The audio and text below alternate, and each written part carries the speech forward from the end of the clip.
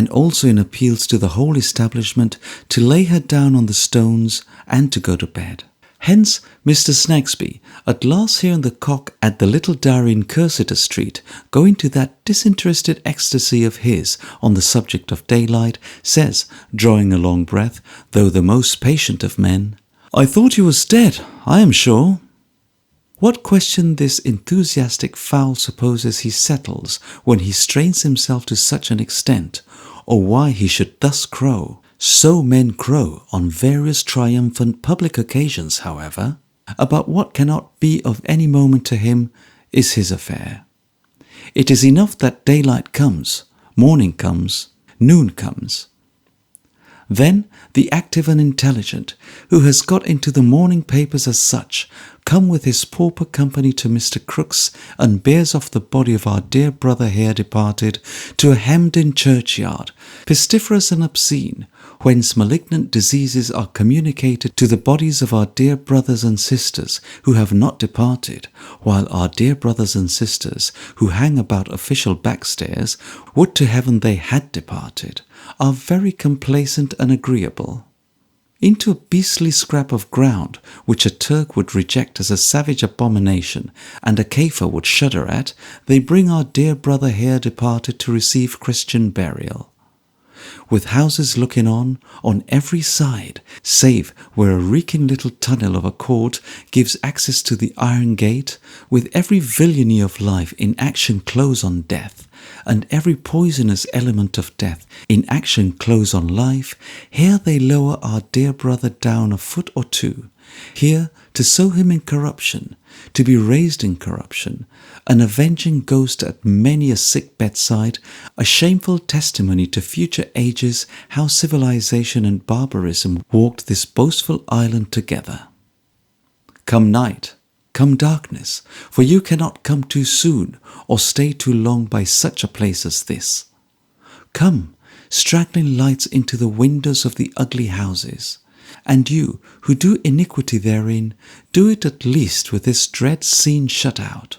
Come, flame of gas, burning so sullenly above the iron gate, on which the poisoned air deposits its witch ointment slimy to the touch. It is well that you should call to every passer-by, look here. With the night comes a slouching figure through the tunnel cord to the outside of the iron gate. It holds the gate with its hands and looks in between the bars, stands looking in for a little while. It then, with an old broom it carries, softly sweeps the steps and makes the archway clean. It does so very busily and trimly, looks in again a little while, and so departs. Joe, is it thou? Well, well, though a rejected witness, who can't exactly say what will be done to him in greater hands than men's, thou art not quite an outer darkness. There is something like a distant ray of light in thy muttered reason for this. He was very good to me, he was. Chapter 12. On the Watch. It has left off raining down in Lincolnshire at last, and Chesney Wold has taken heart. Mrs. Rouncewell is full of hospitable cares, for Sir Leicester and my lady are coming home from Paris. The fashionable intelligence has found it out and communicates the glad tidings to the benighted England. It has also found out that they will entertain a brilliant and distinguished circle of the elite of the beau monde. The fashionable intelligence is weak in English, but a giant refreshed in French, at the ancient and hospitable family seat in Lincolnshire. For the greater honour of the brilliant and distinguished circle, and of Chesney Wold into the bargain, the broken arch of the bridge in the park is mended, and the water, now retired within its proper limits and again spanning gracefully, makes a figure in the prospect from the house. The clear, cold sunshine glances into the brittle woods and approvingly beholds the sharp wind, scattering the leaves and drying the moss. It glides over the park after the moving shadows of the clouds and chases them, and never catches them, all day. It looks into the windows and touches the ancestral portraits with bars and patches of brightness never contemplated by the painters. Athwart the picture of my lady over the great chimney-piece, it throws a broad bend sinister of light that strikes down crookedly into the hearth and seems to rend it. Through the same cold sunshine and the same sharp wind, my lady and Sir Leicester in their travelling chariot, my lady's woman and Sir Leicester's man affectionate in the rumble, start for home, with a considerable amount of jingling and whip-cracking, and many plunging demonstrations on the part of 2 bare-backed horses and 2 centaurs with glazed hats, jack-boots, and flowing manes and tails.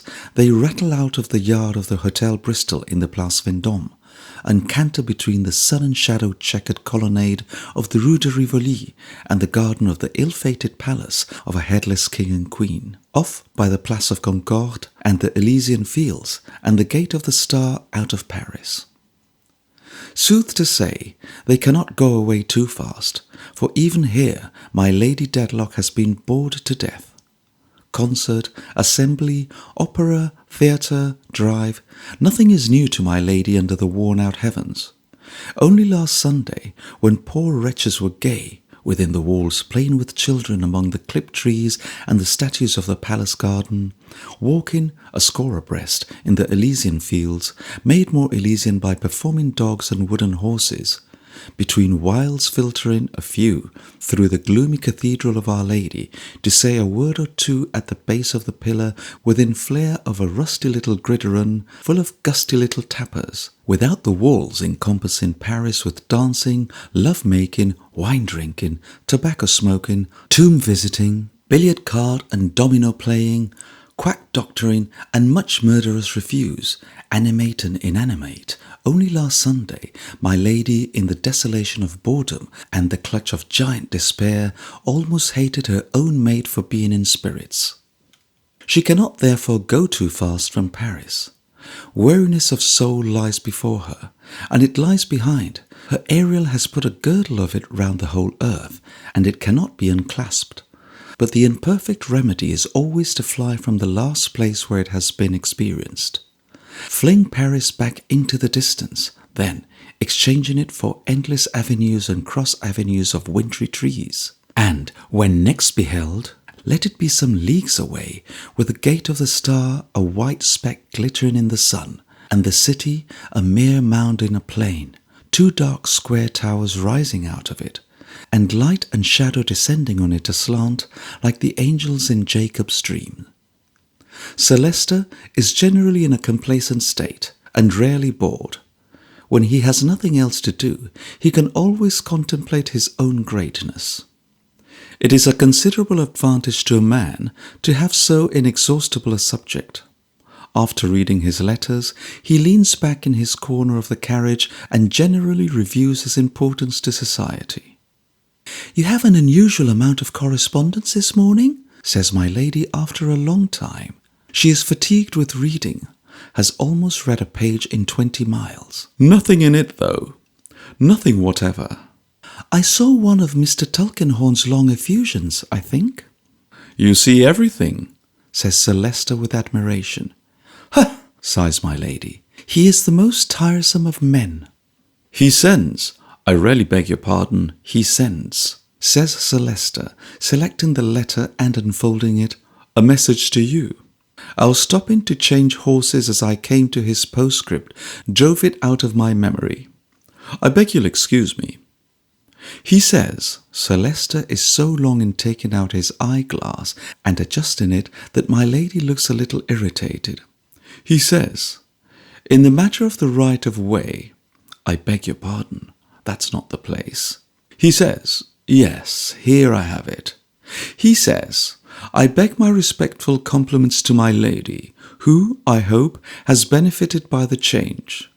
Will you do me the favour to mention, as it may interest her, that I have something to tell her on her return in reference to the person who copied the affidavit in the Chancery suit, which so powerfully stimulated her curiosity. I have seen him." My lady, leaning forward, looks out of her window. "That's the message," observes Sir Leicester. "I should like to walk a little," says my lady, still looking out of her window. "Walk?" repeats Sir Leicester in a tone of surprise. "I should like to walk a little," says my lady with unmistakable distinctness. "Please stop the carriage." The carriage is stopped. The affectionate man alights from the rumble, opens the door, and lets down the steps, obedient to an impatient motion of my lady's hand. My lady alights so quickly and walks away so quickly that Sir Leicester, for all his scrupulous politeness, is unable to assist her and is left behind. A space of minute or two has elapsed before he comes up with her. She smiles, looks very handsome, takes his arm, lounges with him for a quarter of a mile, is very much bored, and resumes her seat in the carriage. The rattle and clatter continue through the greater part of 3 days, with more or less of bell jingling and whip cracking, and more or less plunging of centaurs and bareback horses. Their courtly politeness to each other at the hotel where they tarry is a theme of general admiration. "Though my lord is a little aged for my lady," says Madame, the hostess of the Golden Ape, "and though he might be her amiable father, one can see at a glance that they love each other." One observes my lord with his white hair, standing, hat in hand, to help my lady to and from the carriage. One observes my lady, how reconnaissant of my lord's politeness, with an inclination of her gracious hand and the concession of her so genteel fingers. It is ravishing. The sea has no appreciation of great men, but knocks them about like the small fry. It is habitually hard upon Sir Leicester, whose countenance it greenly models in the manner of sage cheese, and in whose aristocratic system it effects a dismal revolution. It is the radical of nature to him. Nevertheless, his dignity gets over it after stopping to refit, and he goes on with my lady for Chesney Wold, lying only one night in London on the way to Lincolnshire. Through the same cold sunlight, cold as the day declines, and through the same sharp wind, sharper as the separate shadows of bare trees gloom together in the woods, and as a ghost walk, touched at the western corner by a pile of fire in the sky, resigns itself to come in night, they drive into the park.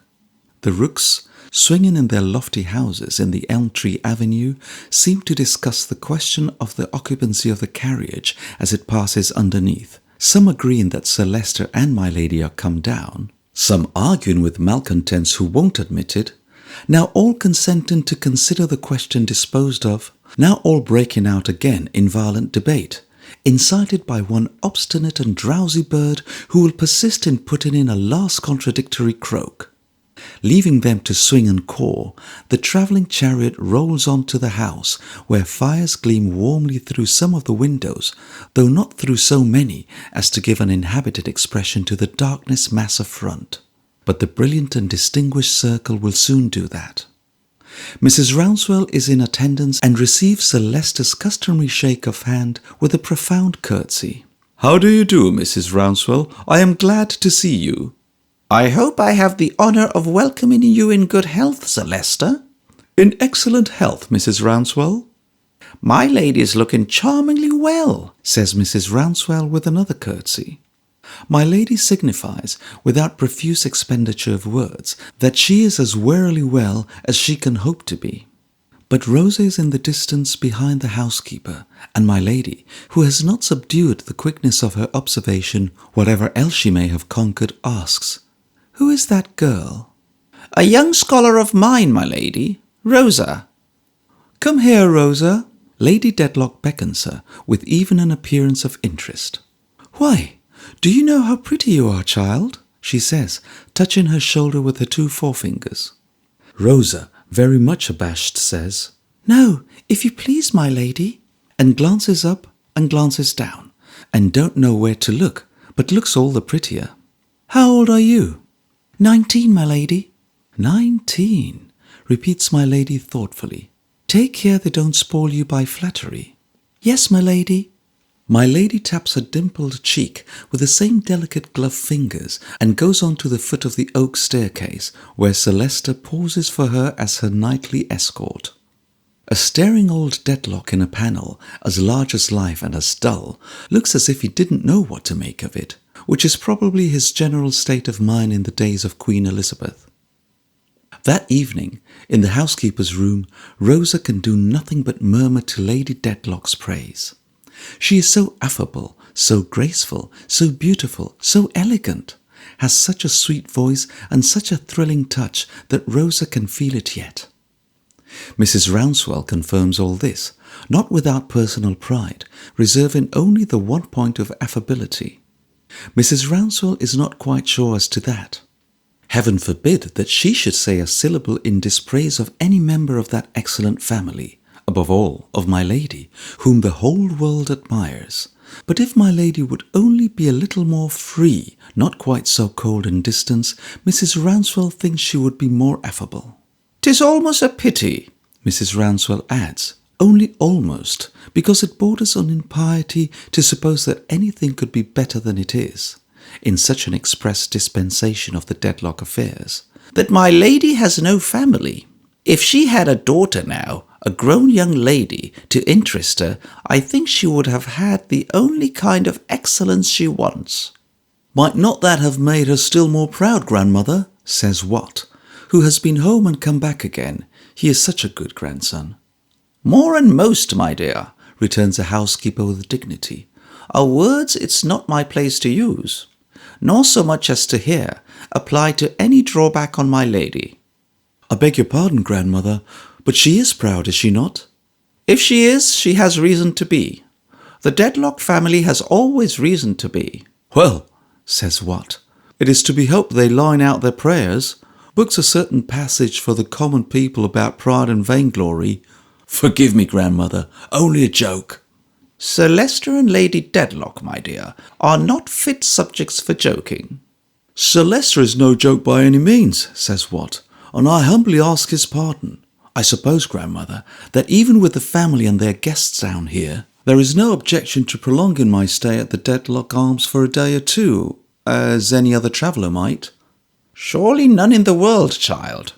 "I'm glad of that," says Watt, "because I have an inexpressible desire to extend my knowledge of this beautiful neighbourhood." He happens to glance at Rosa, who looks down and is very shy indeed. But according to the old superstition, it should be Rosa's ears that burn, and not her fresh bright cheeks, for my lady's maid is holding forth about her at this moment with surpassing energy. My lady's maid is a Frenchwoman of 32, from somewhere in the southern country about Avignon and Marseille. A large-eyed brown woman with black hair who would be handsome but for a certain feline mouth and general uncomfortable tightness of face, rendering the jaws too eager and the skull too prominent. There is something indefinably keen and wan about her anatomy, and she has a watchful way of looking out of the corner of her eyes without turning her head, which could be pleasantly dispensed with, especially when she is in an ill humour and near knives. Through all of the good taste of her dress and little adornments, these objections so express themselves that she seems to go about like a very neat she-wolf imperfectly tamed. Besides being accomplished in all the knowledge appertaining to her post, she is almost an Englishwoman in her acquaintance with the language. Consequently, she is in no want of words to shower upon Rosa for having attracted my lady's attention, and she pours them out with such grim ridicule as she sits at dinner that her companion, the affectionate man, is rather relieved when she arrives at the spoon stage of that performance. Ha ha ha! She, Hortense, been in my lady's service since 5 years, and always kept at the distance, and this doll, this puppet, caressed, absolutely caressed, by my lady on the moment of her arriving at the house. Ha ha ha! And do you know how pretty you are, child? No, my lady? You are right there. And how old are you, child?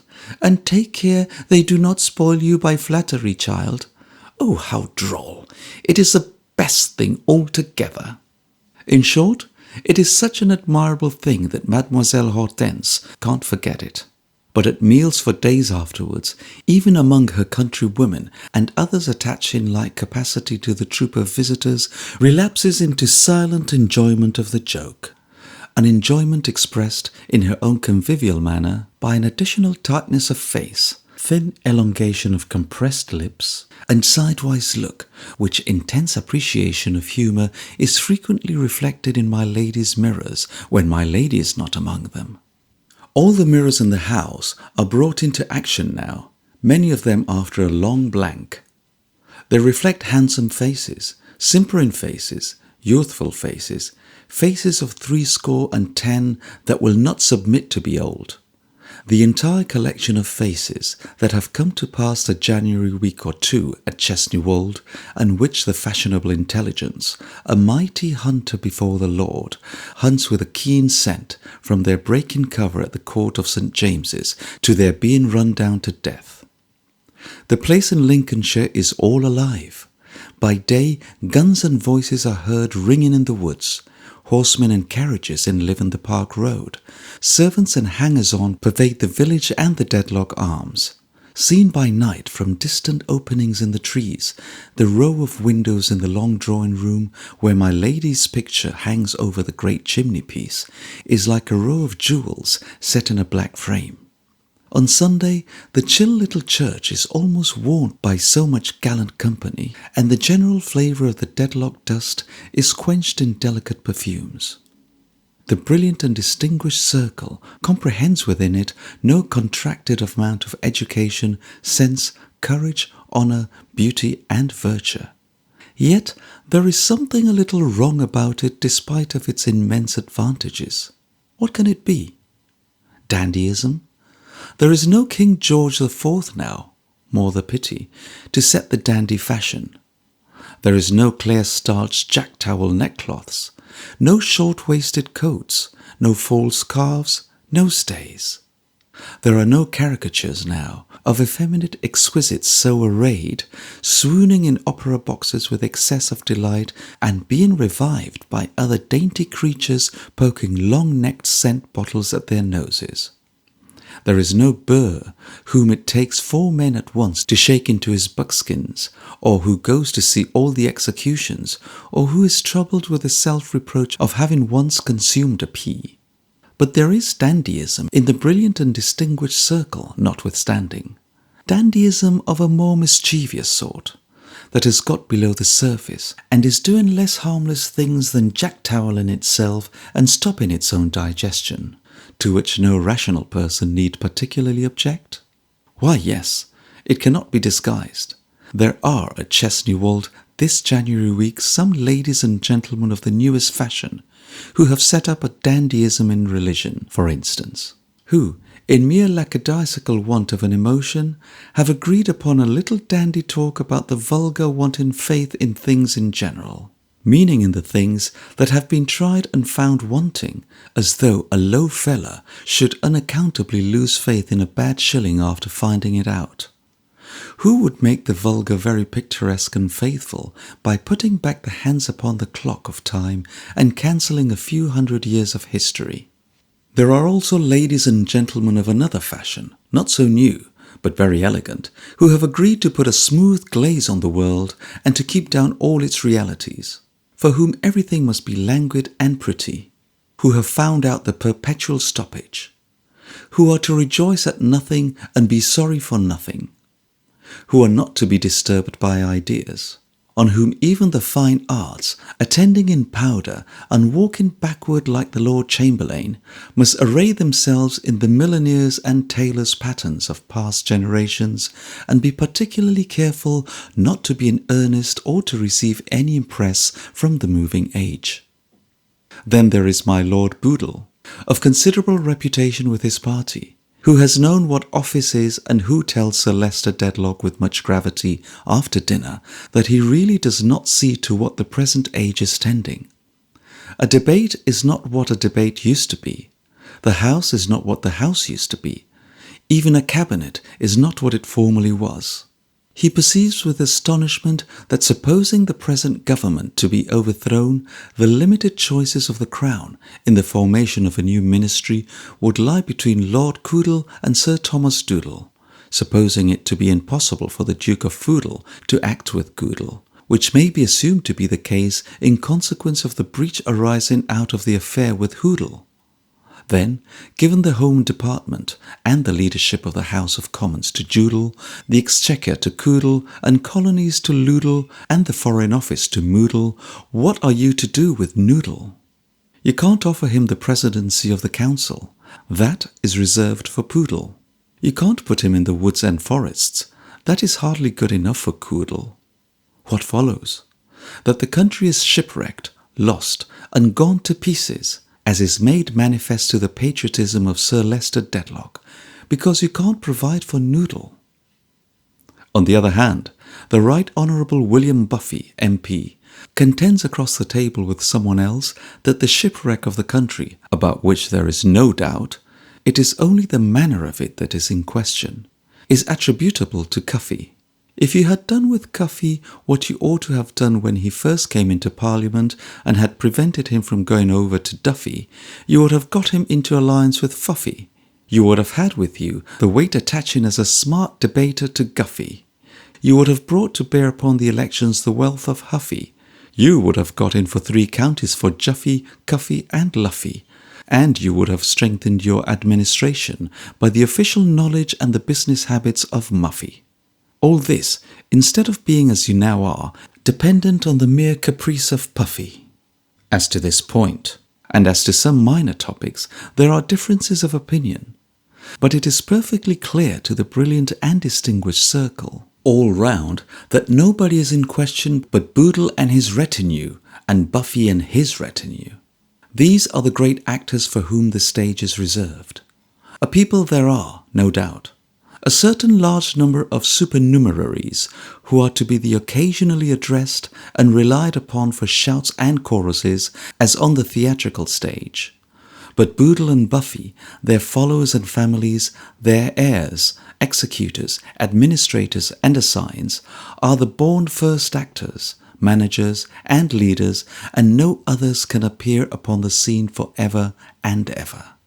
In this too, there is perhaps more dandyism at Chesney Wold than the brilliant and distinguished circle will find good for itself in the long run. For it is, even with the stillest and politest circles, as with the circle the necromancer draws around him, very strange appearances may be seen in active motion outside. With this difference, that being realities and not phantoms, there is the greater danger of their breaking in. Chesney Wold is quite full anyhow, so full that a burning sense of injury arises in the breast of ill-lodged ladies' maids, and is not to be extinguished. Only one room is empty. It is a turret chamber of the 3rd order of merit, plainly but comfortably furnished and having an old-fashioned business air. It is Mr. Tulkinghorn's room, and is never bestowed on anybody else, for he may come at any time. He is not come yet. It is his quiet habit to walk across the park from the village in fine weather, to drop into this room as if he had never been out of it since he was last seen there, to request a servant to inform Sir Leicester that he is arrived in case he should be wanted, and to appear 10 minutes before dinner in the shadow of the library door. He sleeps in his turret with a complaining flagstaff over his head, and has some leads outside on which, any fine morning when he is down here, his black figure may be seen walking before breakfast like a large species of rook.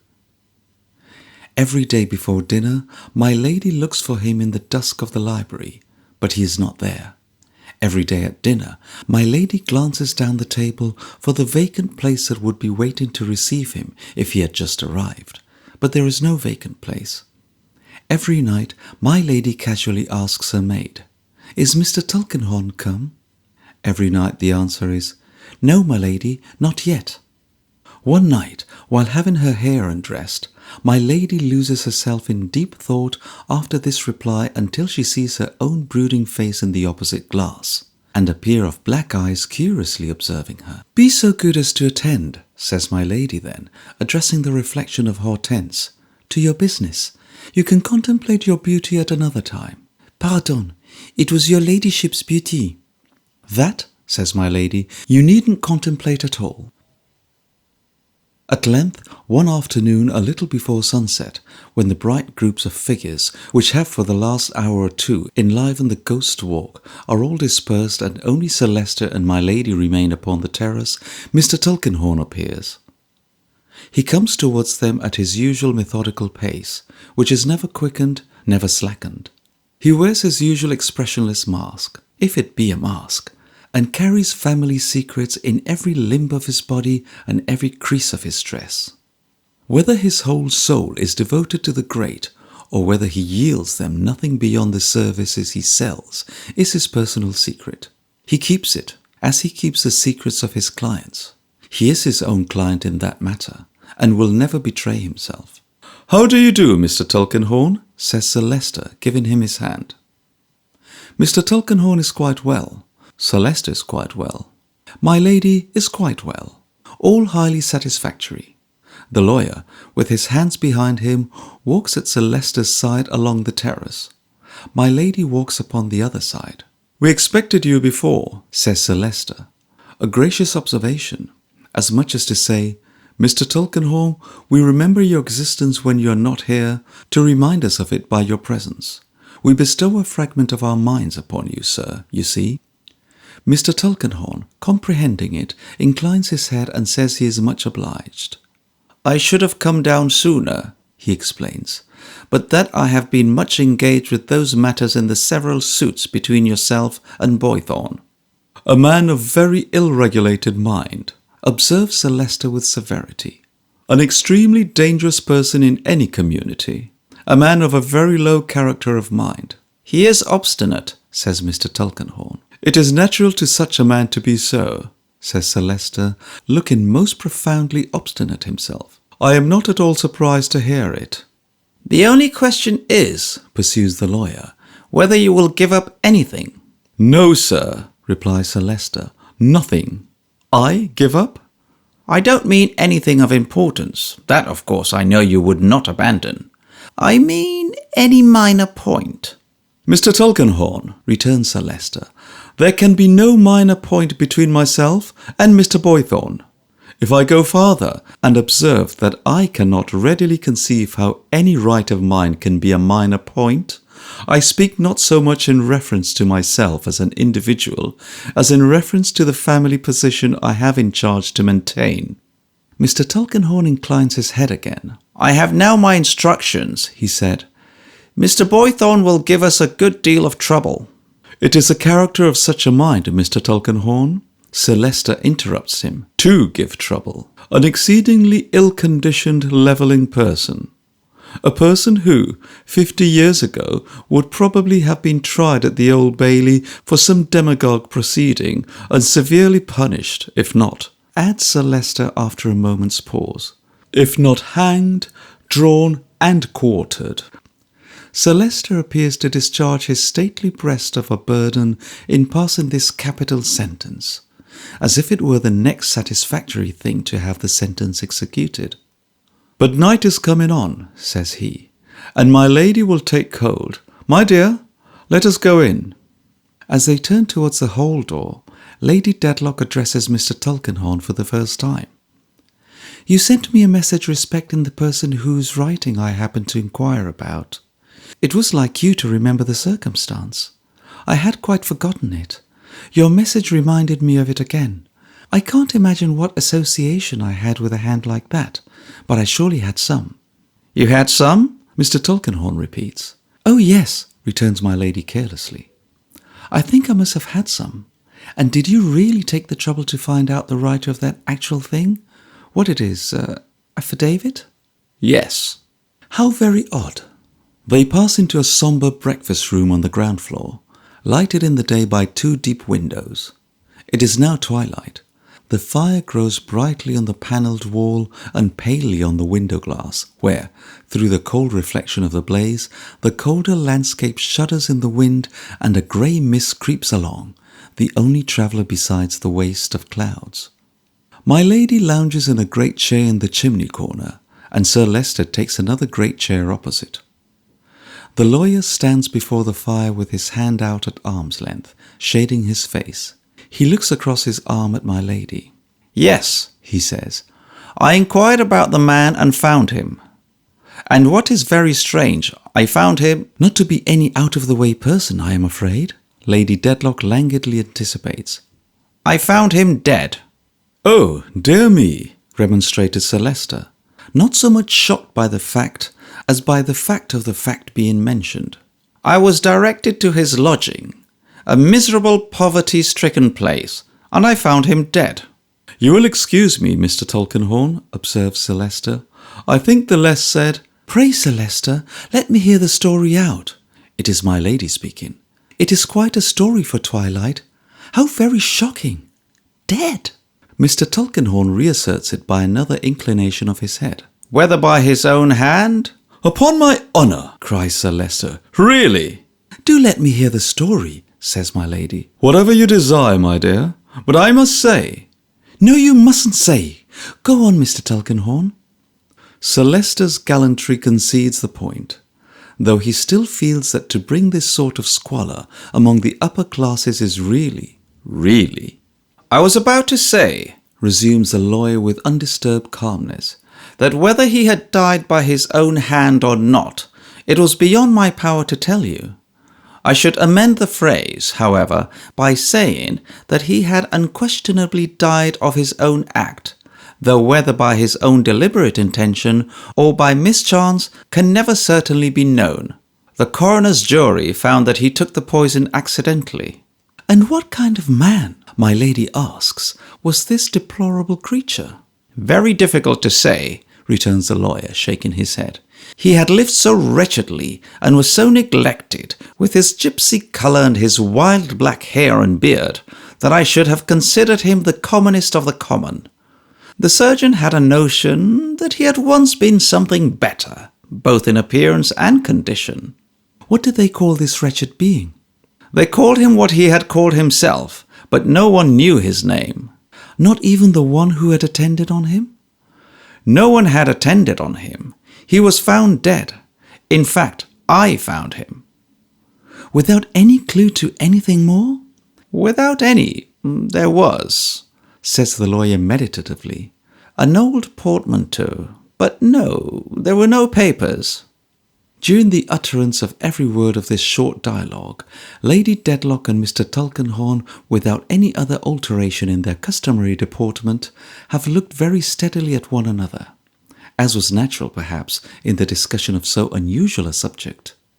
Sir Leicester had looked at the fire, with the general expression of the Dedlock on the staircase. The story being told, he renews his stately protest, saying that it is quite clear that no association in my lady's mind can possibly be traceable to this poor wretch, unless he was a begging letter-writer. He trusts to hear no more about a subject so far removed from my lady's station. "Certainly a collection of horrors," says my lady, gathering up her mantle and furs, "but they interest one for the moment. Have the kindness, Mr. Tulkinghorn, to open the door for me." Mr. Tulkinghorn does so with deference and holds it open while she passes out. She passes close to him, with the usual fatigued manner and insolent grace. They meet again at dinner, again next day, again for many days in succession. Lady Dedlock is always the same exhausted deity, surrounded by worshippers, and terribly liable to be bored to death, even while presiding at her own shrine. Mr. Tulkinghorn is always the same speechless repository of noble confidences, so oddly but of place and yet so perfectly at home. They appear to take as little note of one another as any two people enclosed within the same walls could. But whether each evermore watches and suspects the other, evermore mistrustful of some great reservation, whether each is evermore prepared at all points for the other, and never to be taken unawares, what each would give to know how much the other knows, all this is hidden for the time in their own hearts. Chapter 13. Esther's Narrative. We held many consultations about what Richard was to be, first without Mr. Jarndyce, as he had requested, and afterwards with him, but it was a long time before we seemed to make progress. Richard said he was ready for anything. When Mr. Jarndyce doubted whether he might not already be too old to enter the Navy, Richard said he had thought of that, and perhaps he was. When Mr. Jarndyce asked him what he thought of the army, Richard said he had thought of that too, and it wasn't a bad idea. When Mr. Jarndyce advised him to try and decide within himself whether his old preference for the sea was an ordinary boyish inclination or a strong impulse, Richard answered, Well, he really had tried very often, and he couldn't make out. How much of this indecision of character, Mr. Jarndyce said to me, is chargeable on that incomprehensible heap of uncertainty and procrastination on which he has been thrown from his birth? I don't pretend to say, but that chancery, amongst its other sins, is responsible for some of it, I can plainly see. It has endangered or confirmed in him a habit of putting off and trusting to this, that, and the other chance without knowing what chance, and dismissing everything as unsettled, uncertain, and confused. The character of much older and steadier people may be even changed by the circumstances surrounding them. It would be too much to expect that a boy's, in its formation, should be the subject of such influences and escape them. I felt this to be true, though if I may venture to mention what I thought besides, I thought it much to be regretted that Richard's education had not counteracted those influences or directed his character. He had been 8 years at a public school and had learnt, I understood, to make Latin verses of several sorts in the most admirable manner. But I never heard that it had been anybody's business to find out what his natural bent was, or where his failings lay, or to adapt any kind of knowledge to him. He had been adapted to the verses and had learnt the art of making them to such perfection that if he had remained at school until he was of age, I suppose he could only have gone on making them over and over again, unless he had enlarged his education by forgetting how to do it. Still, although I had no doubt that they were very beautiful and very improving and very sufficient for a great many purposes of life, and always remembered all through life, I did doubt whether Richard would not have profited by someone studying him a little instead of his studying them quite so much. To be sure, I knew nothing of the subject, and do not even now know whether the young gentlemen of classic Rome or Greece made verses to the same extent, or whether the younger gentlemen of any country ever did. I haven't the least idea, said Richard, musing, what I had better be, except that I am quite sure I don't want to go into the church. It's a toss-up. You have no inclination in Mr. Kenge's way? Suggested Mr. Jarndyce. I don't know that, sir, replied Richard. I am fond of boating. Articled clerks go a good deal on the water. It's a capital profession. Surgeon? Suggested Mr. Jarndyce. That's the thing, sir, cried Richard. I doubt if he had ever once thought of it before. That's the thing, sir, repeated Richard with the greatest enthusiasm. We have got it at last. M.R.C.S. He was not to be laughed out of it, though he laughed at it heartily. He said he had chosen his profession, and the more he thought of it, the more he felt that his destiny was clear. The art of healing was the art of all others for him. Mistrusting that he only came to this conclusion because, having never had much chance of finding out for himself what he was fitted for, and having never been guided to the discovery, he was taken by the newest idea, and was glad to get rid of the trouble of consideration. I wondered whether the Latin verses often ended in this, or whether Richard's was a solitary case. Mr. Jarndyce took great pains to talk with him seriously, and to put it to his good sense not to deceive himself in so important a matter.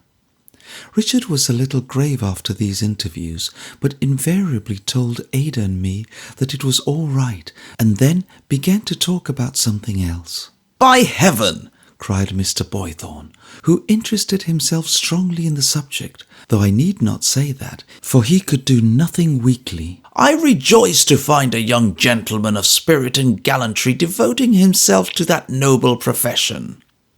The more spirit there is in it, the better for mankind, and the worse for those mercenary taskmasters and low tricksters who delight in putting that illustrious art of a disadvantage in the world. By all that is base and despicable, cried Mr. Boythorn. The treatment of surgeons aboard ship is such that I would submit the legs, both legs, of every member of the Admiralty Board to a compound fracture, and render it a transportable offence in any qualified practitioner to set them if the system were not wholly changed in 48 hours. Wouldn't you give them a week? asked Mr. Jarndyce. No, cried Mr. Boythorn firmly. Not on any consideration. 48 hours. As to corporations, parishes, vestry boards, and similar gatherings of jolter-headed clods who assemble to exchange such speeches that, by heaven, they ought to be worked in quicksilver mines for the short remainder of their miserable existence, if it were only to prevent their detestable English from contaminating a language spoken in the presence of the sun. As to those fellows who meanly take advantage of the ardour of gentlemen in the pursuit of knowledge to recompense the inestimable services of the best years of their lives, their long study, and their expensive education were their pittance too small for the acceptance of clerks, I would have the necks of every one of them wrung and their skulls arranged in surgeons' halls for the contemplation of the whole profession, in order that its younger members might understand from actual measurement in early life how thick skulls may become. He wound up this vehement declaration by looking round upon us with a most agreeable smile, and suddenly thundering, "Ha, ha, ha, ha, ha," over and over again, until anybody else might have been expected to be quite subdued by the exertion. As Richard still continued to say that he was fixed in his choice after repeated periods for consideration had been recommended by Mr. Jarndyce and had expired, and he still continued to assure Ada and me in the same final manner that it was all right, it became advisable to take Mr. Kenge into counsel. Mr. Kenge, therefore, came down to dinner one day and leaned back in his chair and turned his eyeglasses over and over and spoke in a sonorous voice and did exactly what I remember to have seen him do when I was a little girl. Ah, said Mr. Kenge. Yes. Well, a very good profession, Mr. Jarndyce, a very good profession. The course of study and preparation requires to be diligently pursued, observed my guardian with a glance at Richard. Oh, no doubt, said Mr. Kenge. Diligently. But that being the case, more or less, with all pursuits that are worth much, said Mr. Jarndyce, it is not a special consideration which another choice would be likely to escape. Truly, said Mr. Kenge. And Mr. Richard Carstone, who has so meritoriously acquitted himself in the, shall I say, the classic shades, in which his youth has been passed, will, no doubt, apply the habits, if not the principles and practice, of versification in that tongue in which a poet was said, unless I mistake, to be born not made, to the more eminently practical field of action on which he enters. You may rely upon it, said Richard in his offhand manner, that I shall go at it and do my best. Very well, Mr. Jarndyce, said Mr. Kenge, gently nodding his head. Really, when we are assured by Mr. Richard that he means to go at it and to do his best, nodding feelingly and smoothly over those expressions, I would submit to you that we have only to inquire into the best mode of carrying out the object of his ambition. Now, with reference to placing Mr. Richard with some sufficiently eminent practitioner, is there anyone in view at present? No one, Rick, I think, said my guardian.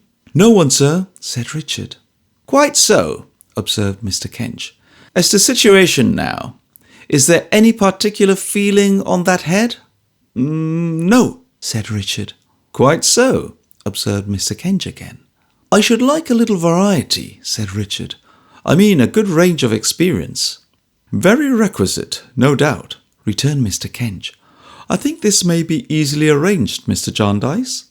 We have only, in the first place, to discover a sufficiently eligible practitioner, and as soon as we make our want, and shall I add, our ability to pay a premium, known, our only difficulty will be in the selection of one from a large number. We have only, in the second place, to observe those little formalities which are rendered necessary by our time of life and our being under the guardianship of the court. We shall soon be, shall I say, in Mr. Richard's own light-hearted manner, going at it, to our heart's content. It is a coincidence, said Mr. Kenge, with a tinge of melancholy in his smile. One of those coincidences which may or may not require an explanation beyond our present limited faculties. That I have a cousin in the medical profession. He might be deemed eligible by you and might be disposed to respond to this proposal. I can answer for him as little as for you, but he might. As this was an opening in the prospect, it was arranged that Mr. Kent should see his cousin. And as Mr. Jarndyce had before proposed to take us to London for a few weeks, it was settled next day that we should make our visit at once and combine Richard's business with it. Mr. Boythorn leaving us within a week, we took up our abode at a cheerful lodging near Oxford Street over an upholsterer's shop. London was a great wonder to us, and we were out for hours and hours at a time, seeing the sights, which appeared to be less capable of exhaustion than we were. We made the round of the principal theatres too, with great delight, and saw all the plays that were worth seeing. I mention this because it was at a theatre that I began to be made uncomfortable again by Mr. Guppy. I was sitting in front of the box one night with Ada, and Richard was in the place he liked best, behind Ada's chair, when, happening to look down into the pit, I saw Mr. Guppy, with his hair flattened down upon his head and woe depicted in his face, looking up at me. I felt all through the performance that he never looked at the actors but constantly looked at me, and always with a careful prepared expression of the deepest misery and the profoundest dejection. It quite spoiled my pleasure for that night, because it was so very embarrassing and so very ridiculous. But from that time forth we never went to the play without my seeing Mr. Guppy in the pit, always with his hair straight and flat, his shirt collar turned down, and a general feebleness about him. If he were not there when we went in, and I began to hope he would not come, and yielded myself for a little while to the interest of the scene, I was certain to encounter his languishing eyes when I least expected it, and, from that time, to be quite sure that they were fixed upon me all the evening. I really cannot express how uneasy this made me. If he would only have brushed up his hair, or turned up his collar, it would have been bad enough. But to know that that absurd figure was always gazing at me, and always in that demonstrative state of despondency, put such a constraint upon me that I did not like to laugh at the play, or cry at it, or to move, or to speak. I seemed able to do nothing naturally. As to escaping Mr. Guppy by going to the back of the box, I could not bear to do that because I knew Richard and Ada relied on having me next to them, and that they could never have talked together so happily if anybody else had been in my place. So there I sat, not knowing where to look, for wherever I looked, I knew Mr. Guppy's eyes were following me, and thinking of the dreadful expense to which this young man was putting himself on my account. Sometimes I thought of telling Mr. Jarndyce. Then I feared that the young man would lose his situation and that I might ruin him. Sometimes I thought of confiding in Richard, but was deterred by the possibility of his fighting Mr. Guppy and giving him black eyes. Sometimes I thought, should I frown at him or shake my head? Then I felt I could not do it. Sometimes I considered whether I should write to his mother. But that ended in my being convinced that to open a correspondence would be to make the matter worse. I always came to the conclusion, finally, that I could do nothing. Mr. Guppy's perseverance all this time not only produced him regularly at any theatre to which we went, but caused him to appear in the crowd as we were coming out, and even to get up behind our fly, where I am sure I saw him 2 or 3 times struggling among the most dreadful spikes. After we got home, he haunted a post opposite our house.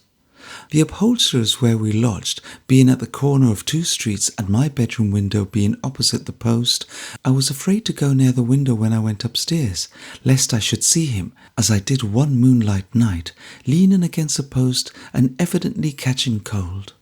If Mr. Guppy had not been there, fortunately for me, engaged in the daytime, I really should have had no rest from him. While we were making this round of gaieties, in which Mr. Guppy so extraordinarily participated, the business which had helped us bring us to town was not neglected. Mr. Kenge's cousin was a Mr. Bayham Badger, who had a good practice at Chelsea and attended a large public institution besides. He was quite willing to receive Richard into his house and to superintend his studies, and it seemed that those could be pursued advantageously under Mr. Badger's roof. And Mr. Badger liked Richard, and as Richard said he liked Mr. Badger well enough, an agreement was made, the Lord Chancellor's consent was obtained, and it was all settled. On the day when matters were concluded between Richard and Mr. Badger, we were all under engagement to dine at Mr. Badger's house. We were to be merely a family party, Mrs. Badger's note said, and we found no lady there but Mrs. Badger herself. She was surrounded in the drawing-room by various objects, indicative of her painting a little, playing the piano a little, playing the guitar a little, playing the harp a little, singing a little, working a little, reading a little, writing poetry a little, and botanizing a little. She was a lady of about 50, I should think, youthfully dressed and of a very fine complexion. If I add to the little list of her accomplishments that she rouged a little, I do not mean that there was any harm in it. Mr. Bayham Badger himself was a pink, fresh-faced, crisp-looking gentleman with a weak voice, white teeth, light hair, and surprised eyes, some years younger, I should say, than Mrs. Bayham Badger. He admired her exceedingly, but principally, and to begin with, on the curious ground, as it seemed to us, of her having had 3 husbands. We had barely taken our seats when he said to Mr. Jarndyce quite triumphantly, "You would hardly suppose that I am Mrs. Bayham Badger's 3rd. "Indeed?" said Mr. Jarndyce. "Her 3rd, said Mr. Badger. "Mrs. Bayham Badger has not the appearance, Miss Summerson, of a lady who has had 2 former husbands?" I said, "Not at all."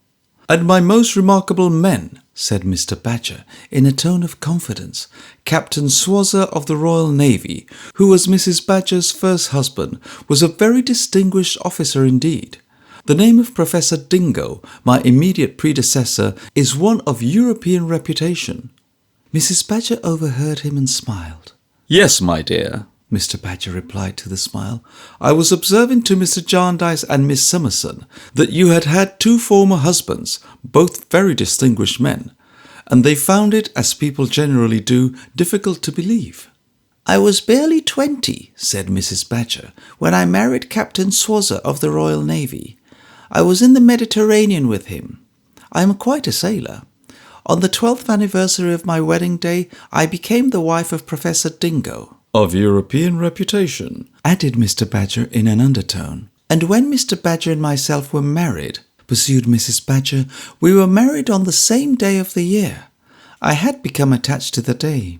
"So that Mrs. Badger has been married to 3 husbands, 2 of them highly distinguished men," said Mr. Badger, summing up the facts, "and each time upon the 21st of March at 11 in the forenoon." We all expressed our admiration.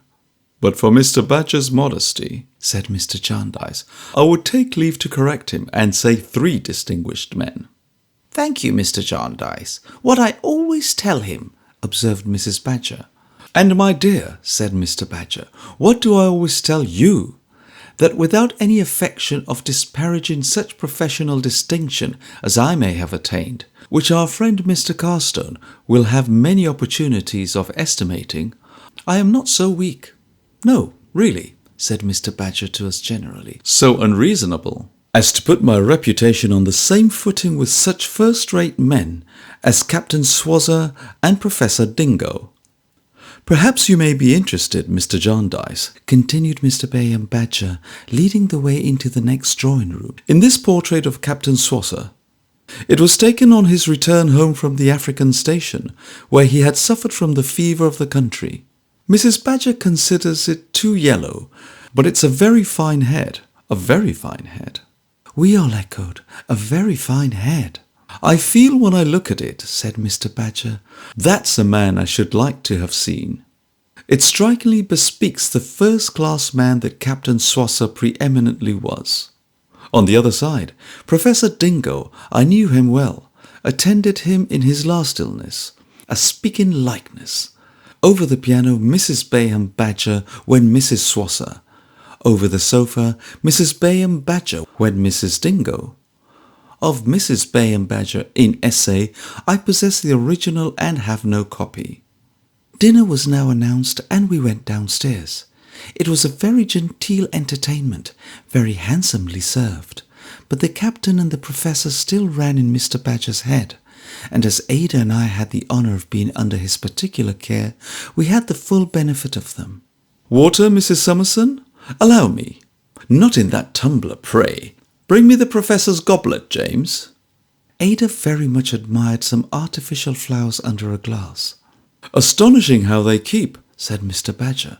They were presented to Mrs. Bayham Badger when she was in the Mediterranean. He invited Mr. Jarndyce to take a glass of claret. Not that claret, he said. Excuse me. This is an occasion, and on an occasion I produce some very special claret I happen to have. James, Captain Swosser's wine. Mr. Jarndyce, this is a wine that was imported by the captain, we will not say how many years ago. You will find it very curious. My dear, I shall be happy to take some of this wine with you. Captain Swosser's claret to your mistress, James. My love, to your health. After dinner, when we ladies retired, we took Mrs. Badger's first and second husband with us. Mrs. Badger gave us in the drawing-room a biographical sketch of the life and services of Captain Swosser before his marriage, and a more minute account of him, dating from the time he fell in love with her at a ball on board the Crippler, given to the officers of that ship when she lay in Plymouth Harbour. The dear old Crippler, said Mrs. Badger, shaking her head. She was a noble vessel, trim, ship-shape, all a taunto, as Captain Swosser used to say. You must excuse me if I occasionally introduce a nautical expression. I was quite a sailor once. Captain Swosser loved that craft for my sake. When she was no longer in commission, he frequently said that if he were rich enough to buy her old hulk, he would have an inscription let into the timbers of the quarter-deck, where we stood as partners in the dance, to mark the spot where he fell, raked fore and aft, Captain Swosser used to say, by the fire from my tops. It was his naval way of mentioning my eyes. Mrs. Badger shook her head, sighed, and looked in the glass. It was a great change from Captain Swosser to Professor Dingo, she resumed with a plaintive smile. I felt it a good deal at first. Such an entire revolution in my mode of life. But custom, combined with science, particularly science, inured me to it. Being the professor's sole companion in his botanical excursions, I almost forgot that I had ever been afloat, and became quite learned. It was singular that the professor was the antipodes of Captain Swosser, and that Mr. Badger is not in the least like either. We then passed into a narrative of the deaths of Captain Swosser and Professor Dingo, both of whom seemed to have had very bad complaints. In the course of it, Mrs. Badger signified to us that she had never madly loved but once, and that the object of that wild affection, never to be recalled in its fresh enthusiasm, was Captain Swosser. The professor was yet dying by inches in the most dismal manner, and Mrs. Badger was giving us imitations of his way of saying with great difficulty, "Where is Laura? Let Laura give me my toast and water," when the entrance of the gentleman consigned him to the tomb. Now, I observed that evening, as I had observed for some days past, that Ada and Richard were more than ever attached to each other's society, which was but natural, seeing that they were going to be separated so soon. I was therefore not very much surprised when we got home, and Ada and I retired upstairs, to find Ada more silent than usual, though I was not quite prepared for her coming into my arms and beginning to speak to me with her face hidden. "My darling Esther," murmured Ada, "I have a great secret to tell you. A mighty secret, my pretty one, no doubt." "What is it, Ada?" "Oh, Esther, you would never guess." "Shall I try to guess?" said I. "Oh, no, don't, pray don't," cried Ada, very much startled by the idea of my doing so. "Now, I wonder who it can be about," said I, pretending to consider. "It's about," said Ada in a whisper, "it's about my cousin Richard." "Well, my own," said I, kissing her bright hair, which was all I could see. "And what about him?" "Oh, Esther, you would never guess." It was so pretty to have her clinging to me in that way, hiding her face, and to know that she was not crying in sorrow, but in a little glow of joy and pride and hope that I would not help her just yet. He says, I know it's very foolish, we are both so young, but he says, with a burst of tears, that he loves me dearly, Esther. Does he indeed? Said I. I never heard of such a thing. Why, my pet of pets, I could have told you that weeks and weeks ago. To see Ada lift up her flushed face in joyful surprise and hold me round the neck and laugh and cry and blush was so pleasant. Why, my darling, said I, what a goose you must take me for. Your cousin Richard has been loving you as plainly as he could for I don't know how long, and you never said a word about it, cried Ada, kissing me. No, my love, said I waited to be told. But now I have told you, you don't think it wrong of me, do you? Returned Ada. She might have coaxed me to say no if I had been the hardest-hearted duenna in the world. Not being that yet, I said no very freely. And now, said I know the worst of it. Oh, that's not quite the worst of it, Esther dear, cried Ada, holding me tighter and laying down her face upon my breast. No, said I, not even that?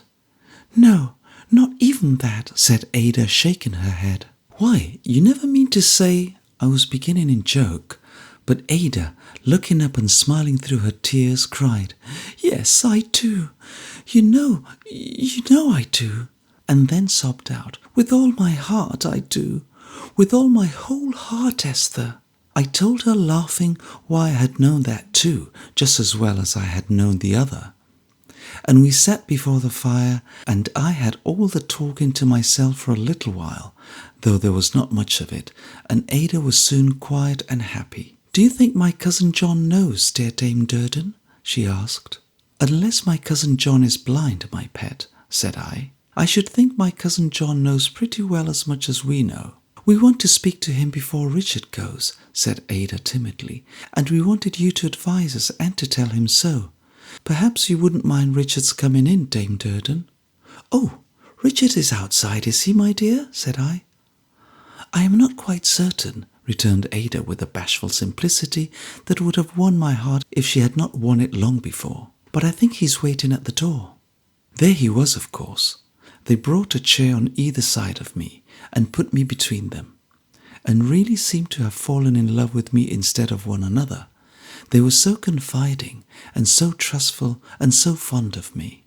They went on in their own wild way for a little while. I never stopped them. I enjoyed it too much myself. And then we gradually fell to considering how young they were, and how there must be a lapse of several years before this early love comes to anything, and how it could come to happiness only if it were real and lasting and inspired them with a steady resolution to do their duty to each other, with constancy, fortitude, and perseverance, each always for the other's sake.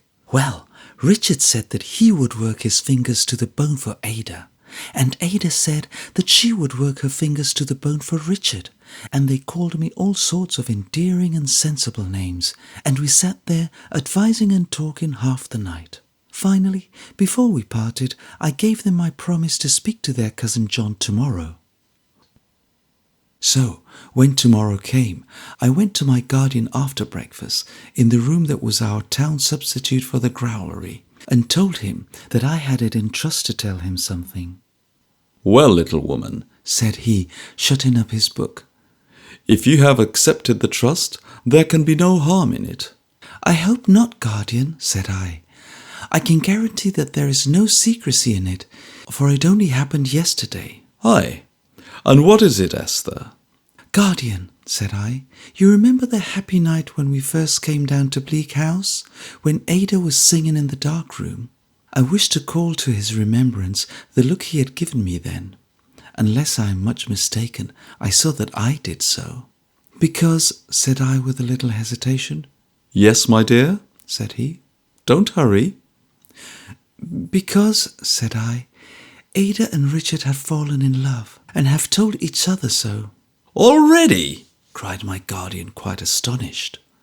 Yes, said I, And to tell you the truth, Guardian, I rather expected it." "The deuce you did," said he. He sat considering for a minute or two, with his smile, at once so handsome and so kind, upon his changing face, and then requested me to let them know that he wished to see them. When they came, he encircled Ada with one arm in his fatherly way and addressed himself to Richard with a cheerful gravity. "Rick," said Mr. Jarndyce, "I am glad to have won your confidence. I hope to preserve it. When I contemplated these relations between us four, which have so brightened my life and so invested in it with new interests and pleasures, I certainly did contemplate afar off the possibility of you and your pretty cousin here, don't be shy, Ada, don't be shy, my dear, being in a mind to go through life together. I saw, and do see, many reasons to make it desirable. But that was afar off, Rick, afar off." "We look afar off, sir," returned Richard. "Well," said Mr. Jarndyce, "that's rational. Now, hear me, my dears. I might tell you that you don't know your own minds yet, that 1,000 things may happen to divert you from one another, that it is well this chain of flowers you have taken up is very easily broken, or it might have become a chain of lead. But I will not do that. Such wisdom will come soon enough, I dare say, if it is to come at all. I will assume that a few years hence you will be in your hearts to one another what you are today. All I say before speaking to you according to that assumption is, if you do change, if you do come to find that you are more commonplace cousins to each other as man and woman than you were as boy and girl, your manhood will excuse me, Rick. Don't be ashamed to still confide in me, for there will be nothing monstrous or uncommon in it. I am only your friend and distant kinsman. I have no power of you whatsoever, but I wish and hope to retain your confidence if I do nothing to forfeit it." "I am very sure, sir," returned Richard, "that I speak for Ada too, that you have the strongest power over us both, rooted in respect, gratitude, and affection, strengthening every day."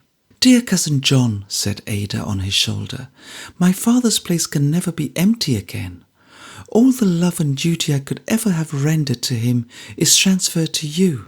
"Come," said Mr. Jarndyce. "Now, for our assumption. Now we lift our eyes up and look hopefully at the distance. Rick, the world is before you, and it is most probable that as you enter it, so it will receive you. Trust in nothing but in Providence and your own efforts. Never separate the two, like the heathen wagoner. Constancy in love is a good thing, but it means nothing and is nothing without constancy in every kind of effort. If you had the abilities of all the great men, past and present, you could do nothing well without sincerely meaning it and setting about it.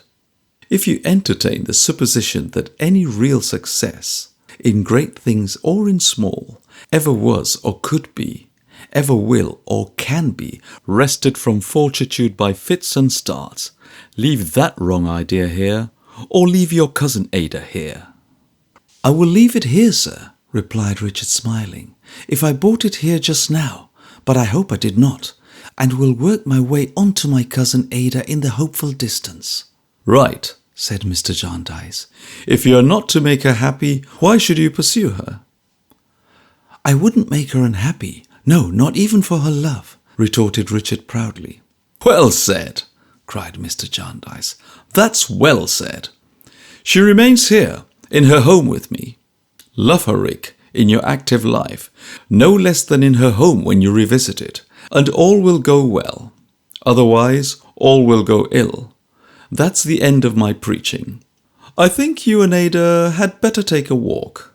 Ada tenderly embraced him, and Richard heartily shook hands with him, and then the cousins went out of the room, looking back again directly, though, to say that they would wait for me. The door stood open, and we both followed them with our eyes as they passed down the adjoining room, on which the sun was shining, and out at its farther end. Richard, with his head bent and her hand drawn through his arm, was talking to her very earnestly, and she looked up in his face, listening and seeming to see nothing else. So young, so beautiful, so full of hope and promise, they went on lightly through the sunlight as their own happy thoughts might then be traversing the years to come and making them all years of brightness. So they passed away into the shadow and were gone. It was only a burst of light that had been so radiant. The room darkened as they went out, and the sun was clouded over. "Am I right, Esther?" said my guardian when they were gone. He was so good and wise to ask me whether he was right. "Rick may gain out of this the quality he wants at the core of so much that is good," said Mr. Jarndyce, shaking his head. "I have said nothing to Ada, Esther. She has her friend and counsellor always near." And he laid his hand lovingly upon my head. I could not help showing that I was a little moved, though I did all I could to conceal it. Said he, "But we must take care too, that our little woman's life is not all consumed in care for others." Care? My dear guardian, I believe I'm the happiest creature in the world. "I believe so too," said he. "But someone may find out what Esther never will, that the little woman is to be held in remembrance above all other people." I have omitted to mention in its place that there was someone else at the family dinner party. It was not a lady. It was a gentleman. It was a gentleman of a dark complexion, a young surgeon. He was rather reserved, but I thought him very sensible and agreeable. At least, Ada asked me if I did not, and I said yes. Chapter 14. Deportment. Richard left us on the very next evening to begin his new career, and committed Ada to my charge with great love for her and great trust in me. It touched me then to reflect, and it touches me now more nearly to remember, having what I have to tell, how they both thought of me, even at that engrossing time. I was part of all their plans, for the present and the future. I was to write Richard once a week, making my faithful report of Ada, who was to write to him every alternate day. I was to be informed under his own hand of all his labours and successes. I was to observe how resolute and persevering he would be. I was to be Ada's bridesmaid when they were married. I was to live with them afterwards. I was to keep all the keys of their house. I was to be made happy forever and a day. "And if the suit should make us rich, Esther, which it may, you know," said Richard to crown all. A shade crossed Ada's face. "My dearest Ada," asked Richard, "why not?" "It had better declare us poor at once," said Ada. "Oh, I don't know about that," returned Richard. "But at all events, it won't declare anything at once. It hasn't declared anything in heaven knows how many years." "Too true," said Ada. "Yes, but," urged Richard, answering what her look suggested rather than her words, "the longer it goes on, dear cousin, the nearer it must be to a settlement one way or other. Now, is not that reasonable?" "You know best, Richard, but I am afraid if we trust to it, it will make us unhappy." "But, my Ada, we are not going to trust to it," cried Richard gaily. "We know it better than to trust to it. We only say that if it should make us rich, we have no constitutional objection to being rich. The court is, by solemn settlement of law, our grim old guardian, and we are to suppose that what it gives us, when it gives us anything, is our right. It is not necessary to quarrel with our right." "No," said Ada, "but it may be better to forget all about it." "Well, well," cried Richard, "then we forget all about it. We consign the whole thing to oblivion. Dame Durden puts on her approving face, and it's done." "Dame Durden's approving face," said I, looking out of the box in which I was packing his books, "was not very visible when you called it by that name, but it does approve, and she thinks you can't do better." So Richard said there was an end to it, and immediately began, on no other foundation, to build as many castles in the air as would man the Great Wall of China. He went away in high spirits. Ada and I, prepared to miss him very much, commenced our quieter career. On our arrival in London, we had called with Mr. Jarndyce at Mrs. Jellyby's, but had not been so fortunate as to find her at home. It appeared that she had gone somewhere to a tea-drinking, and had taken Miss Jellyby with her. Besides the tea drinking, there was to be some considerable speech-making and letter-writing on the general merits of the cultivation of coffee, conjointly with natives at the settlement of Borrioboola. All this involved, no doubt, sufficient active exercise of pen and ink to make her daughter's part in the proceedings anything but a holiday. It being now beyond the time appointed for Mrs. Jellyby's return, we called again.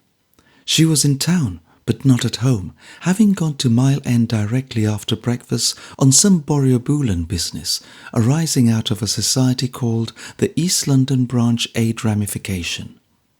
As I had not seen Peepy on the occasion of our last call, when he was not to be found anywhere, and when the cook rather thought he must have strolled away with the dustman's cart, I now inquired for him again.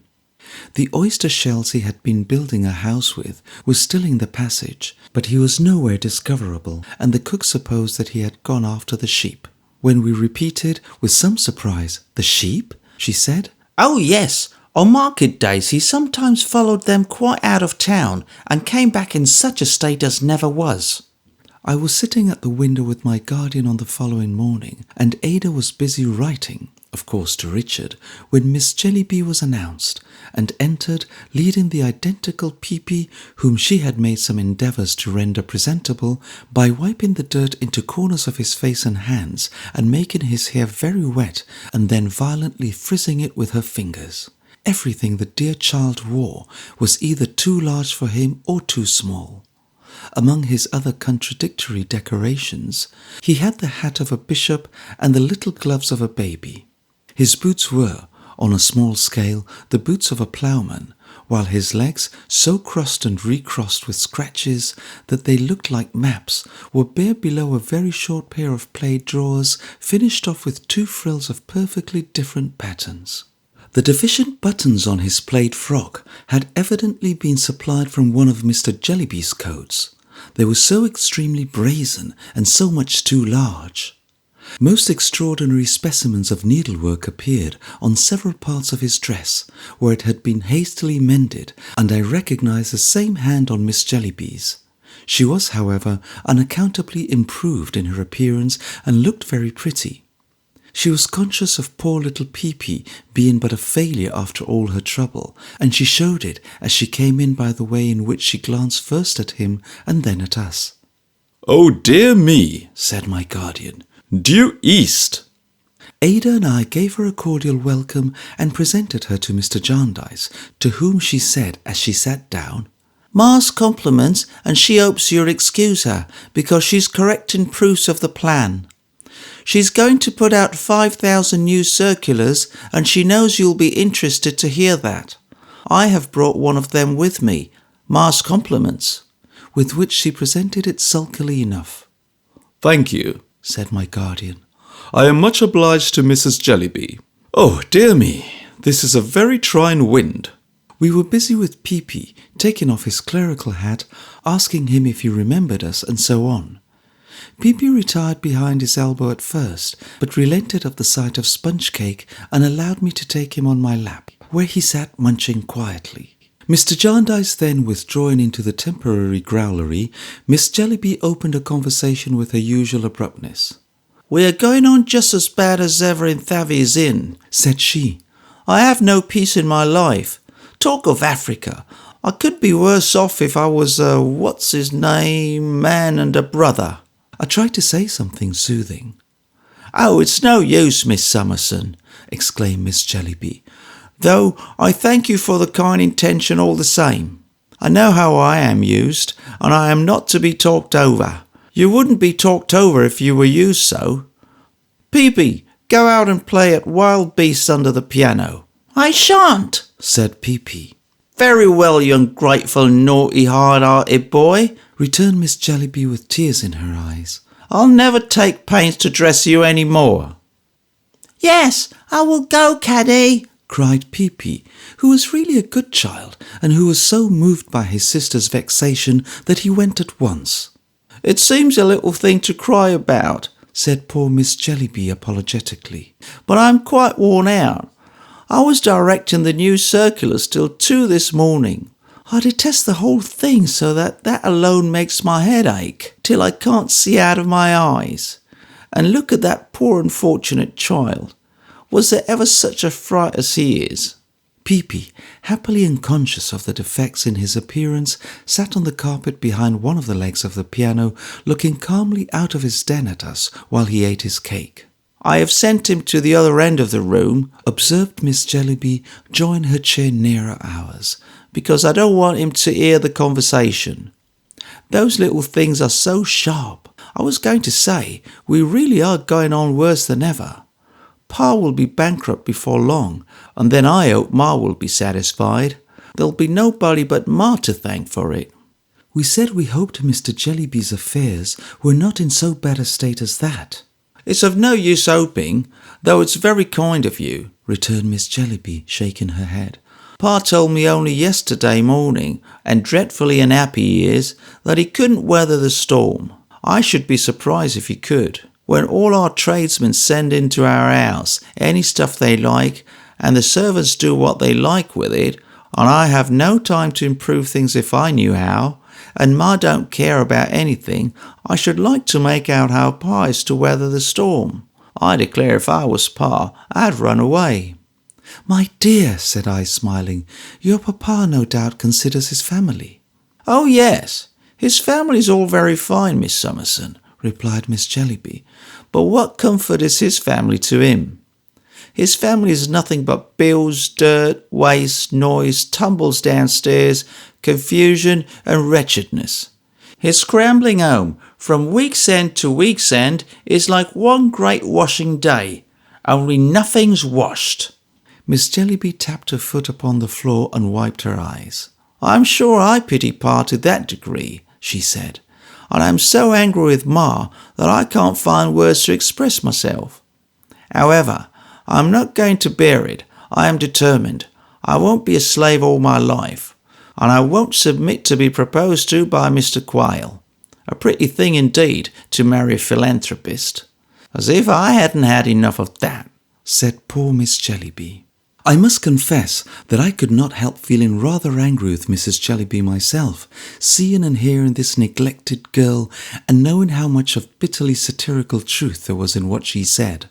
"If it wasn't that we had been intimate when you stopped at our house," pursued Miss Jellyby, "I should have been ashamed to come here today, for I know what a figure I must seem to you too. But as it is, I made up my mind to call, especially as I'm not likely to see you again the next time you come to town." She said this with such great significance that Ada and I glanced at one another, foreseeing something more. "No," said Miss Jellyby, shaking her head. "Not at all likely. I know I might trust you too. I'm sure you won't betray me. I am engaged." "Without their knowledge at home?" said I. "Why, good gracious me, Miss Summerson," she returned, justifying herself in a fretful but not angry manner. "How could it be otherwise? You know what Ma is, and I needn't make poor Pa more miserable by telling him." "But would it not be adding to his unhappiness to marry without his knowledge or consent, my dear?" said I. "No," said Miss Jellyby, softening. "I hope not.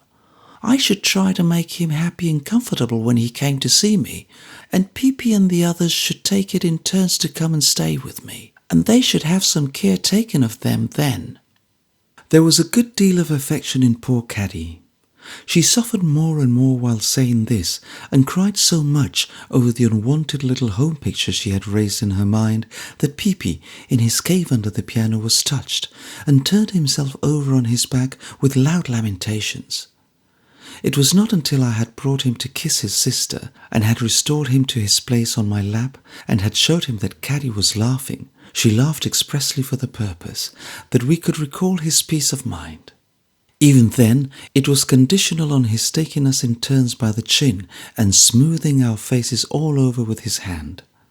At last, as his spirits were not equal to the piano, we put him on a chair to look out of window, and Miss Jellyby, holding him by one leg, resumed her confidence. "It began in your coming to our house," she said. We naturally asked how. I felt I was so awkward, she replied, that I made up my mind to be improved in that respect at all events, and to learn to dance. I told Ma I was ashamed of myself, and I must be taught to dance.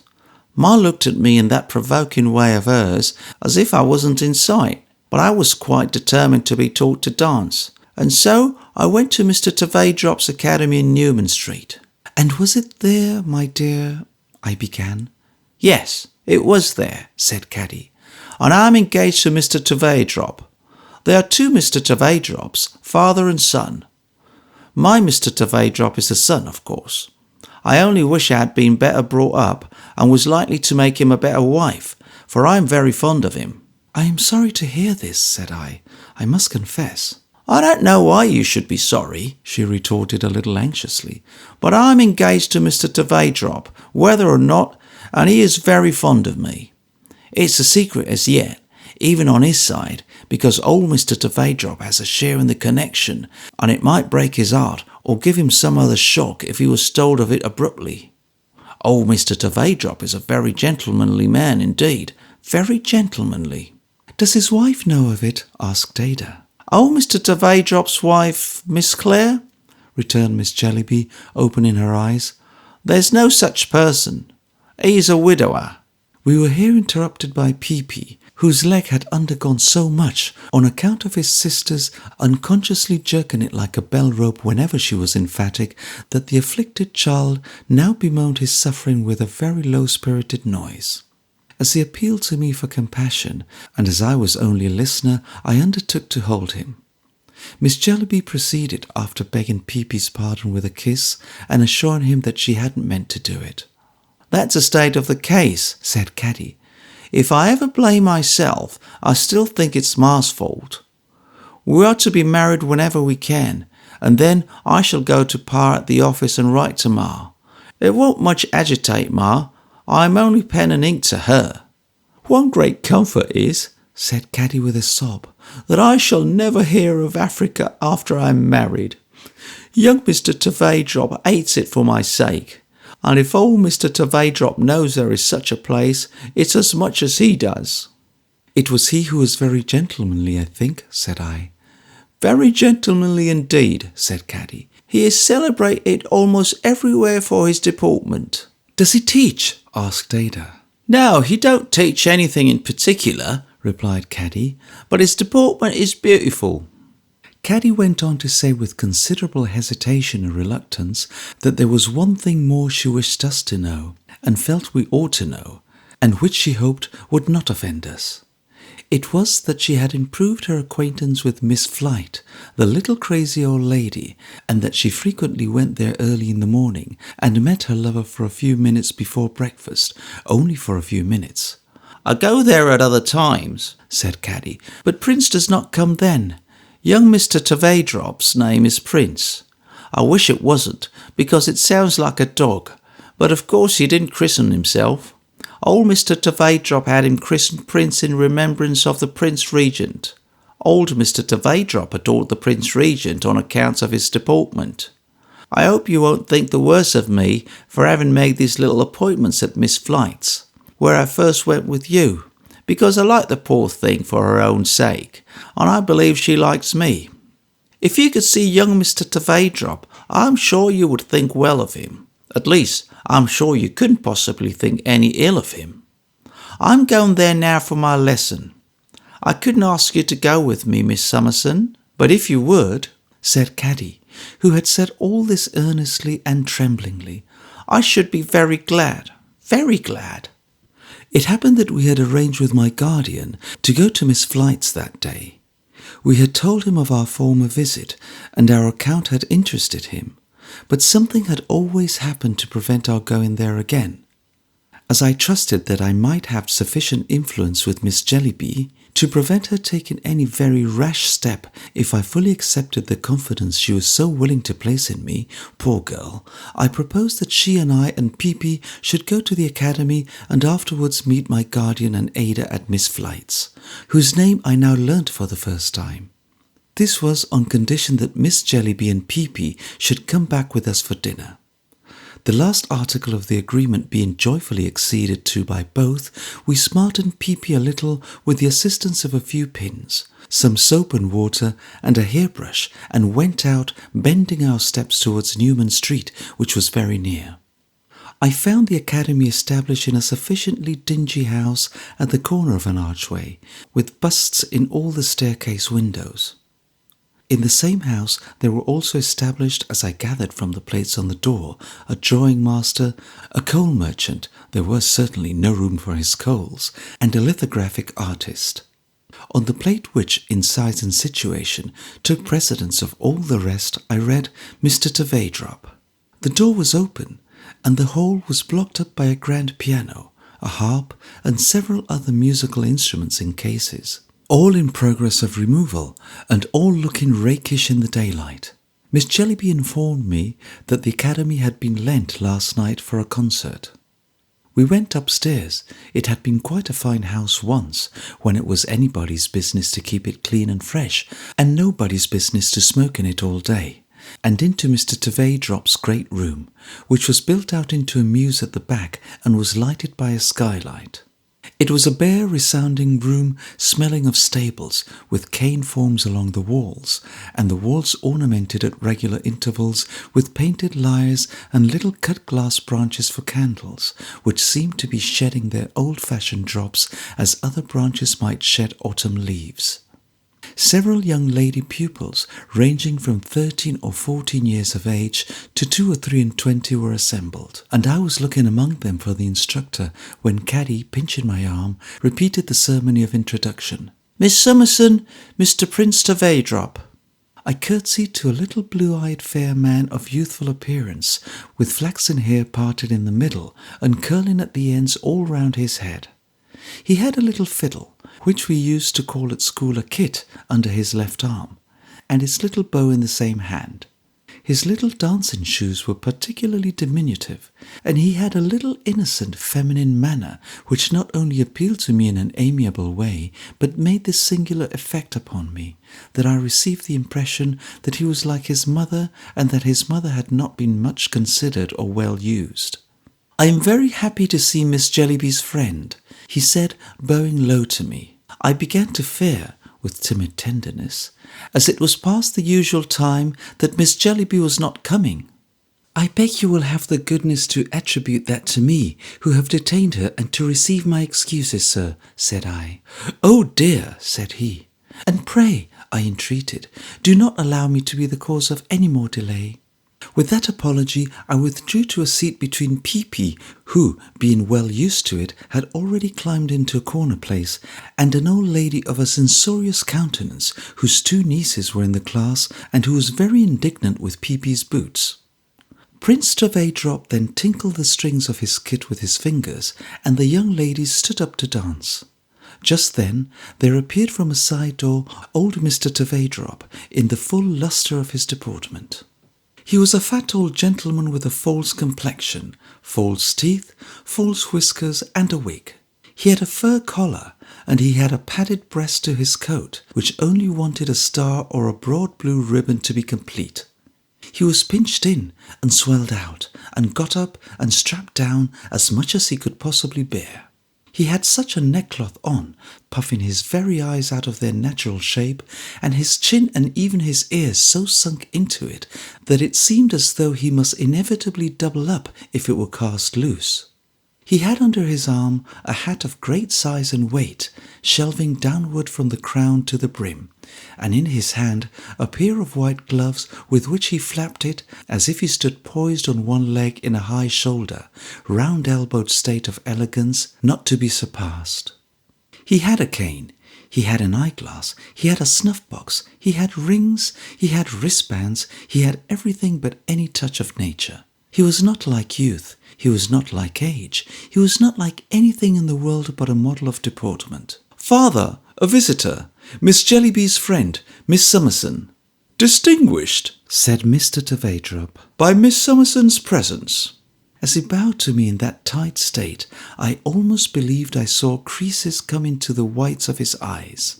"My father," said the son aside, to me with quite an affecting belief in him, "is a celebrated character. My father is greatly admired." "Go on, Prince, go on," said Mr. Tverdrop, standing with his back to the fire and waving his glove condescendingly.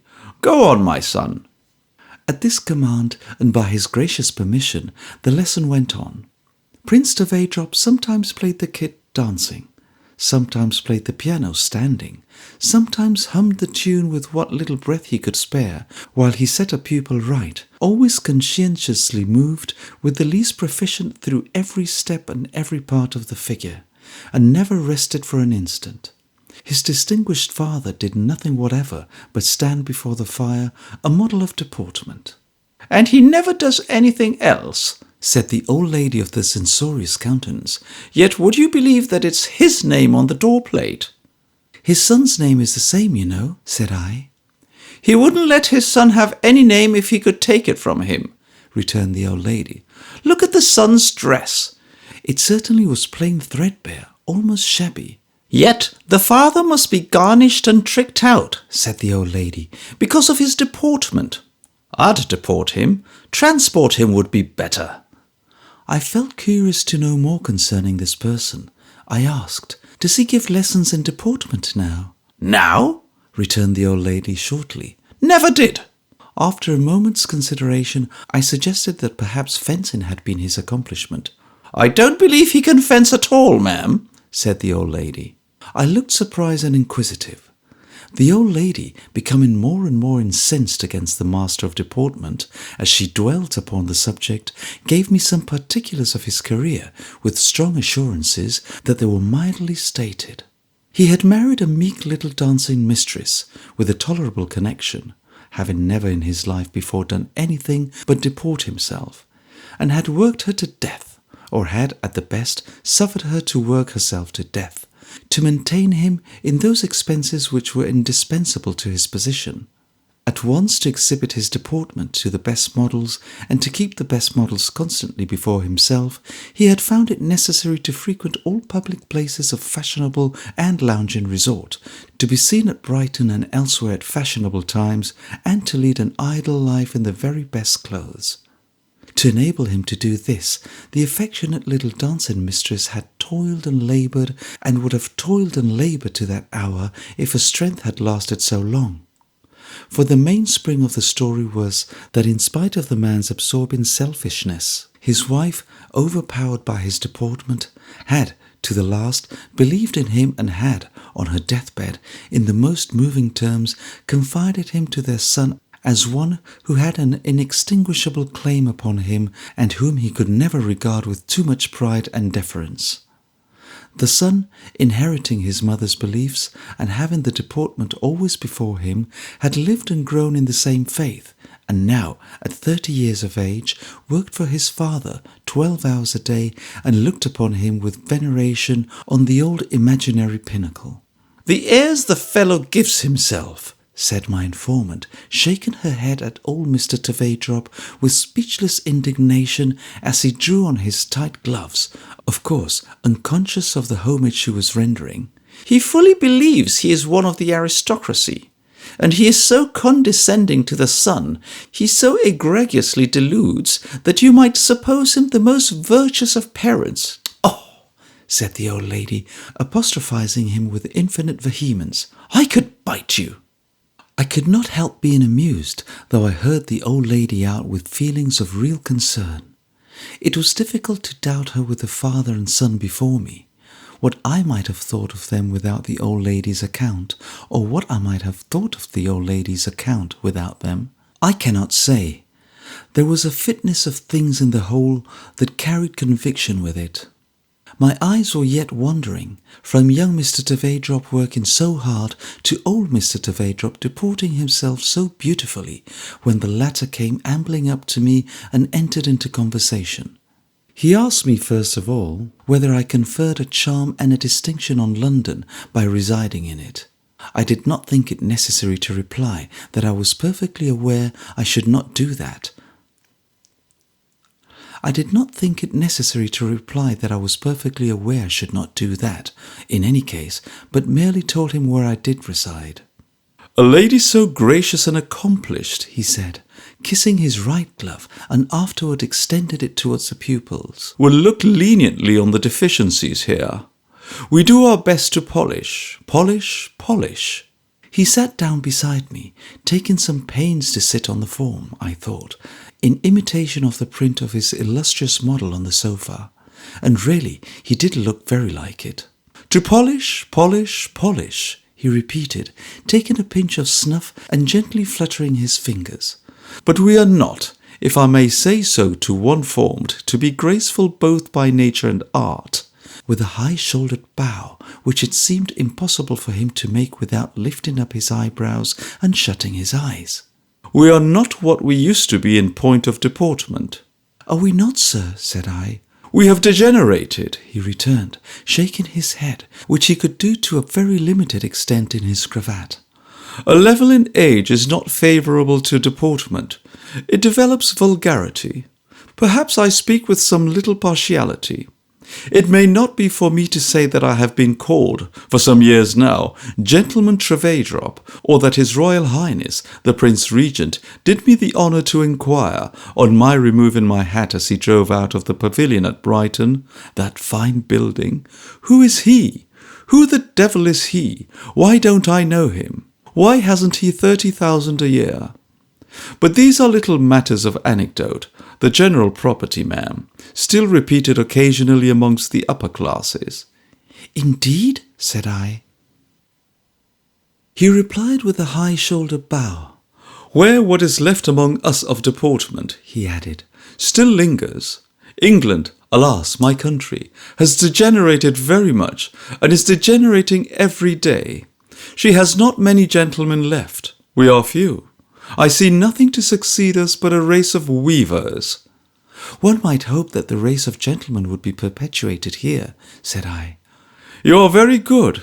He smiled with a high-shouldered bow again. "You flatter me. But no, I have never been able to imbue my poor boy with that part of his art. Heaven forbid that I should disparage my dear child, but he has no deportment." "He appears to be an excellent master," I observed. "Understand me, my dear madam. He is an excellent master, and that can be acquired. He has acquired. All that can be imparted, he can impart. But there are things—" He took another pinch of snuff and made the bow again as if to add, "this kind of thing, for instance." I glanced towards the centre of the room, where Miss Jellyby's lover, now engaged with single pupils, was undergoing greater drudgery than ever. "My amiable child," murmured Mr. Trevedrop, adjusting his cravat. "Your son is indefatigable," said I. "It is my reward," said Mr. Trevedrop, "to hear you say so. In some respects, he treads in the footsteps of his sainted mother. She was a devoted creature. But woman, lovely woman," said Mr. Trevedrop with very disagreeable gallantry, "what a sex you are!"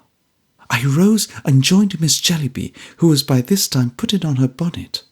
The time allotted to a lesson having fully elapsed, there was a general putting on of bonnets. When Miss Jellyby and the unfortunate prince found an opportunity to become betrothed, I don't know, but they certainly found none on this occasion to exchange a dozen words. "My dear," said Mr. Trevedrop benignly to his son, "do you know the hour?" "No, father." The son had no watch. The father had a handsome gold one, which he pulled out with an air that was example to mankind. "My son," said he, "it's 2:00. Recollect your school at Kensington at 3. "That's time enough for me, father," said Prince. "I can take a morsel of dinner standing and be off." "My dear boy," returned his father, "you must be very quick. You will find the cold mutton on the table." "Thank you, father. Are you off now, father?" "Yes, my dear, I suppose," said Mr. Trevedrop, shutting his eyes and lifting up his shoulders with modest consciousness, "that I must show myself as usual about town." "You had better dine out comfortably somewhere," said his son. "My dear child, I intend to. I shall take my little meal, I think, at the French house in the Opera Colonnade." "That's right. Goodbye, father," said Prince, shaking hands. "Goodbye, my son. Bless you." Mr. Trevedrop said this in quite a pious manner, and it seemed to do his son good, who, in parting from him, was so pleased with him, so dutiful to him, and so proud of him, that I almost felt as if it were an unkindness to the younger man not to be able to believe implicitly in the elder. The few moments that were occupied by Prince in taking leave of us, and particularly of one of us, as I saw, being in the secret, enhanced my favourable impression of his almost childish character.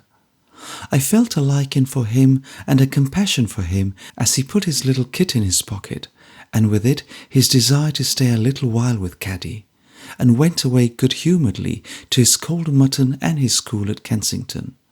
That made me scarcely less irate with his father than the censorious old lady. The father opened the room door for us and bowed us out in a manner, I must acknowledge, worthy of his shining original. In the same style, he presently passed us on the other side of the street, on his way to the aristocratic part of town, where he was going to show himself among the few other gentlemen left. For some moments I was so lost in reconsidering what I had heard and seen in Newman Street that I was quite unable to talk to Caddy, or even to fix my attention on what she said to me, especially when I began to inquire in my mind whether there were, or ever had been, any other gentlemen, not in the dancing profession, who lived and founded a reputation entirely on their deportment. This became so bewildering and suggested the possibility of so many Mr. Tverdrops that I said, "Esther, you must make up your mind to abandon this subject altogether and attend to Caddy." I accordingly did so, and we chatted all the rest of the way to Lincoln's Inn. Caddy told me that her lover's education had been so neglected that it was not always easy to read his notes. She said if he were not so anxious about his spelling and took less pains to make it clear, he would do better, but he put so many unnecessary letters into short words that they sometimes quite lost their English appearance. "He does it with the best intention," observed Caddy, "but it hasn't the effect he means, poor fellow." Caddy then went on to reason how could he be expected to be a scholar when he had passed his whole life in the dancing school and done nothing but teach and fag and teach, morning, noon and night. And what did it matter? She could write letters enough for both, as she knew to her cost, and it was far better for him to be amiable than learned. "Besides, it's not as if I was an accomplished girl who had any right to give herself airs," said Caddy. "I know little enough, I'm sure, thanks to Ma." "There's another thing I want to tell you, now that we're alone," continued Caddy, "which I should not have liked to mention unless you had seen Prince, Miss Summerson. You know what a house ours is? It's of no use of me trying to learn anything that it would be useful for Prince's wife to know in our house. We live in such a state of muddle that it's impossible, and I have only been more disheartened whenever I have tried. So I get a little practice with, who do you think? Poor Miss Flight. Early in the morning I help her to tidy her room and clean her birds, and I make her cup of coffee for her. Of course she taught me, and I have learned to make it so well that Prince says it's the very best coffee he ever tasted, and would quite delight old Mr. Tverdrop, who is very particular indeed about his coffee.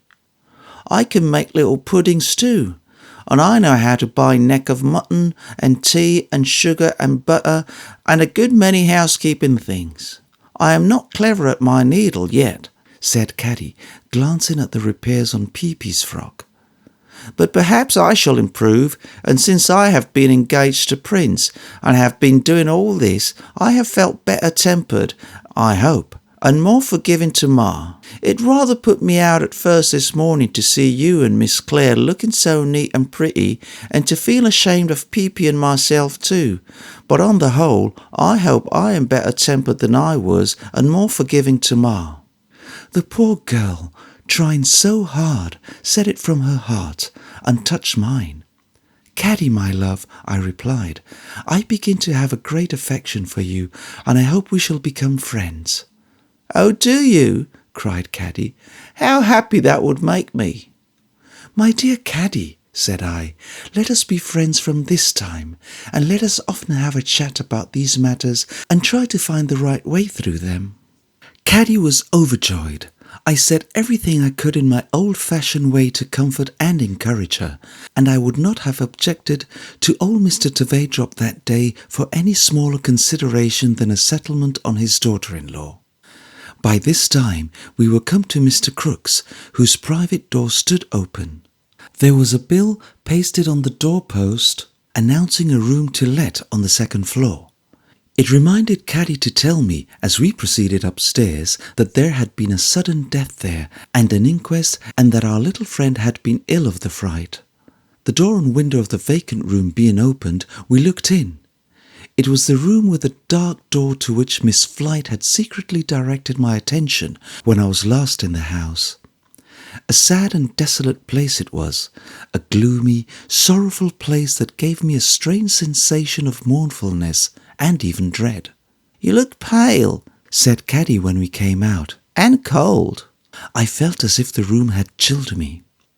We had walked slowly while we were talking, and my guardian and Ada were here before us. We found them in Miss Flite's garret. They were looking at the birds, while a medical gentleman who was so good as to attend Miss Flite with much solicitude and compassion spoke with her cheerfully by the fire. "I have finished my professional visit," he said, coming forward. "Miss Flite is much better and may appear in court, as her mind is set upon it, tomorrow. She has been greatly missed there, I understand." Miss Flite received the compliment with complacency and dropped a general curtsy to us.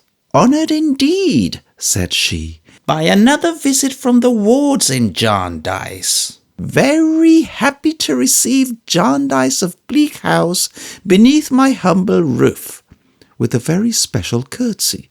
"Fitz Jarndyce, my dear." She had bestowed the name on Caddy, it appeared, and always called her by it. "A double welcome." "Has she been very ill?" asked Mr. Jarndyce of the gentleman whom we had found in attendance on her. She answered for herself directly, though he had put the question in a whisper. "Oh, decidedly unwell. Oh, very unwell indeed," she said confidentially. "Not pain, trouble. Not bodily so much as nervous. Nervous.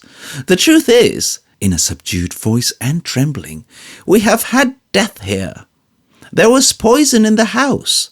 I am very susceptible to such horrid things. It frightens me. Only Mr. Woodcourt knows how much, my physician, Mr. Woodcourt," with great stateliness. "The wards in Jarndyce, Jarndyce of Bleak House, Fitz Jarndyce." "Miss Flite," said Mr. Woodcourt in a grave kind of voice, as if he were appealing to her while speaking to us, and laying his hand gently on her arm. "Miss Flite describes her illness with her usual accuracy. She was alarmed by an occurrence in the house which might have alarmed a stronger person, and was made ill by the distress and agitation. She brought me here in the first hurry of the discovery, though too late for me to be of any use to the unfortunate man. I have compensated myself for that disappointment by coming here since and being of some small use to her." "The kindest physician in the college," whispered Miss Flite to me. "I expect a judgment on the day of judgment, and shall then confer estates." "She will be as well in a day or two," said Mr. Woodcourt, looking at her with an observant smile, "as she ever will be.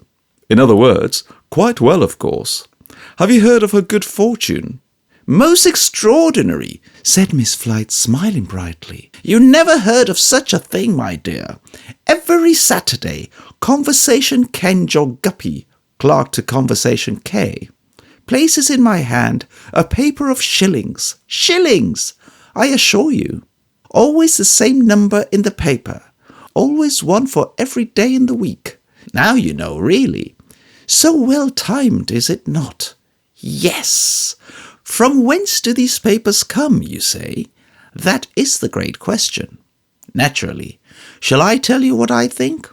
I think," said Miss Flite, drawing herself back with a very shrewd look and shaking her right forefinger in a most significant manner, "that the Lord Chancellor, aware of the length of time during which the Great Seal has been opened, for it has been opened a long time, forwards them, until the judgment I expect is given, Now that's very creditable, you know.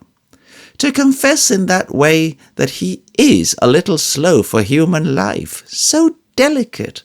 Attending court the other day, I attend it regularly with my documents, I taxed him with it, and he almost confessed. That is, I smiled at him from my bench, and he smiled at me from his bench. But it's great good fortune, is it not? And Fitz Jarndyce lays the money out for me to great advantage. Oh, I assure you, to the greatest advantage. I congratulated her, as she addressed herself to me, upon this fortunate addition to her income, and wished her a long continuance of it. I did not speculate upon the source from which it came, or wonder whose humanity was so considerate. My guardian stood before me, contemplating the birds, and I had no need to look beyond him. "And what do you call these little fellows, ma'am?" said he in his pleasant voice. "Have they any names?" I can answer for Miss Flite that they have, said I, for she promised to tell us what they were. Ada remembers. Ada remembered very well. Did I? Said Miss Flite. Who's that at my door? What are you listening at my door for, Crook? The old man of the house, pushing it open before him, appeared there with his fur cap in his hand and his cat at his heels.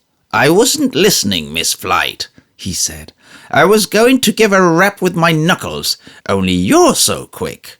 Make your cat go down. Drive her away, the old lady angrily exclaimed. Bah, bah, there ain't no danger, gentlefolks, said Mr. Crook, looking slowly and sharply from one to another until he had looked at all of us. She'd never offer at the birds when I was here unless I told her to it. You will excuse my landlord, said the old lady with a dignified air. Quite. What do you want, Crook, when I have company? Hi, said the old man. You know I am the Chancellor. Well, returned Miss Flite, what of that? For the Chancellor, said the old man with a chuckle. Not to be acquainted with a Jarndyce is queer, ain't it, Miss Flite? Mightn't I take the liberty? Your servant, sir. I know Jarndyce and Jarndyce most as well as you do, sir. I knowed old Squire Tom, sir. I never to my knowledge see you afore, though, not even in court. Yet I go there a mortal sight of times in the course of the year, taking one day with another. I never go there, said Mr. Jarndyce, which he never did on any consideration. I would sooner go somewhere else. Would you, though? Returned Crook, grinning. You're bearing hard upon my noble and learned brother in your meaning, sir, though, perhaps, it is but natural in a Jarndyce. The burnt child, sir. What, you're looking at my lodger's birds, Mr. Jarndyce? The old man had come by little and little into the room until he now touched my guardian with his elbow and looked close up into his face with his spectacled eyes. It's one of her strange ways that she'll never tell the names of these birds if she can help it, though she named them all. This was in a whisper. Shall I run him over, Flite? He asked aloud, winking at us and pointing at her as she turned away, affecting to sweep the grate. If you like, she answered hurriedly. The old man, looking up at the cages after another look at us, went through the list. Hope, joy, youth, peace, rest, life, dust, ashes, waste, want, ruin, despair, madness, death, cunning, folly, words, wigs, rags, sheepskin, plunder, precedent, jargon, gammon and spinach. That's the whole collection, said the old man, all cooped up together by my noble and learned brother. This is a bitter wind, muttered my guardian. When my noble and learned brother gives his judgment, they're to be let go free, said Crook, winking at us again. And then, he added, whispering and grinning, if that ever was to happen, which it won't, the birds that have never been caged would kill him. If ever the wind was in the east, said my guardian, pretending to look out of the window for a weathercock, I think it's there today. We found it very difficult to get away from the house. It was not Miss Flite who detained us. She was as reasonable a little creature in consulting the convenience of others as there possibly could be. It was Mr. Crook. He seemed unable to detach himself from Mr. Jarndyce. If he had been linked to him, he could hardly have attended him more closely. He proposed to show us his Court of Chancery and all the strange medley it contained. During the whole of our inspection, prolonged by himself, he kept close to Mr. Jarndyce and sometimes detained him under one pretence or other until we had passed on, as if he were tormented by an inclination to enter upon some secret subject which he could not make up his mind to approach. I cannot imagine a countenance and manner more singularly expressive of caution and indecision, and a perpetual impulse to do something he could not resolve to venture on, than Mr. Crook's was that day. His watchfulness of my guardian was incessant. He rarely removed his eyes from his face. If he went on beside him, he observed him with the slyness of an old white fox. If he went before, he looked back. When we stood still, he got opposite to him and drawing his hand across his open mouth with a curious expression of a sense of power, and turning up his eyes and lowering his great eyebrows until they appeared to be shut, seemed to scan every lineament of his face. At last, having been, always attended by the cat, all over the house and having seen the whole stock of miscellaneous lumber, which was certainly curious, we came into the back part of the shop. Here, on the head of an empty barrel stood on end, were an ink bottle, some old stumps of pens, and some dirty playbills, and against the wall were pasted several large printed alphabets in several plain hands. "What are you doing here?" asked my guardian. "Trying to learn myself to read and write," said Crook. "And how do you get on?" "Slow. Bad," returned the old man impatiently. "It's hard at my time of life." "It would be easier to be taught by someone," said my guardian. "Aye, but they might teach me wrong," returned the old man with a wonderfully suspicious flash of his eye. "I don't know what I may have lost by not being learned afore. I wouldn't like to lose anything by being learned wrong now." "Wrong?" said my guardian with his good-humoured smile. "Who do you suppose would teach you wrong?" "I don't know, Mr. Jarndyce of Bleak House," replied the old man, turning up his spectacles on his forehead and rubbing his hands. "I don't suppose as anybody would, but I'd rather trust my own self than another." These answers and his manner were strange enough to cause my guardian to inquire of Mr. Woodcourt, as we all walked across Lincoln's Inn together, whether Mr. Crook were really, as his lodger represented him, deranged. The young surgeon replied no, he had seen no reason to think so.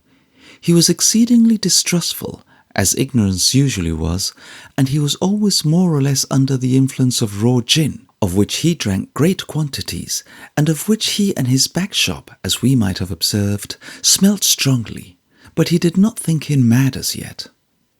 On our way home, I so conciliated Peepy's affections by buying him a windmill and 2 flour sacks that he would suffer nobody else to take off his hat and gloves, and would sit nowhere at dinner but at my side. Caddy sat upon the other side of me, next to Ada, to whom we imparted the whole history of the engagement as soon as we got back. We made much of Caddy, and Peepy too, and Caddy brightened exceedingly, and my guardian was as merry as we were. And we were all very happy indeed until Caddy went home at night in a hackney coach, with Peepy fast asleep but holding tight to the windmill. I have forgotten to mention, at least I have not mentioned, that Mr. Woodcourt was the same dark young surgeon whom we had met at Mr. Badger's, or that Mr. Jarndyce invited him to dinner that day, or that he came, or that when they were all gone and I said to Ada, "Now, my darling, let us have a little talk about Richard," Ada laughed and said, but I don't think it matters what my darling said, she was always merry. Chapter 15. Bellyard. While we were in London, Mr. Jarndyce was constantly beset by the crowd of excitable ladies and gentlemen whose proceedings had so much astonished us. Mr. Quayle, who presented himself soon after our arrival, was in all such excitements. He seemed to project those two shining knobs of temples of his into everything that went on, and to brush his hair farther and farther back, until the very roots were almost ready to fly out of his head in inappeasable philanthropy. All objects were alike to him, but he was always particularly ready for anything in the way of a testimonial to anyone. His great power seemed to be his power of indiscriminate admiration. He would sit for any length of time with the utmost enjoyment, bathing his temples in the light of any order of luminary. Having first seen him perfectly swallowed up in admiration of Mrs. Jellyby, I had supposed her to be the absorbing object of his devotion. I soon discovered my mistake, and found him to be a train-bearer and organ-blower to a whole procession of people. Mrs. Pardiggle came one day for a subscription to something, and with her Mr. Quayle. Whatever Mrs. Pardiggle said, Mr. Quayle repeated to us, and just as he had drawn Mrs. Jellyby out, he drew Mrs. Pardiggle out. Mrs. Pardiggle wrote a letter of introduction to my guardian in behalf of her eloquent friend Mr. Gusher. With Mr. Gusher appeared Mr. Quayle again. Mr. Gusher, being a flabby gentleman with a moist surface and eyes so much too small for his moon of a face that they seemed to have been originally made for somebody else, was not at first sight prepossessing. Yet he was scarcely seated before Mr. Quayle asked Ada and me, not inaudibly, whether he was not a great creature, which he certainly was, flabbily speaking, though Mr. Quayle meant it in intellectual beauty, and whether we were not struck by his massive configuration of brow. In short, we heard a great many missions of various sorts among this set of people, but nothing respecting them was half so clear to us as that it was Mr. Quayle's mission to be in ecstasies with everybody else's mission, and that it was the most popular mission of all. Mr. Jarndyce had fallen into this company in the tenderness of his heart and his earnest desire to do all the good in his power, but that he felt it to be too often an unsatisfactory company, where benevolence took spasmodic forms, where charity was assumed as a regular uniform by loud professors and speculators in cheap notoriety, vehement in profession, restless and vain in action, servile in the last degree of meanness to the great, adulatory of one another, and intolerable to those who were anxious quietly to help the weak from failing, rather than with a great deal of bluster and self-laudation, to raise them up a little way when they were down, he plainly told us.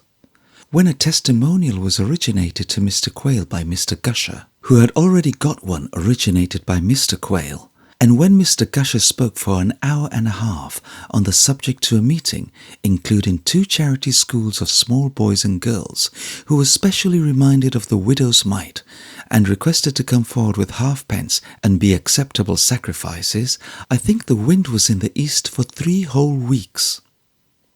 I mention this because I am coming to Mr. Skimpole again. It seemed to me that his offhand professions of childlessness and carelessness were a great relief to my guardian, by contrast with such things, and were the more readily believed in, since to find one perfectly undesigning and candid man among many opposites could not fail to give him pleasure. I should be sorry to imply that Mr. Skimpole defined this and was politic. I really never understood him well enough to know. What he was to my guardian, he certainly was to the rest of the world. He had not been very well, and thus, though he lived in London, we had seen nothing of him until now. He appeared one morning in his usual agreeable way, and as full of pleasant spirits as ever. Well, he said, here he was. He had been bilious, but rich men were often bilious, and therefore he had been persuading himself that he was a man of property. So he was, in a certain point of view, in his expansive intentions. He had been enriching his medical attendant in the most lavish manner. He had always doubled and sometimes quadrupled his fees. He had said to the doctor, "Now, my dear doctor, it is quite a delusion on your part to suppose that you attend to me for nothing.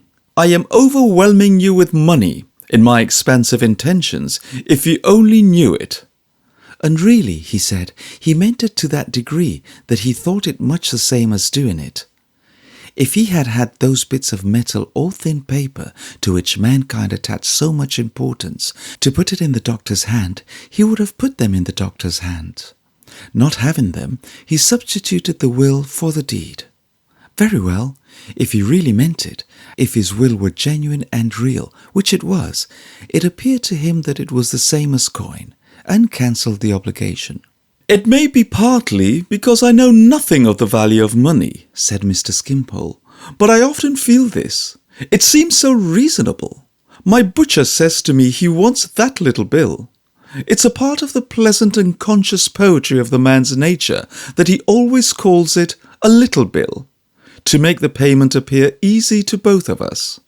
I reply to the butcher, 'My good friend, if you knew it, you are paid. You haven't had the trouble of coming to ask for the little bill. You are paid. I mean it.' But suppose," said my guardian, laughing, "he had meant the meat in the bill instead of providing it?" "My dear Jarndyce," he returned, "you surprise me. You take the butcher's position. A butcher I once dealt with occupied that very ground. Says he, 'Sir, why did you eat spring lamb at 18 pence a pound?'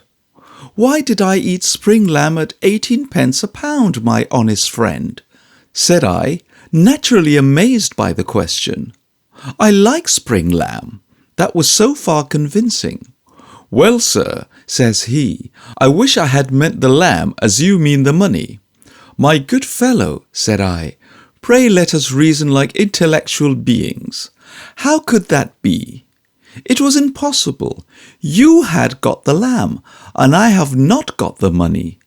You couldn't really mean the lamb without sending it in, whereas I can and do really mean the money without paying it.' He had not a word. There was an end to the subject." "Did he take no legal proceedings?" inquired my guardian. "Yes, he took legal proceedings," said Mr. Skimpole, "but in that he was influenced by passion, not by reason. Passion reminds me of Boythorn. He writes me that you and the ladies have promised him a short visit at his bachelor house in Lincolnshire." "He is a great favourite with my girls," said Mr. Jarndyce, "and I have promised for them."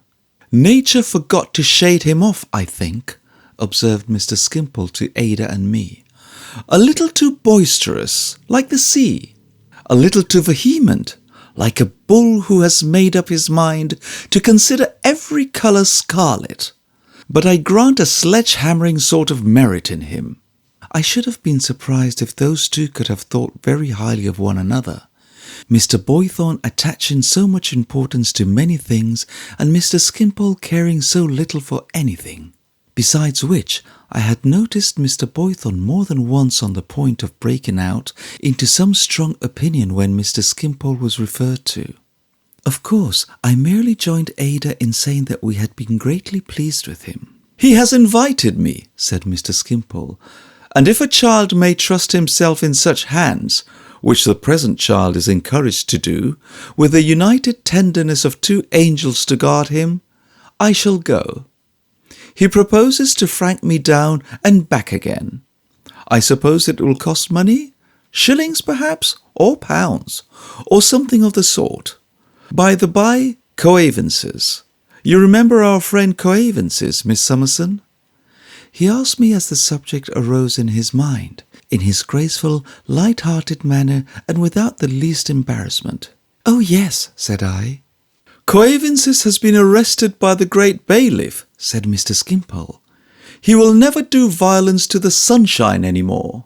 It quite shocked me to hear it, for I had already recalled with anything but a serious association the image of the man sitting on the sofa that night wiping his head.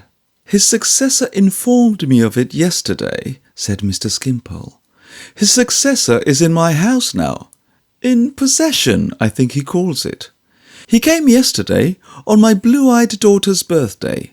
I put it to him, This is unreasonable and inconvenient. If you had a blue-eyed daughter, you wouldn't like me to come uninvited on her birthday. But he stayed. Mr. Skimpole laughed at the pleasant absurdity and lightly touched the piano by which he was seated. And he told me, He said, playing little chords where I shall put full stops. the Coavinses has left. 3 children, no mother, and that Coavinses profession, being unpopular. The rising Coavinses were at a considerable disadvantage. Mr. Jarndyce got up, rubbing his head, and began to walk about. Mr. Skimpole played the melody of one of Ada's favourite songs. Ada and I both looked at Mr. Jarndyce, thinking that we knew what was passing in his mind. After walking and stopping, and several times leaving off rubbing his head, and beginning again, my guardian put his hand upon the keys and stopped Mr. Skimpole's playing. I don't like this, Skimpole, he said thoughtfully. Mr. Skimpole, who had quite forgotten the subject, looked up surprised. The man was necessary, pursued my guardian, walking backwards and forwards in the very short space between the piano and the end of the room, and rubbing his hair up from the back of his head as if a high east wind had blown it into that form. If we make such men necessary by our faults and follies, or by our want of worldly knowledge, or by our misfortunes, we must not revenge ourselves upon them. There was no harm in his trade. He maintained his children. One would like to know more about this. Oh, Coavinses, cried Mr. Skimpole, at length perceiving what he meant. Nothing easier. A walk to Coavinses' headquarters, and you can know what you will. Mr. Jarndyce nodded to us, who were only waiting for the signal. Come, we will walk that way, my dears. Why not that way as soon as another? We were quickly ready and went out. Mr. Skimpole went with us and quite enjoyed the expedition. It was so new and so refreshing, he said, for him to want Coavinses instead of Coavinses wanting him. He took us first to Cursitor Street, Chancery Lane, where there was a house with barred windows which he called Coavinses' Castle. On our going into the entry and ringing a bell, a very hideous boy came out of a sort of office and looked at us over a spiked wicket. Who did you want? Said the boy, fitting 2 of the spikes into his chin.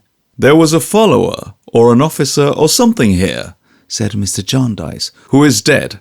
Yes, said the boy. Well? I want to know his name, if you please. Name of Neckett, said the boy. And his address? Bellyard, said the boy. Chandler's shop, left-hand side. Name of Blinder. Was he, I don't know how to shape the question, murmured my guardian. Industrious? Was Neckett? Said the boy. Yes, well, much so. He was never tired of watching. He'd set upon a post at a street corner 8 or 10 hours a stretch if he undertook to do so. He might have done worse. I heard my guardian soliloquize. He might have undertaken to do it and not done it. Thank you. That's all I want. We left the boy with his head on one side and his arms on the gate, fondling and sucking the spikes, and went back to Lincoln's Inn, where Mr. Skimpole, who had not cared to remain near Coavinses, awaited us. Then we all went to Bellyard, a narrow alley at a very short distance. We soon found the chandler's shop. In it was a good-natured looking old woman with a dropsy, or an asthma, or perhaps both. Neckett's children? She said in reply to my inquiry. Yes, surely, miss. 3 pair, if you please. Door right opposite the stairs. And she handed me the key across the counter. I glanced at the key and glanced at her, but she took it for granted that I knew what to do with it. As it could only be intended for the children's door, I came out without asking any more questions and led the way up the dark stairs. We went as quietly as we could, but 4 of us made some noises on the aged boards, and when we came to the 2nd story, we found we had disturbed a man who was standing there looking out of his room. Is it Gridley that's wanted? He said, fixing his eyes on me with an angry stare. No, sir, said I am going higher up. He looked at Ada and at Mr. Jarndyce and at Mr. Skimpole, fixing the same angry stare on each in succession as they passed and followed me. Mr. Jarndyce gave him good day. "Good day," he said abruptly and fiercely. He was a tall, sallow man with a careworn head on which but little hair remained, a deeply lined face and prominent eyes. He had a combative look and a chafing, irritable manner which, associated with his figure, still large and powerful, though evidently in its decline, rather alarmed me. He had a pen in his hand, and in the glimpse I caught of his room in passing, I saw that it was covered with a litter of papers. Leaving him standing there, we went up to the top room. I tapped at the door, and a little shrill voice inside said, "We are locked in. Mrs. Blinder's got the key." I applied the key on hearing this and opened the door. In a poor room with a sloping ceiling and containing very little furniture was a mite of a boy, some 5 or 6 years old, nursing and hushing a heavy child of 18 months. There was no fire, though the weather was cold. Both children were wrapped in some poor shawls and tippets as a substitute. Their clothing was not so warm, however, that their noses looked red and pinched, and their small figures shrunken as the boy walked up and down, nursing and hushing the child with its head on his shoulder. "Who has locked you up here alone?" we naturally asked. "Charlie," said the boy, standing still to gaze at us. "Is Charlie your brother?" "No, she's my sister, Charlotte. Father called her Charlie." "Are there any more of you besides Charlie?" "Me," said the boy, "and Emma," patting the limp bonnet of the child he was nursing, "and Charlie." "Where is Charlie now?" "Out a washing," said the boy, beginning to walk up and down again, and taking the nankeen bonnet much too near the bedstead by trying to gaze at us at the same time.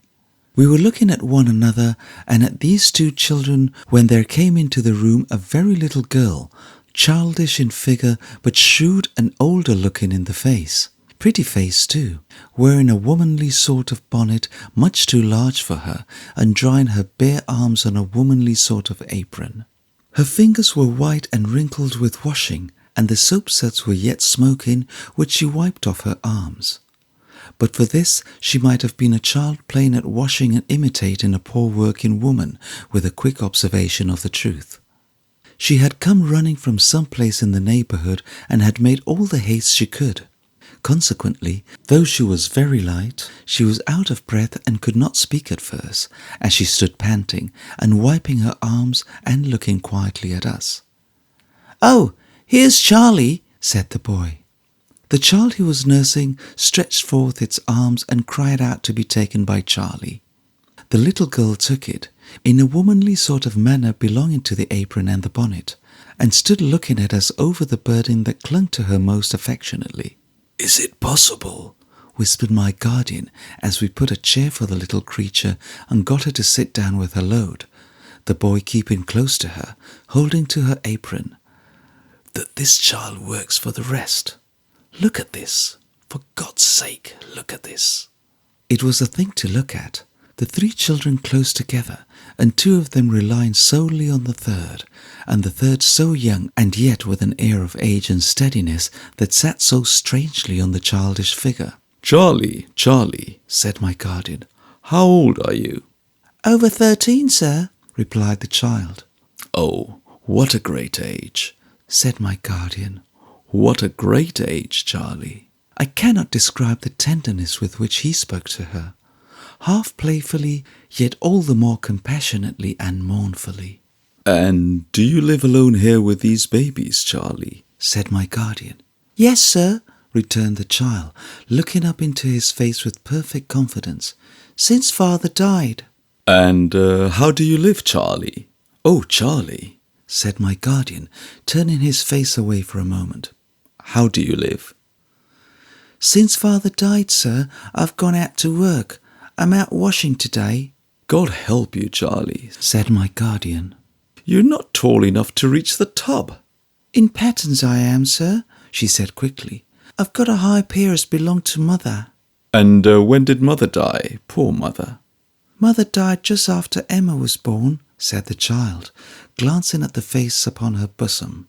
"Then father said I was to be as good a mother to her as I could, and so I tried, And so I worked at home and did cleaning and nursing and washing for a long time before I began to go out. And that's how I know how. Don't you see, sir? And do you often go out? As often as I can, said Charlie, opening her eyes and smiling, because of earning sixpences and shillings. And do you always lock the babies up when you go out? To keep him safe, sir, don't you see, says Charlie. Mrs. Blinder comes up now and then, and Mr. Gridley comes up sometimes, and perhaps I can run in sometimes, and they can play, you know, and Tom ain't afraid of being locked up, are you, Tom? No, said Tom stoutly. When it comes on dark, the lamps are lighted down in the court, and they show up here quite bright, almost quite bright, don't they, Tom? Yes, Charlie, said Tom, almost quite bright. Then he's as good as gold, said the little creature, oh, in such a motherly, womanly way. And when Emma's tired, he puts her to bed, and when he's tired, he goes to bed himself. And when I come home and light the candles and has a bit of supper, he sits up again and has it with me, don't you, Tom? Oh, yes, Charlie, said Tom, that I do. And either in this glimpse of the great pleasure of his life, or in the gratitude and love for Charlie, who was all in all to him, he laid his face among the scanty folds of her frock and passed from laughing into crying. It was the first time since our entry that a tear had been shed among these children. The little orphan girl had spoken of their father and their mother as if all that sorrow was subdued by the necessity of taking courage, and by her childish importance in being able to work, and by her bustling busy way. But now, when Tom cried, although she sat quite tranquil, looking quietly at us, and did not by any movement disturb a hair of the head of either of her little charges, I saw 2 silent tears fall down her face. I stood at the window with Ada, pretending to look at the housetops and the blackened stacks of chimneys, and the poor plants, and the birds in little cages belonging to the neighbours, when I found that Mrs. Blinder from the shop below had come in. Perhaps it had taken her all this time to get upstairs, and was talking to my guardian. It's not much to forgive him the rent, sir, she said. Who could take it from them? Well, well, said my guardian to us two. It is enough that the time will come when this good woman will find that it was much, and that forasmuch as she did it unto the least of these, this child, he added after a few moments, could she possibly continue this? Really, sir, I think she might, said Mrs. Blinder, getting her heavy breath by painful degrees. She's as handy as it's possible to be. Bless you, sir. The way she tended them 2 children after the mother died was the talk of the yard. And it was a wonder to see her with him after he was took ill. It really was.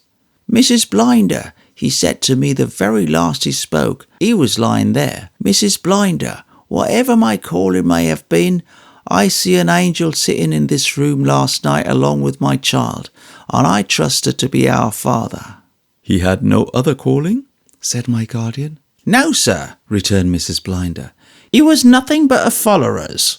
When he first came to lodge here, I didn't know what he was, and I confess that when I found out I gave him notice.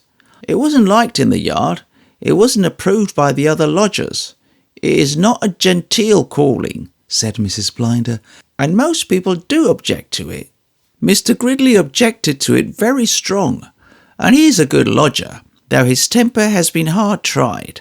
So you gave him notice, said my guardian. So I gave him notice, said Mrs. Blinder, but really, when the time came, and I knew no other ill of him, I was in doubts. He was punctual and diligent. He did what he had to do, sir, said Mrs. Blinder, unconsciously fixing Mr. Skimpole with her eye, and it's something in this world even to do that. So you kept him after all? Why, I said that if he could arrange with Mr. Gridley, I could arrange it with the other lodgers, and should not so much mind its being liked or disliked in the yard. Mr. Gridley gave his consent gruff, but gave it. He was always gruff with him, but he has been kind to the children since. A person is never known till a person is proved. Have many people been kind to the children? Asked Mr. Jarndyce. Upon the whole, not so bad, sir, said Mrs. Blinder, but certainly not so many as would have been if their father's calling had been different. Mr. Quavins gave a guinea, and the followers made up a little purse. Some neighbours in the yard that had always joked and tapped their shoulders when he went by came forward with a little subscription, and, in general, not so bad. Similarly with Charlotte. Some people won't employ her because she was a follower's child. Some people that do employ her cast it at her. Some make a merit of having perhaps pay her less and put upon her more. But she's patienter than others would be, and is clever too, and always willing, up to the full mark of her strength and over. So I should say, in general, not so bad, sir, but might be better. Mrs. Blinder sat down to give herself a more favourable opportunity of recovering her breath, exhausted anew by so much talking before it was fully restored. Mr. Jarndyce was turning to speak to us when his attention was attracted by the abrupt entrance into the room of Mr. Gridley, who had been mentioned and whom we had seen on our way up. "I don't know what you may be doing here, ladies and gentlemen," he said, as if he resented our presence, "but you'll excuse my coming in. I don't come in to stare about me. Well, Charlie, well, Tom, well, little un, how is it with us all today?" He bent over the group in a caressing way and clearly was regarded as a friend by the children, though his face retained its stern character and his manner to us was as rude as could be. My guardian noticed it and respected it. "No one, surely, would come here to stare about him," he said mildly. "Maybe so, sir, maybe so," returned the other, taking Tom upon his knee and waving him off impatiently. "I don't want to argue with ladies and gentlemen. I have had enough of arguing to last one man his life." "You have sufficient reason, I dare say," said Mr. Jarndyce, "for being chafed and irritated." "There again!" exclaimed the man, becoming violently angry. "I am of a quarrelsome temper. I am irascible. I am not polite." "Not very, I think." "Sir," said Gridley, putting down the child and going up to him as if he meant to strike him, "do you know anything of courts of equity?" "Perhaps I do, to my sorrow." "To your sorrow," said the man, pausing in his wrath. "If so, I beg your pardon. I'm not polite, I know. I beg your pardon, sir," with renewed violence. "I have been dragged for 25 years over burning iron, and I have lost the habit of treading upon velvet. Go into the Court of Chancery yonder, and ask what is one of the standing jokes that brighten up their business sometimes, and they will tell you that the best joke they have is the man from Shropshire. I," he said, beating one hand on the other passionately, "am the man from Shropshire." "I believe I and my family have also had the honour of furnishing some entertainment in the same grave place," said my guardian composedly. "You may have heard my name, Jarndyce."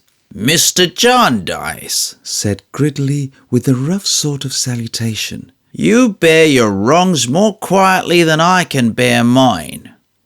More than that, I tell you, and I tell this gentleman and these young ladies, if they are friends of yours, that if I took my wrongs in any other way, I should be driven mad.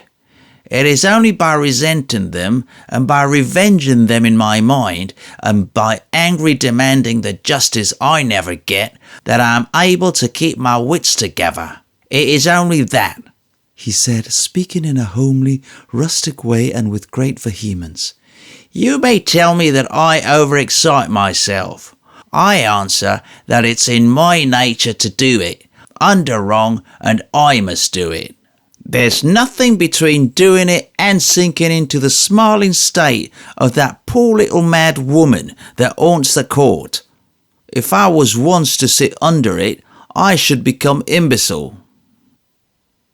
The passion and heat in which he was, and the manner in which his face worked, and the violent gestures with which he accompanied what he said, were most painful to see. "Mr. Jarndyce," he said, "consider my case. As true as there is a heaven above us, this is my case. I am one of 2 brothers. My father, a farmer, made a will and left his farm and stock and so forth to my mother for her life. After my mother's death, all was to come to me except a legacy of £300 that I was then to pay my brother. My mother died. My brother, some time afterwards, claimed his legacy. I and some of my relations said that he had had part of it already in board and lodging and some other things. Now mind, that was a question, and nothing else. No one disputed the will. No one disputed anything but whether part of that £300 had been already paid or not. To settle that question, my brother filing a bill, I was obliged to go into this accursed chancery. I was forced there because the law forced me and would let me go nowhere else. 17 people were made defendants to that simple suit. It first came on after 2 years. It was then stopped for another 2 years, while the master, may his head rot off, inquired whether I was my father's son, about which there was no dispute at all with any mortal creature. He then found out that there were not defendants enough. Remember, there were only 17 as yet, but that we must have another who had been left out and must begin all over again. The costs at that time, before the thing was begun, were 3 times the legacy. My brother would have given up the legacy, and joyful, to escape more costs. My whole estate, left to me in that will of my father's, had gone in costs. The suit, still undecided, had fallen into rack and ruin and despair with everything else. And here I stand this day. Now, Mr. Jarndyce, in your suit there are thousands and thousands involved, where in mine there are hundreds. Is mine less hard to bear, or is it harder to bear, when my whole living was in it and had been thus shamefully sucked away? Mr. Jarndyce said that he condoled with him with all his heart, and that he set up no monopoly himself in being unjustly treated by this monstrous system. There again, said Mr. Gridley, with no diminution of his rage. The system. I am told on all hands, it's a system. I mustn't look to individuals. It's a system. I mustn't go into court and say, "My lord, I beg to know this from you. Is this right or wrong? Have you the face to tell me I have received justice and therefore am dismissed?" My lord knows nothing of it. He sits there to administer the system. I mustn't go to Mr. Tulkinghorn, the solicitor in Lincoln's Inn's Field, and say to him, when he makes me furious by being so cool and satisfied, as they all do, for I know they gain by it while I lose, don't I? I mustn't say to him, I will have something out of someone for my ruin, by fair means or foul. He is not responsible, it's the system. But if I do no violence to any of them, here I may. I don't know what may happen if I am carried beyond myself at last. I will accuse the individual workers of that system against me, face to face before the great eternal bar. His passion was fearful. I could not have believed in such rage without seeing it. I have done, he said, sitting down and wiping his face. Mr. Jarndyce, I have done. I am violent, I know. I ought to know it. I have been in prison for contempt of court. I have been in prison for threatening the solicitor. I have been in this trouble and that trouble, and shall be again. I am the man from Shropshire, and I sometimes go beyond amusing them, though they have found it amusing too, to see me committed into custody and brought up in custody and all that. It would be better for me, they tell me, if I restrained myself. I tell them that if I did restrain myself, I should become imbecile. I was a good enough tempered man once, I believe. People in my part of the country say they remember me so. But now I must have this vent under my sense of injury, or nothing could hold my wits together. It would be far better for you, Mr. Gridley, the Lord Chancellor told me employed down in Shropshire. My lord, I know it would, said I to him. And it would have been far better for me never to have heard the name of your high office. But unhappily for me, I can't undo the past, and the past drives me here. Besides, he added, breaking fiercely out, I'll shame them. To the last, I'll show myself in that court to its shame.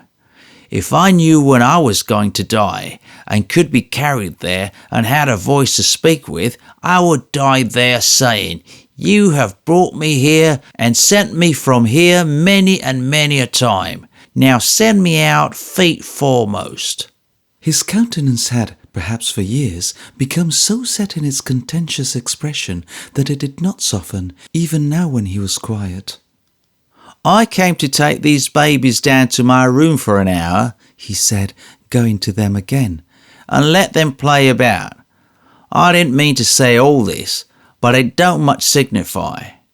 You're not afraid of me, Tom, are you? No, said Tom. You ain't angry with me. You are right, my child. You're going back, Charlie, eh? Come then, little one. He took the youngest child on his arm, where she was willing enough to be carried. I shouldn't wonder if we found a gingerbread soldier downstairs. Let's go and look for him.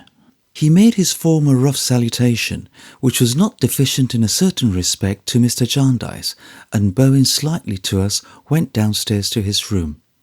Upon that, Mr. Skimpole began to talk, for the first time since our arrival, in his usual gay strain. He said, Well, it was really very pleasant to see how things lazily adapted themselves to purposes. Here was this Mr. Gridley, a man of a robust will and surprising energy, intellectually speaking, a sort of inharmonious blacksmith. And he could easily imagine that there Gridley was, years ago, wandering about in life for something to expend his superfluous combativeness upon, a sort of young love among the thorns, when the Court of Chancery came in his way and accommodated him with the exact thing he wanted. There they were, matched, ever afterwards. Otherwise, he might have been a great general, blowing up all sort of towns, or he might have been a great politician, dealing in all sort of parliamentary rhetoric. But as it was, he and the Court of Chancery had fallen upon each other in the pleasantest way, and nobody was much the worse, and Gridley was, so to speak, from that hour provided for. Then look at Coavinses. How delightfully poor Coavinses, father of these charming children, illustrated the same principle. He, Mr. Skimpole himself, had sometimes repined at the existence of Coavinses. He had found Coavinses in his way. He could have dispensed with Coavinses. There had been times when, if he had been a sultan, and his Grand Vizier had said one morning, What does the commander of the faithful require at the hands of his slave? He might have even gone so far as to reply, The head of Coavinses. But what turned out to be the case? That, all the time, he had been given employment to a most deserving man, that he had been a benefactor to Coavinses, that he had actually been enabling Coavinses to bring up these charming children in this agreeable way, developing these social virtues, insomuch that his heart had just now swelled and the tears had come into his eyes when he had looked round the room and thought, I was the great patron of Coavinses, and his little comforts were my work. There was something so captivating in his light way of touching these fantastic strings, and he was such a mirthful child by the side of the graver childhood we had seen, that he made my guardian smile, even as he turned towards us from a little private talk with Mrs. Blinder. We kissed Charlie and took her downstairs with us, and stopped outside the house to see her run away to her work. I don't know where she was going, but we saw her run, such a little, little creature in her womanly bonnet and apron, through a covered way at the bottom of the court, and melt into the city strife and sound like a dewdrop in an ocean. Chapter 16. Tom all Alone's. My Lady Dedlock is restless, very restless. The astonished fashionable intelligence hardly knows where to have her. Today she is at Chesneywold. Yesterday she was at our house in town. Tomorrow she may be abroad, for anything the fashionable intelligence can with confidence predict. Even Sir Leicester's gallantry has some trouble to keep pace with her. It would have more but that of his other faithful ally, for better and for worse, the gout, darts into the old oak bedchamber at Chesneywold and grips him by both legs. Sir Leicester receives the gout as a troublesome demon, but still a demon of the patrician order. All the Dedlocks in the direct male line, through a course of time, during and beyond which the memory of man goeth not to the contrary, have had the gout. It can be proved, sir. Other men's fathers may have died of the rheumatism, or may have taken base contagion from the tainted blood of the sick vulgar. But the Dedlock family have communicated something exclusive even to the levelling process of dying by dying of their own family gout. It has come down through the illustrious line like the plate, or the pictures, or the place in Lincolnshire. It is among their dignities. Sir Leicester is perhaps not wholly without an impression, though he has never resolved it into words, that the angel of death in the discharge of his necessary duties may observe to the shades of the aristocracy. My lords and gentlemen, I have the honour to present to you another Dedlock certified to have arrived per the family gout. Hence, Sir Leicester yields up his family legs to the family disorder, as if he held his name and fortune on that feudal tenure.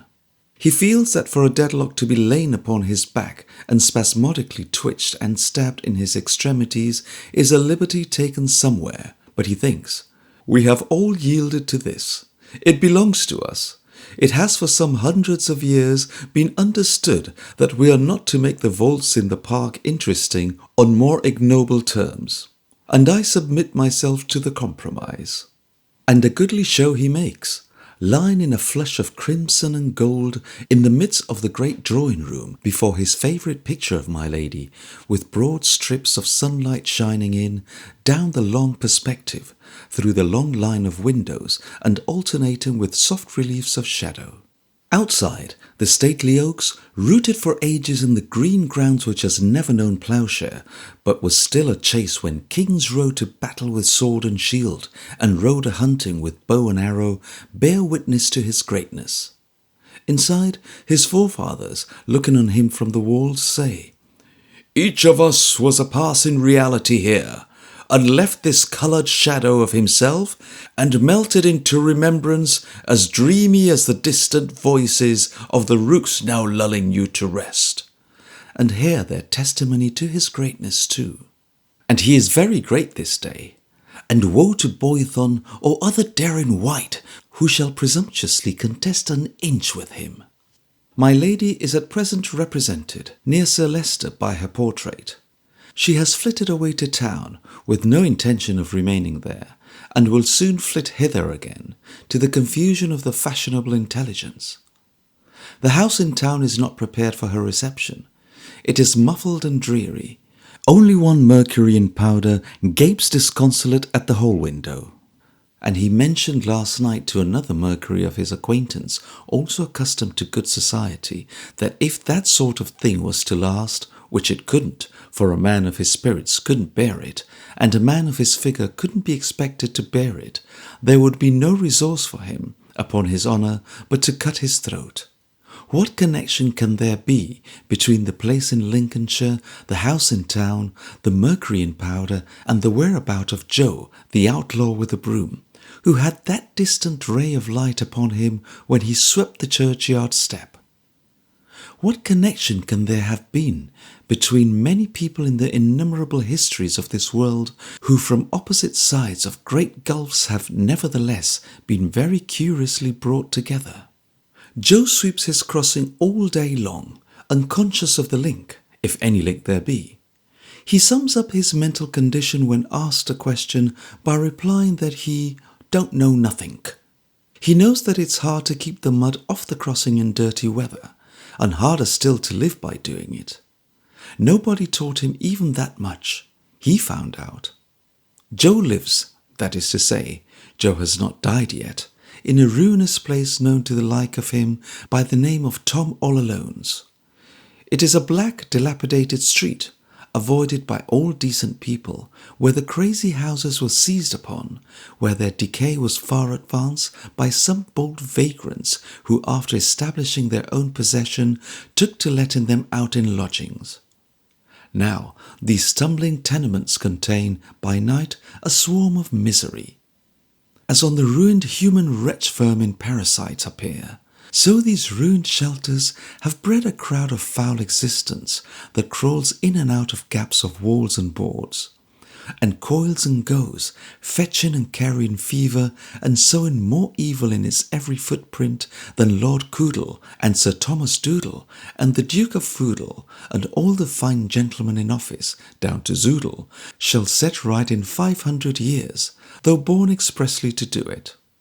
Twice lately there has been a crash and a cloud of dust, like the springing of a mine in Tom All Alone's, and each time a house has fallen. These accidents have made a paragraph in the newspapers and have filled a bed or two in the nearest hospital. The gaps remain and are not unpopular lodgings among the rubbish. As several more houses are nearly ready to go, the next crash in Tom All Alone's may be expected to be a good one. This desirable property is in Chancery, of course. It would be an insult to the discernment of any man with half an eye to tell him so. Whether Tom is the popular representative of the original plaintiff or defendant in Jarndyce and Jarndyce, or whether Tom lived here when the suit had laid the street waste all alone until other settlers came to join him, or whether the traditional title is a comprehensive name for a retreat cut off from the honest company and put out of the pale of hope, perhaps nobody knows. Certainly Joe don't know. "For I don't," says Joe. "I don't know nothing." It must be a strange state to be like Joe, to shuffle through the streets, unfamiliar with the shapes, and in utter darkness as to the meaning of those mysterious symbols so abundant over the shops, and at the corners of streets, and on the doors, and in the windows. To see people read, and to see people write, and to see the postman deliver letters, and not to have the least idea of all that language, to be, to every scrap of it, stone blind and dumb. It must be very puzzling to see the good company going to the churches on Sundays with their books in their hands, and to think, for perhaps Joe does think at odd times, what does it all mean? And if it means anything to anybody, how comes it that it means nothing to me? To be hustled and jostled and moved on, and really to feel that it would appear to be perfectly true that I have no business here, or there, or anywhere. And yet to be perplexed by the consideration that I am here somehow too, and everybody overlooked me until I became the creature that I am. It must be a strange state, not merely to be told that I am scarcely human, as in the case of my offering myself for a witness, but to feel it of my own knowledge all my life. To see the horses, dogs, and cattle go by me, and to know that in ignorance I belong to them, and not to the superior beings in my shape, whose delicacy I offend. Joe's ideas of a criminal trial, or a judge, or a bishop, or a government, or that inestimable jewel to him, if he only knew it, the Constitution, should be strange. His whole material and immaterial life is wonderfully strange. His death, the strangest thing of all. Joe comes out of Tom All Alone's, meeting the tardy morning which is always late in getting down there, and munches his dirty bit of bread as he comes along. His way lying through many streets, and the houses not yet being open, he sits down to breakfast on the doorstep of the Society for the Propagation of the Gospel in Foreign Parts, and gives it a brush when he has finished as an acknowledgment of the accommodation. He admires the size of the edifice and wonders what it's all about. He has no idea, poor wretch, of the spiritual destitution of a coral reef in the Pacific, or what it costs to look up the precious souls among the coconuts and breadfruit. He goes to his crossing and begins to lay it out for the day. The town awakes. The great teetotum is set up for its daily spin and whirl. All that unaccountable reading and writing, which has been suspended for a few hours, recommences. Joe and the other lower animals get on in the unintelligible mess as they can. It is market day. The blinded oxen, over-goaded, overdriven, never guided, run into wrong places and are beaten out, and plunge red-eyed and foaming at stone walls, and often sorely hurt the innocent, and often sorely hurt themselves. Very like Joe and his order. Very, very like. A band of music comes and plays. Joe listens to it. So does a dog, a drover's dog, waiting for his master outside a butcher's shop, and evidently thinking about those sheep he has had upon his mind for some hours and is happily rid of. He seems perplexed respecting 3 or 4, can't remember where he left them, looks up and down the street as half expecting to see them astray, suddenly pricks up his ears and remembers all about it. A thoroughly vagabond dog, accustomed to low company and public houses. A terrific dog to sheep, ready at a whistle to scamper over their backs and tear out mouthfuls of their wool. But an educated, improved, developed dog who has been taught his duties and knows how to discharge them. He and Joe listen to the music, probably with much the same amount of animal satisfaction. Likewise, as to be awkward association, aspiration or regret, melancholy or joyful reference to things beyond the senses, they are probably upon a par. But otherwise, how far above the human listener is the brute? Turn that dog's descendants wild, like Joe, and in a very few years they will so degenerate that they will lose even their bark, but not their bite. The day changes as it wears itself away and becomes dark and drizzly. Joe fights it out at his crossing among the mud and wheels, the horses, whips and umbrellas, and gets but a scanty sum to pay for the unsavoury shelter of Tom all-alones. Twilight comes on. Gas begins to start up in the shops. The lamplighter, with his ladder, runs along the margins of the pavement. A wretched evening is beginning to close in. In his chambers, Mr. Tulkinghorn sits meditating an application to the nearest magistrate tomorrow morning for a warrant. Gridley, a disappointed suitor, has been here today and has been alarming. We are not to be put in bodily fear, and that ill-conditioned fellow shall be held to bail again. From the ceiling, foreshortened allegory, in the person of one impossible Roman upside down, points with the arm of Samson, out of joint, and an odd one, obtrusively towards the window. Why should Mr. Tulkinghorn, for such no reason, look out of window? Is the hand not always pointing there? So he does not look out of window. And if he did, what would it be to see a woman going by? There are women enough in the world, Mr. Tulkinghorn thinks, too many. They are at the bottom of all that goes wrong in it, though, for the matter of that, they create business for lawyers. What would it be to see a woman going by, even though she were going secretly? They are all secret. Mr. Tulkinghorn knows that very well. But they are not all like the woman who now leaves him and his house behind, between whose plaid dress and her refined manner there is something exceedingly inconsistent. She should be an upper servant by her attire, yet in her air and step, though both are hurried and assumed, as far as she can assume in the muddy streets, which she treads with an unaccustomed foot, she is a lady. Her face is veiled, and still she sufficiently betrays herself to make more than one of those who pass her look round sharply. She never turns her head. Lady or servant, she has a purpose in her and can follow it. She never turns her head until she comes to the crossing where Joe plies with his broom. He crosses with her and begs. Still, she does not turn her head until she has landed on the other side. Then she slightly beckons to him and says, "Come here." Joe follows her a pace or two into a quiet court. "Are you the boy I read in the papers?" she asks behind her veil. "I don't know," says Joe, staring moodily at the veal. "Nothing about no papers. I don't know nothing about nothing at all." "Were you examined at an inquest?"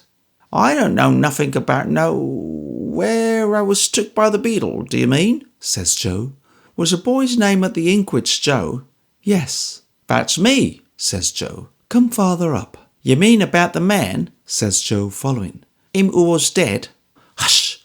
Speak in a whisper. Yes. Did he look, when he was living, so very ill and poor?" "Oh, jist," says Joe. "Did he look like, not like you?" says the woman with abhorrence. "Oh, not so bad as me," says Joe. "I'm a reg'lar one, I am. You didn't know him, did you?" "How dare you ask me if I knew him?" "No offence, my lady," says Joe with much humility, for even he has got all the suspicion of her being a lady.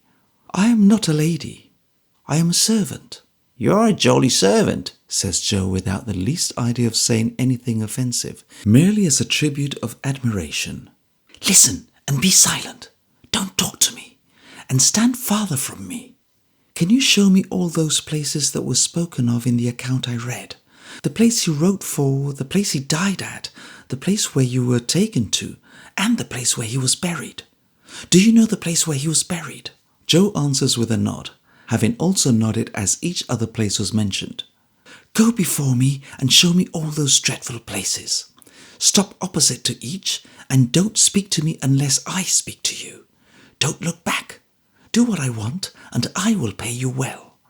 Joe attends closely while the words are being spoken, tells him off on his broom handle, finding them rather hard, pauses to consider their meaning, considers it satisfactory, and nods his ragged head. "I'm fly," says Joe. "but fen larks, you know, stow hooking it." "What does the horrible creature mean?" exclaims a servant, recoiling from him. "Stow cutting away, you know," says Joe. "I don't understand you. Go on before. I will give you more money than you ever had in your life." Joe screws up his mouth into a whistle, gives his ragged head a rub, takes his broom under his arm, and leads away, passing deftly with his bare feet over the hard stones and through the mud and mire. Cook's Court. Joe stops. A pause. "Who lives here?" "Him what gave him his writing and gave me half a bull," says Joe in a whisper, without looking over his shoulder. "Go on to the next." Crook's house. Joe stops again. A longer pause. "Who lives here?" "He lived here," Joe answers as before. After a silence he is asked, "In which room?" "In the back room up there. You can see the window from this corner. Up there. That's where I see him stretched out. This is a public house where I was took to." "Go on to the next." It is a longer walk to the next, but Joe, relieved of his first suspicions, sticks to the forms imposed upon him and does not look round. By many devious ways, reeking with offence of many kinds, they come to the little tunnel of a court, and to the gas lamp, lighted now, and to the iron gate. "He was put there," says Joe, holding to the bars and looking in. "Where? Oh, what a scene of horror!" "There," says Joe, pointing. "Over yonder, among them piles of bones, and close to that there kitchen window. They put him very nigh the top. They was obliged to stamp upon it to get it in. I couldn't kiver it for you with my broom if the gate was open. That's why they locks it, I suppose," giving it a shake. "It's always locked. Look at the rat," cries Joe, excited. "Aye, look, there he goes. Oh, into the ground." The servant shrinks into a corner of that hideous archway, with its deadly stains contaminating her dress, and putting out her two hands and passionately telling him to keep away from her, for he is loathsome to her, so remains for some moments. Joe stands staring, and is still staring when she recovers herself. "Is this place of abomination consecrated ground?" "I don't know nothing of consequential ground," says Joe, still staring. "Is it blessed?" "Which?" says Joe, in the last degree amazed. "Is it blessed?" "I'm blessed if I know," says Joe, staring more than ever, but I shouldn't think it warn't. Blessed? repeats Joe, something troubled in his mind. It ain't done it much good if it is. Blessed? I should think it was othered myself, but I don't know nothing. The servant takes as little heed of what he says as she seems to take of what she has said herself. She draws off her glove to get some money from her purse. Joe silently notices how white and small her hand is, and what a jolly servant she must be to wear such sparkling rings. She drops a piece of money in his hand without touching it, and shuddering as their hands approach. "Now," she adds, "show me the spot again." Joe thrusts the handle of his broom between the bars of the gate, and with his utmost power of elaboration points it out. At length, looking aside to see if he has made himself intelligible, he finds that he is alone. His first proceeding is to hold the piece of money to the gaslight and to be overpowered at finding that it is yellow gold. His next is to give it a one-sided bite at the edge as a test of its quality. His next to put it in his mouth for safety and to sweep the steps and passages with great care. His job done, he sets off for Tom all Alone's, stopping in the light of innumerable gas lamps to produce the piece of gold and give it another one-sided bite as a reassurance of its being genuine. The mercury in powder is in no want of society tonight, for my lady goes to a grand dinner and 3 or 4 balls. Sir Leicester is fidgety down at Chesneywold, with no better company than the goat.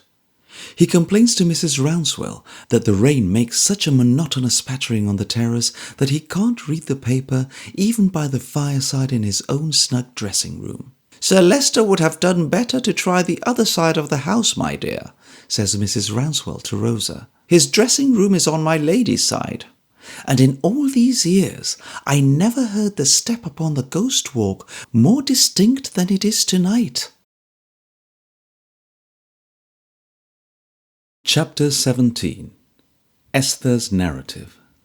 Richard very often came to see us while we remained in London, though he soon failed in his letter-writing, and with his quick abilities, his good spirits, his good temper, his gaiety and freshness, was always delightful.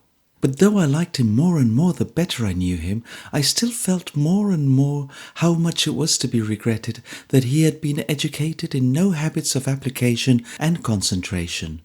The system which had addressed him in exactly the same manner as it had addressed hundreds of other boys, all varying in character and capacity, had enabled him to dash through his tasks, always with fair credit and often with distinction, but in a fitful, dazzling way that had confirmed his reliance on those very qualities in himself which it had been most desirable to direct and train.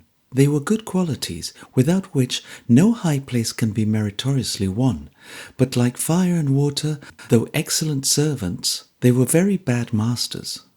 If they had been under Richard's direction, they would have been his friends, but Richard being under their direction, they became his enemies.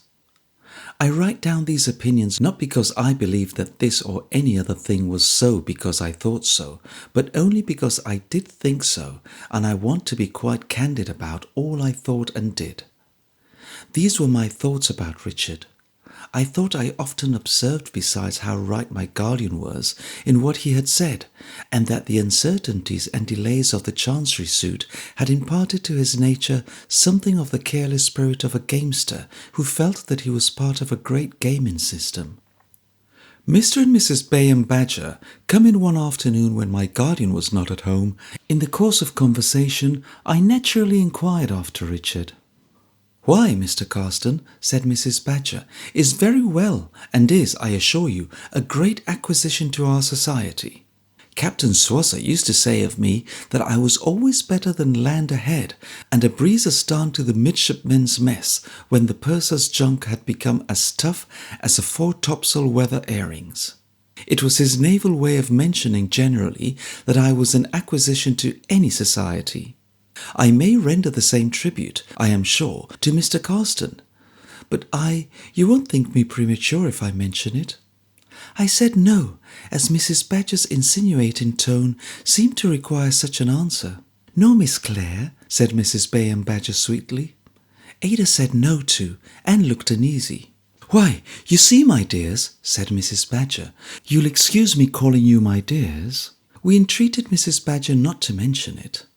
Because you really are, if I may take the liberty of saying so, pursued Mrs. Badger, so perfectly charming. You see, my dears, that although I am still young, or Mr. Bayham Badger pays me the compliment of saying so. No, Mr. Badger called out like someone contradicting at a public meeting. Not at all. Very well, smiled Mrs. Badger, we will say still young. Undoubtedly, said Mr. Badger. My dears, though still young, I have had many opportunities of observing young men. There were many such on board the dear old Crippler, I assure you. After that, when I was with Captain Swazzer in the Mediterranean, I embraced every opportunity of knowing and befriending the midshipmen under Captain Swazzer's command. You never heard them called the young gentlemen, my dears, and probably would not understand allusions to their pipe clay in their weekly accounts, but it is otherwise with me, for blue water has been a second home to me, and I have been quite a sailor. Again, with Professor Dingo. A man of European reputation, murmured Mr. Badger. When I lost my dear first, and became the wife of my dear second, said Mrs. Badger, speaking of her former husbands as if they were part of a charade, I still enjoyed opportunities of observing youth.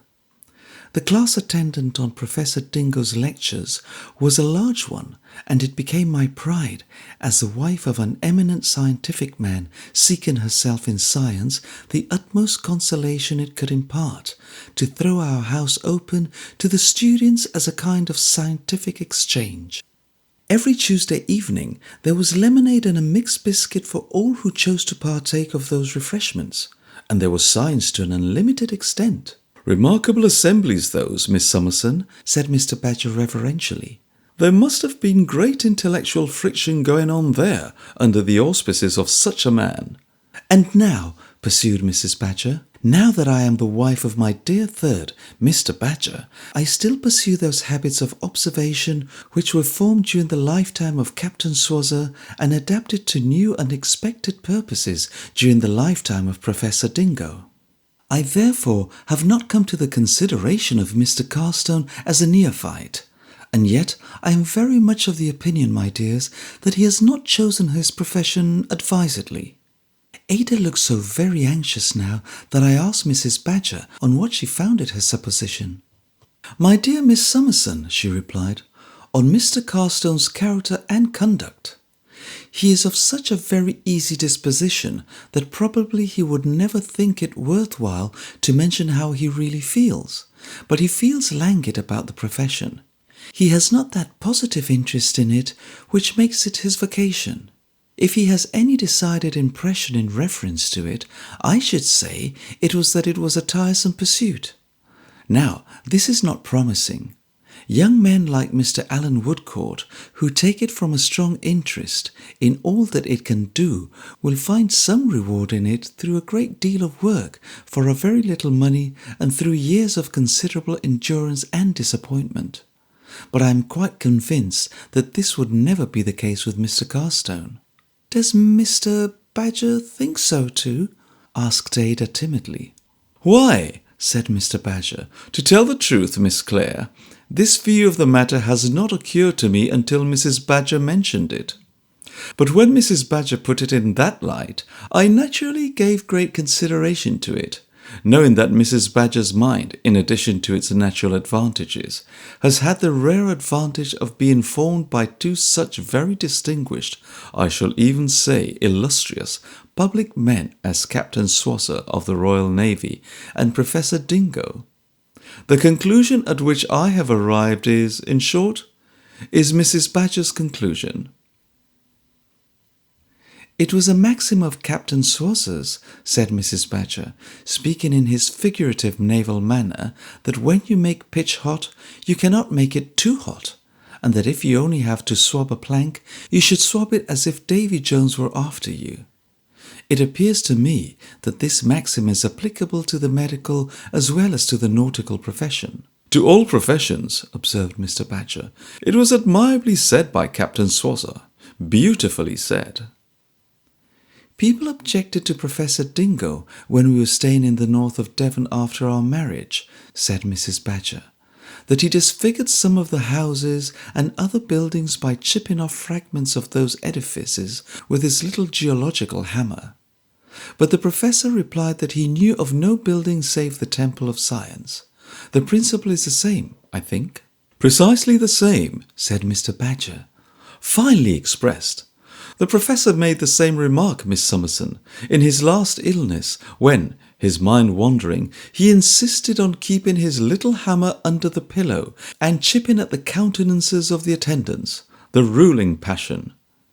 Although we could have dispensed with the length at which Mr. and Mrs. Badger pursued the conversation, we both felt that it was disinterested in them to express the opinion they had communicated to us, and that there was a great probability of its being sound. We agreed to say nothing to Mr. Jarndyce until we spoke to Richard, and as he was coming next evening, we resolved to have a very serious talk with him. So, after he had been a little while with Ada, I went in and found my darling, as I knew she would be, prepared to consider him thoroughly right in whatever he said. "And how do you get on, Richard?" said I.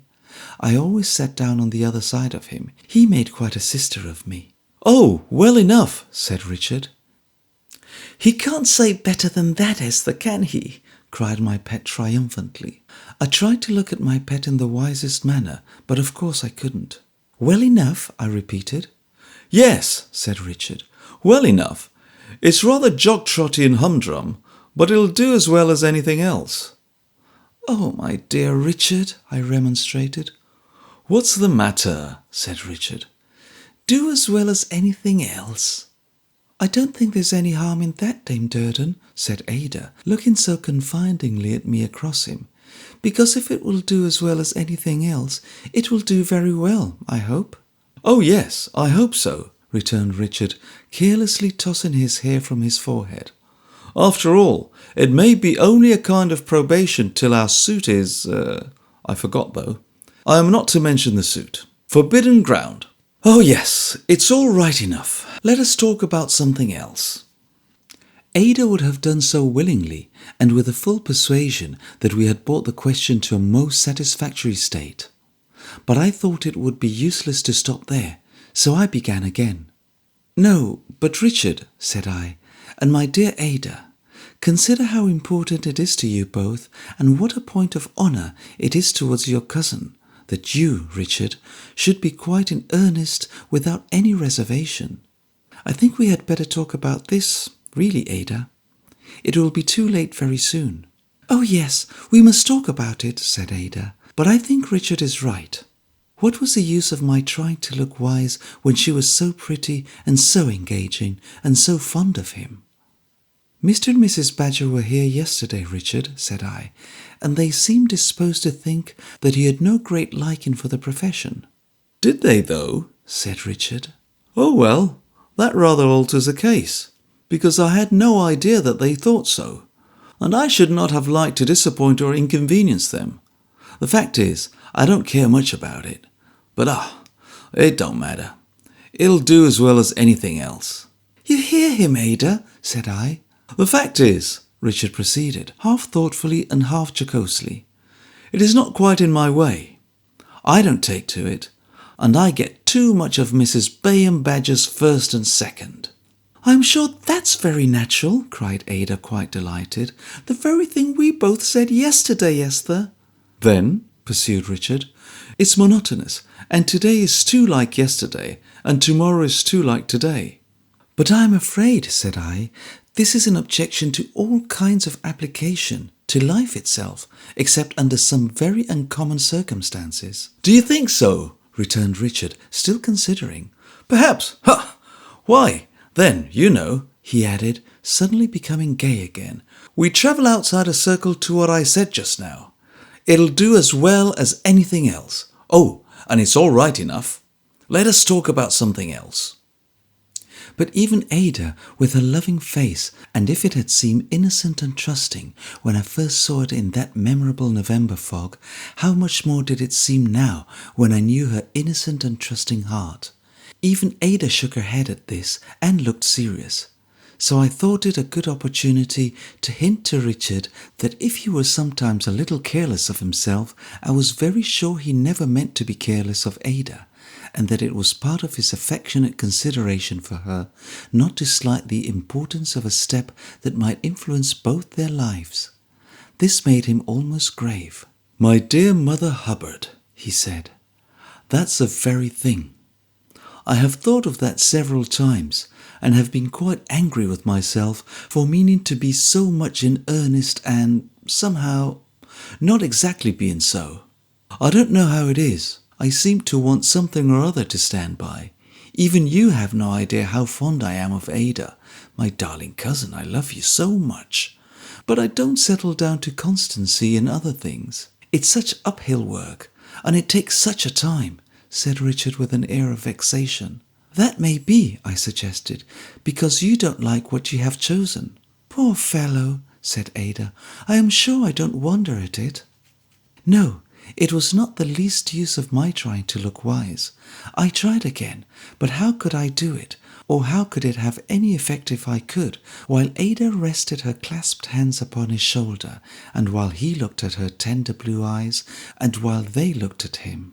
"You see, my precious girl," said Richard, passing her golden curls through and through his hand, "I was a little hasty, perhaps, or I misunderstood my own inclinations, perhaps. They don't seem to lie in that direction. I couldn't tell till I tried. Now the question is whether it's worthwhile to undo all that has been done. It seems like making a great disturbance about nothing particular." "My dear Richard," said I, "how can you say about nothing particular?"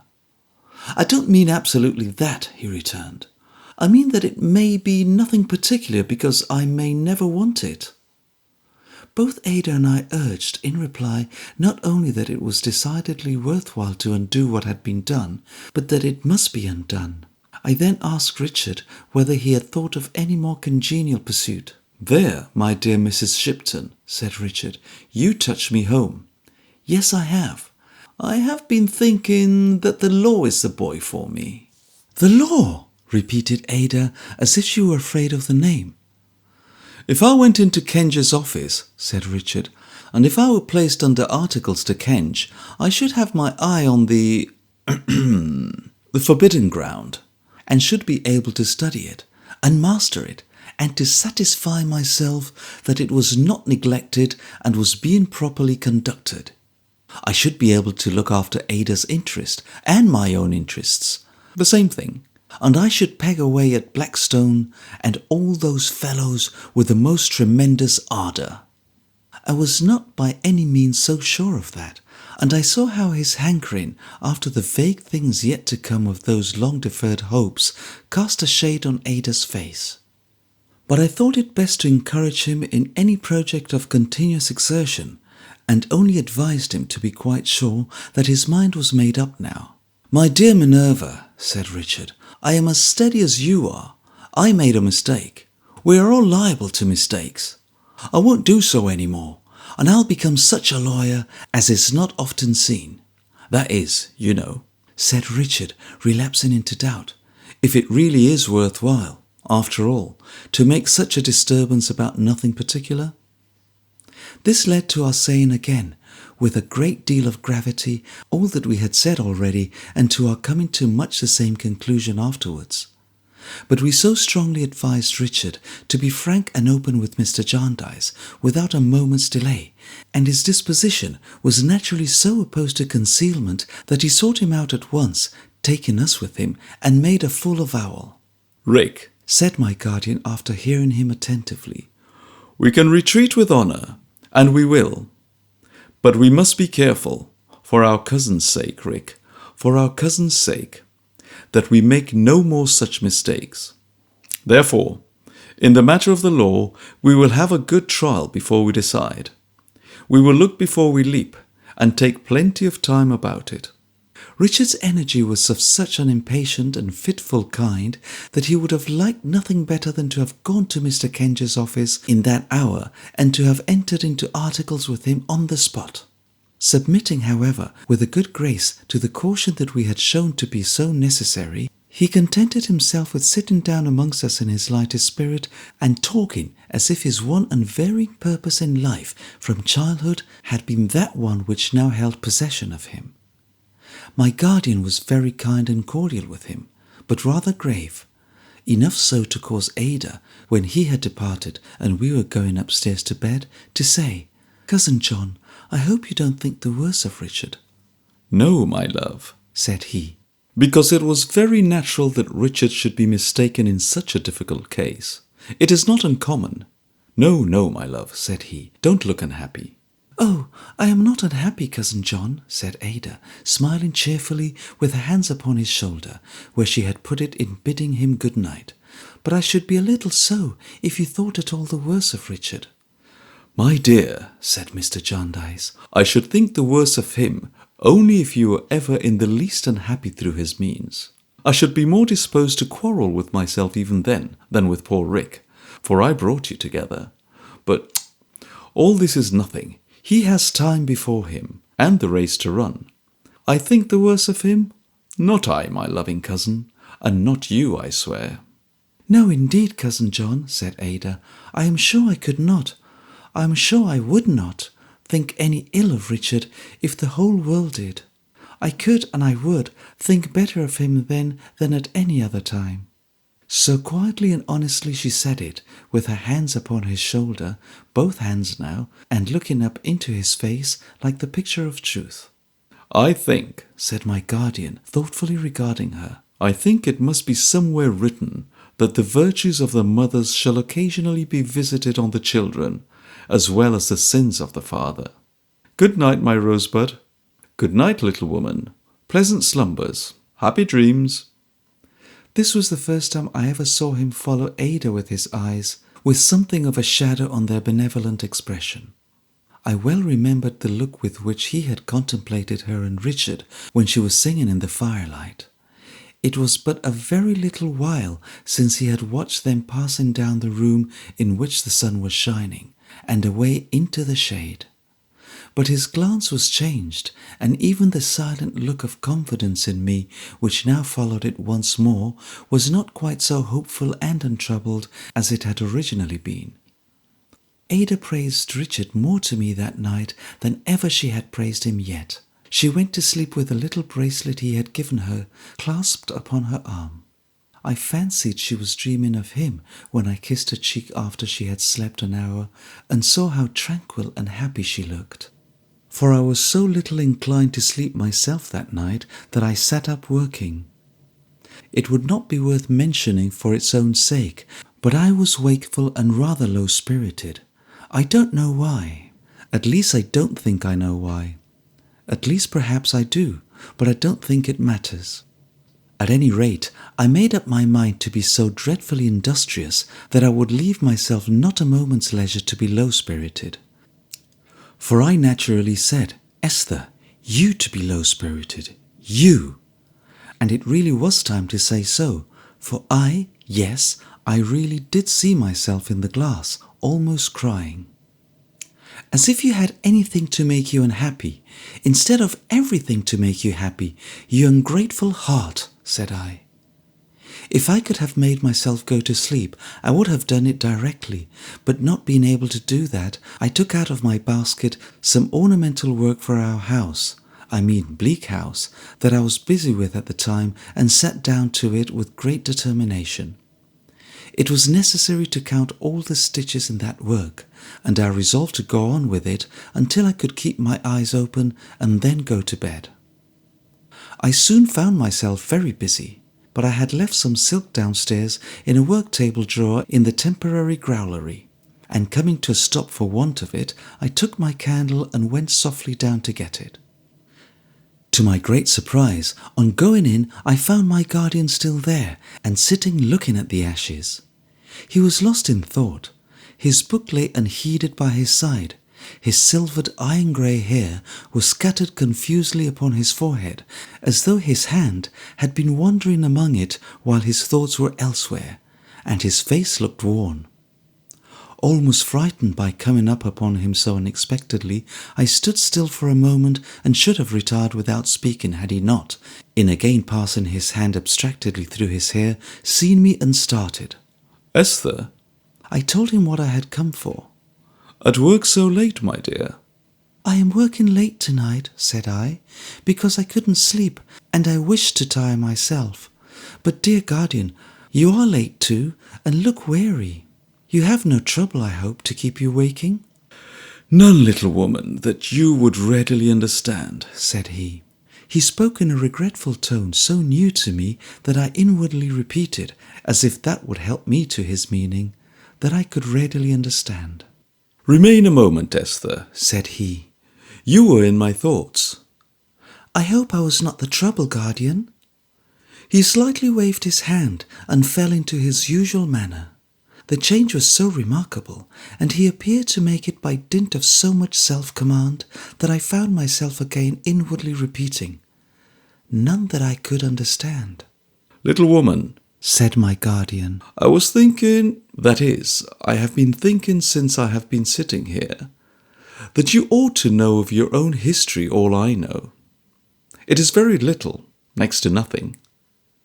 Dear guardian, I replied, when you spoke to me before on that subject, but since then, he gravely interposed, anticipating what I meant to say, I have reflected that your having anything to ask me and my having anything to tell you are different considerations, Esther.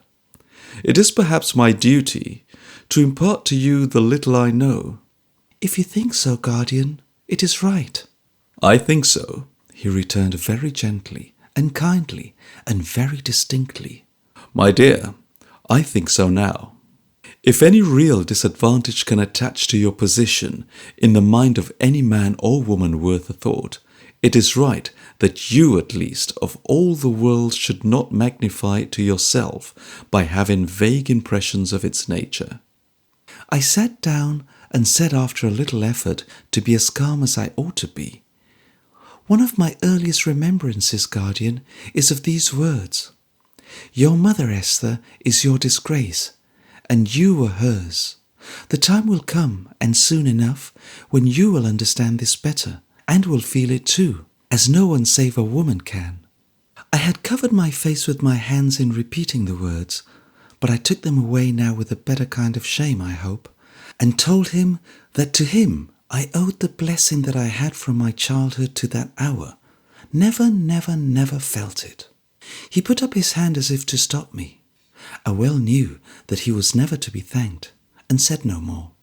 9 years, my dear, he said after thinking for a little while, have passed since I received a letter from a lady living in seclusion, written with a stern passion and power that rendered it unlike all other letters I have ever read.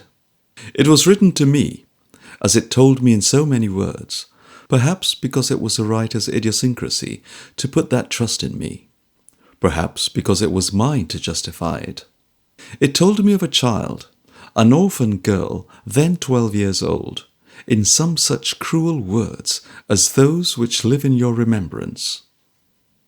It told me that the writer had bred her in secrecy from her birth, had blotted out all traces of her existence, and that if the writer were to die before the child became a woman, she would be left entirely friendless, nameless, and unknown. It asked me to consider if I would, in that case, finish what the writer had begun. I listened in silence and looked attentively at him. Your early recollection, my dear, will supply the gloomy medium through which all this was seen and expressed by the writer, and the distorted religion which clouded her mind with impressions of the need there was for the child to expiate an offence of which she was quite innocent. I felt concern for the little creature in her darkened life, and replied to the letter.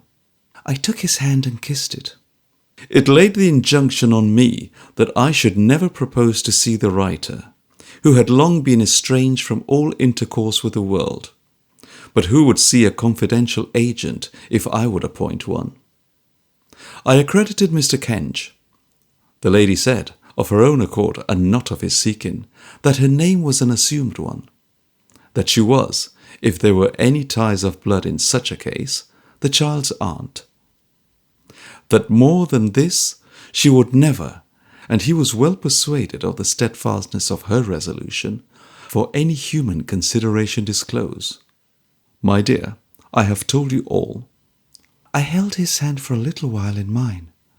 I saw my ward oftener than she saw me, he added, cheerily making light of it, and I always knew she was beloved, useful, and happy. She repays me 20,000-fold, and 20,000 more to that, every hour in every day. And oftener still, said I, she blesses the guardian who is a father to her. At the word father, I saw his former trouble come into his face. He subdued it as before, and it was gone in an instant. But it had been there, and it had come so swiftly upon my words that I felt as if they had given him a shock. I again inwardly repeated, wondering, that I could readily understand. None that I could readily understand. No, it was true. I did not understand it, not for many and many a day. Take a fatherly good night, my dear, said he, kissing me on the forehead. And so to rest. There are late hours for working and thinking. You do that for all of us, all day long, little housekeeper.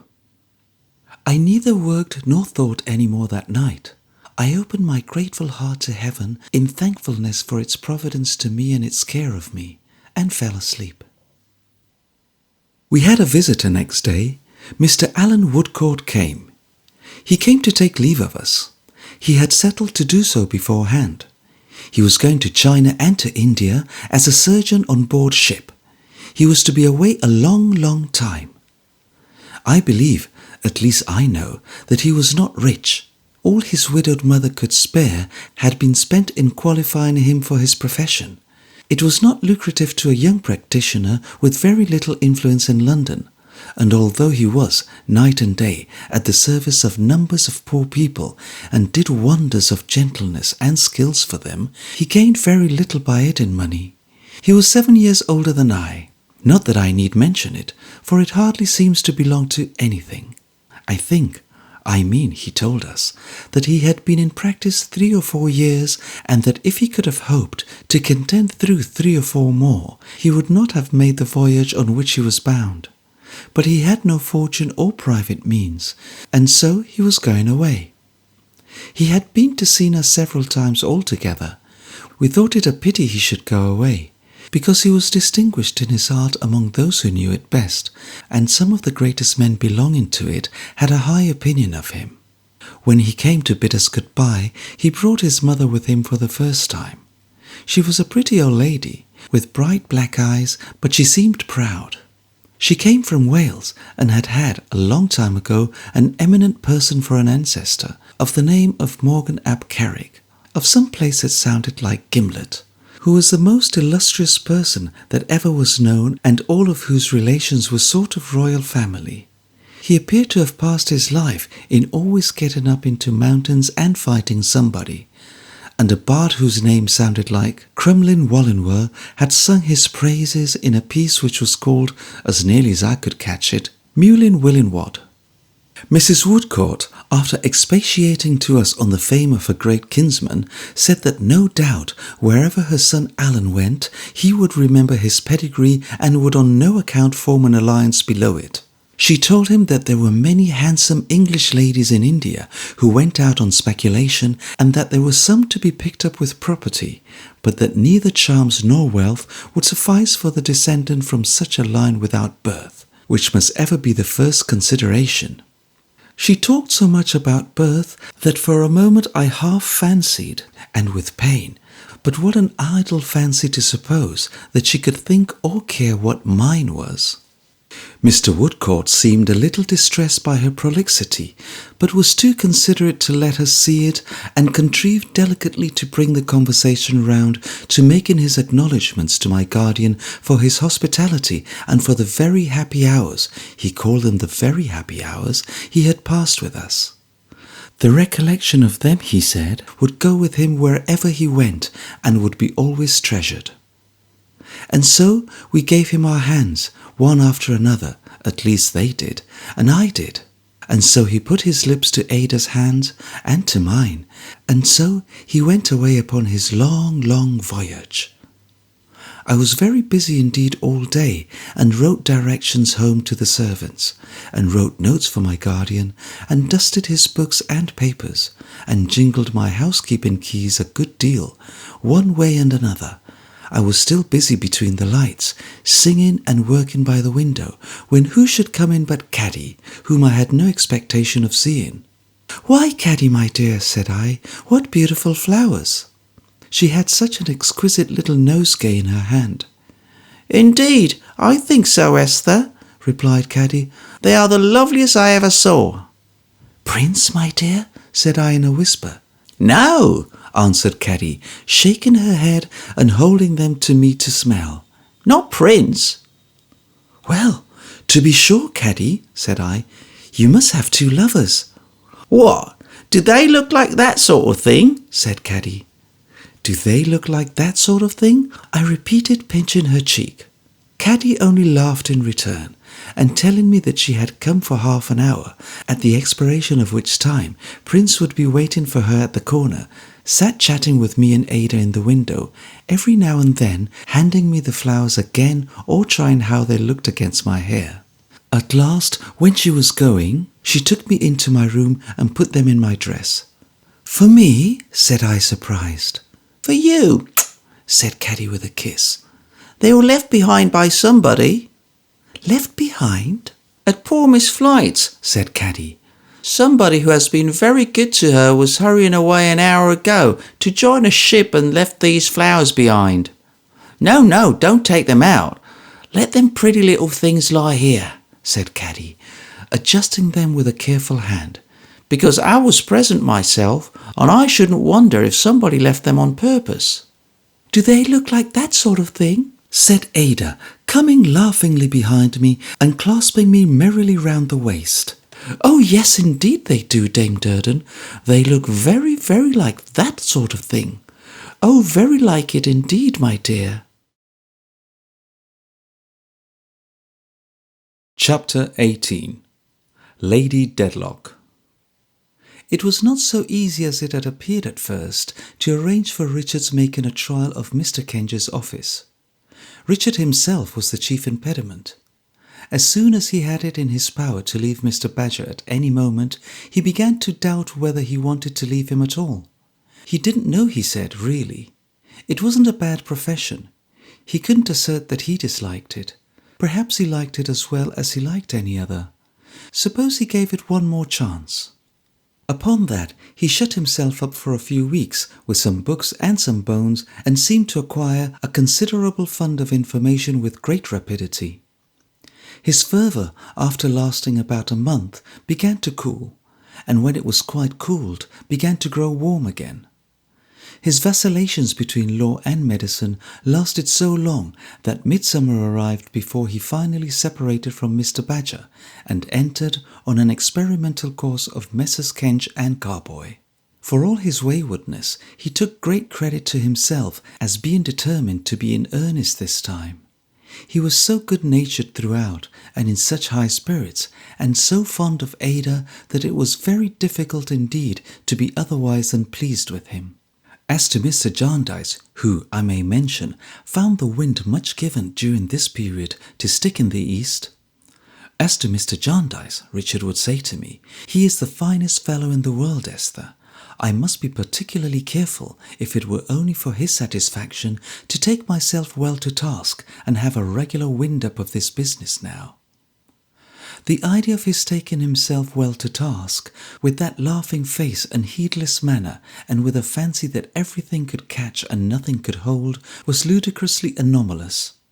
However, he told us between whiles that he was doing it to such an extent that he wondered his hair didn't turn grey. His regular wind-up of the business was, as I have said, that he went to Mr. Kenge's about midsummer to try how he liked it. All this time he was, in money affairs, what I have described him in a former illustration, generous, profuse, wildly careless, but fully persuaded that he was rather calculating and prudent. I happened to say to Ada in his presence, half jestingly, half seriously, about the time of his going to Mr. Kenge's, that he needed to have Fortunatus' purse. He made so light of money, which he answered in this way: "My jewel of a dear cousin, you hear this old woman? Why does she say that? Because I gave £8 odd, or whatever it was, for a certain neat waistcoat and buttons a few days ago. Now, if I had stayed at Badger's, I should have been obliged to spend £12 at a blow for some heartbreaking lecture fees. So, I make £4 in a lump by the transaction." It was a question much discussed between him and my guardian, what arrangements should be made for his living in London while he experimented on the law. For we had long since gone back to Bleak House, and it was too far off to admit of his coming there oftener than once a week. My guardian told me that if Richard were to settle down at Mr. Kenge's, he would take some apartments or chambers where we two could occasionally stay for a few days at a time. "But, little woman," he added, rubbing his head very significantly, "he hasn't settled down there yet." The discussions ended in our hiring for him, by the month, a neat little furnished lodging in a quiet old house near Queen Square. He immediately began to spend all the money he had in buying the oddest little ornaments and luxuries for this lodging. And so often as Ada and I dissuaded him from making any purchases that he had in contemplation, which was particularly unnecessary and expensive, he took credit for what it would have cost and made out that to spend anything less on something else was to save the difference. While these affairs were in abeyance, our visit to Mr. Boythorn's was postponed. At length, Richard having taken possession of his lodging, there was nothing to prevent our departure. He could have gone with us at that time of the year very well, but he was in the full novelty of his new position and was making most energetic attempts to unravel the mysteries of the fatal suit. Consequently, we went without him, and my darling was delighted to praise him for being so busy. We made a pleasant journey down into Lincolnshire by the coach, and had an entertaining companion in Mr. Skimpole. His furniture had all been cleared off, it appeared, by the person who took possession of it on his blue-eyed daughter's birthday, but he seemed quite relieved to think that it was gone.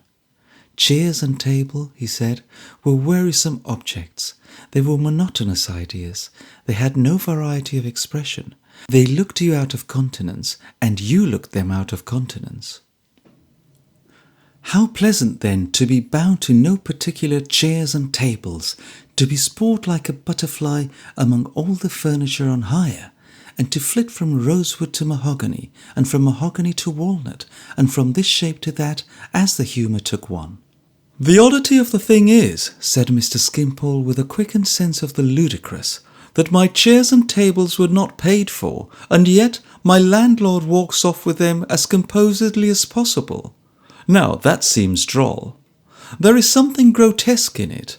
The chair and table merchant never engaged to pay my landlord my rent. Why should my landlord quarrel with him? If I have a pimple on my nose which is disagreeable to my landlord's peculiar ideas of beauty, my landlord has no business to scratch my chair and table merchant's nose which has no pimple on it. His reasoning seems defective."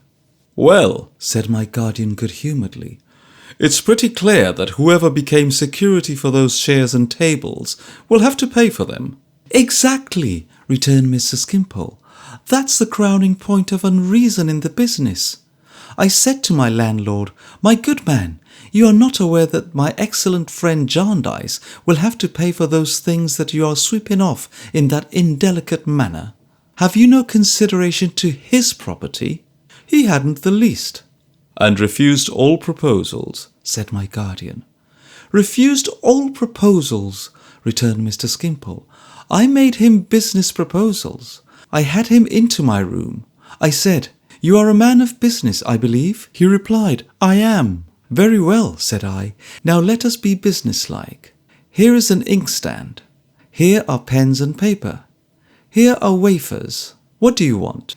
I have occupied your house for a considerable period, I believe to our mutual satisfaction, until the unpleasant misunderstanding arose. Let us be at once friendly and businesslike. What do you want?' In reply to this, he made use of the figurative expression, which has something Eastern about it, that he had never seen the colour of my money. "My amiable friend," said I never have any money. I never know anything about money." "Well, sir," said he, "what do you offer if I give you time?" "My good fellow," said I have no idea of time, but you say you are a man of business, and whatever you can suggest to be done in a business-like way with pen and ink and paper and wafers, I am ready to do. Don't pay yourself at another man's expense, which is foolish, but be business-like." However, he wouldn't be, and there was an end to it. If these were some of the inconveniences of Mr. Skimpole's childhood, it assuredly possessed its advantages too. On the journey, he had a very good appetite for such refreshments as came in our way, including a basket of choice hothouse peaches, but never thought of paying for anything. So when the coachman came round for his fee, he pleasantly asked him what he considered a very good fee indeed. Now, a liberal one, and on his replying 1/2 crown for a single passenger, said it was little enough too, all things considered, and left Mr. Jarndyce to give it him. It was delightful weather. The green corn waved so beautifully, the larks sang so joyfully, the hedges were so full of wildflower, the trees were so thick out in leaf, the bean field, with a light wind blowing over them, filled the air with such a delicious fragrance. Late in the afternoon we came to the market town, where we were to alight from the coach, a dull little town with a church spire, and a marketplace, and a market cross, and one intensely sunny street, and a pond with an old horse cooling his legs in it, and a very few men sleepily lying and standing about in narrow little bits of shade. After the rustling of the leaves and the waving of the corn all along the road, it looked as still, as hot, as motionless a little town as England could produce. At the inn we found Mr. Boythorn on horseback, waiting with an open carriage to take us to his house, which was a few miles off. He was overjoyed to see us and dismounted with great alacrity. "By heaven," said he, after giving us a courteous greeting, "this is a most infamous coach. It is the most flagrant example of an abominable public vehicle that ever encumbered the face of the earth. It is 25 minutes after its time this afternoon. The coachman ought to be put to death." "Is he after his time?" said Mr. Skimpole, to whom he happened to address himself. "You know my infirmity." 25 minutes, 26 minutes, replied Mr. Boythorn, referring to his watch. "With 2 ladies in the coach. This scoundrel has deliberately delayed his arrival 26 minutes. Deliberately. It is impossible that it can be accidental. But his father and his uncle were the most profligate coachmen that ever sat on a box." While he said this in tones of the greatest indignation, he handed us into the little phaeton with the utmost gentleness and was all smiles and pleasure. "I'm sorry, ladies," he said, standing bareheaded at the carriage door when all was ready, "that I am obliged to conduct you nearly 2 miles out of the way. But our direct road lies through Sir Leicester Dedlock's park, and in that fellow's property I have sworn never to set foot of mine, or horse's foot of mine, pending the present relation between us, while I breathe the breath of life."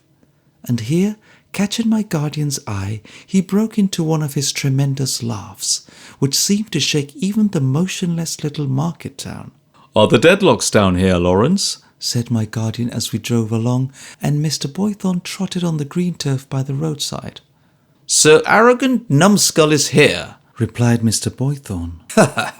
"Sir Arrogant is here, and I am glad to say has been laid by the heels here. My lady," in naming whom, he always made a courtly gesture, as if particularly to exclude her from any part of the quarrel, "is expected, I believe, daily.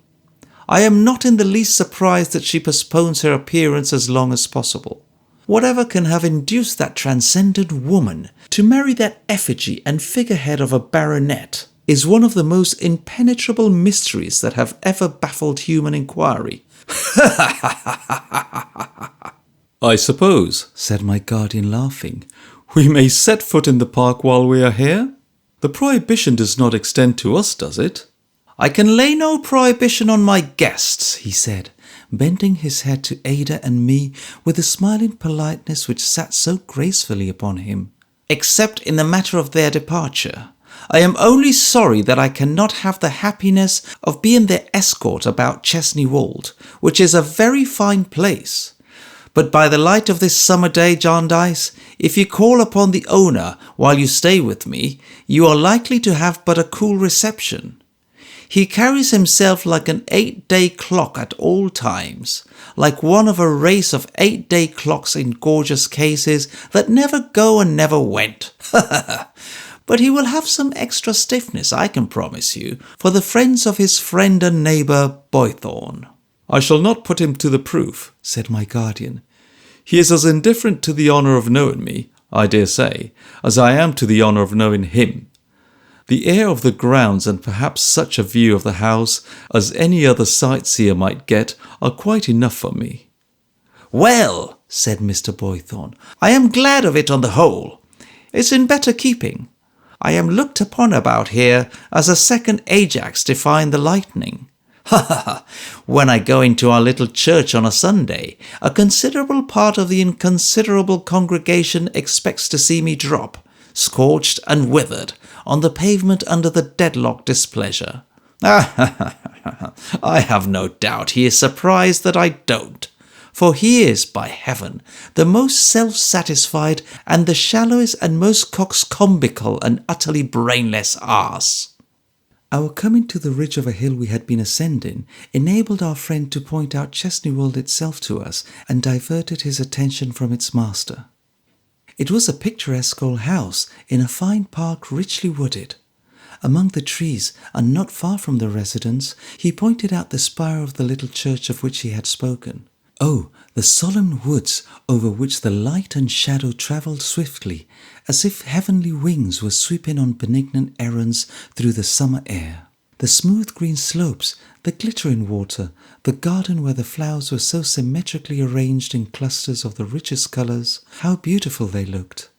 The house, with gable and chimney and tower and turret and dark doorway and broad terrace walk, twining among the balustrades of which, and lying heaped upon the vases, there was one great flush of roses, seemed scarcely real in its slight solidity, and in the serene and peaceful hush that rested on all around it. To Ada and me, that above all appeared the pervading influence.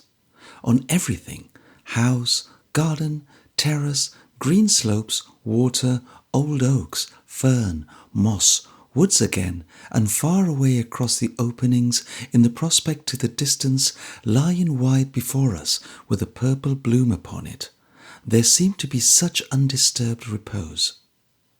When we came into the little village and passed a small inn with a sign of the Deadlock Arms swinging over the road in front, Mr. Boythorn interchanged greetings with a young gentleman sitting on a bench outside the inn door who had some fishing tackle lying beside him. "That's a housekeeper's grandson, Mr. Rouncewell by name," said he, "and he is in love with a pretty girl up at the house. Lady Dedlock has taken a fancy to the pretty girl, and is going to keep her about her own fair person, an honour which my young friend himself does not at all appreciate. However, he can't marry just yet, even if his Rosebud were willing, so he is fain to make the best of it. In the meanwhile, he comes here pretty often for a day or two at a time to fish." "Are he and the pretty girl engaged, Mr. Boythorn?" asked Ada.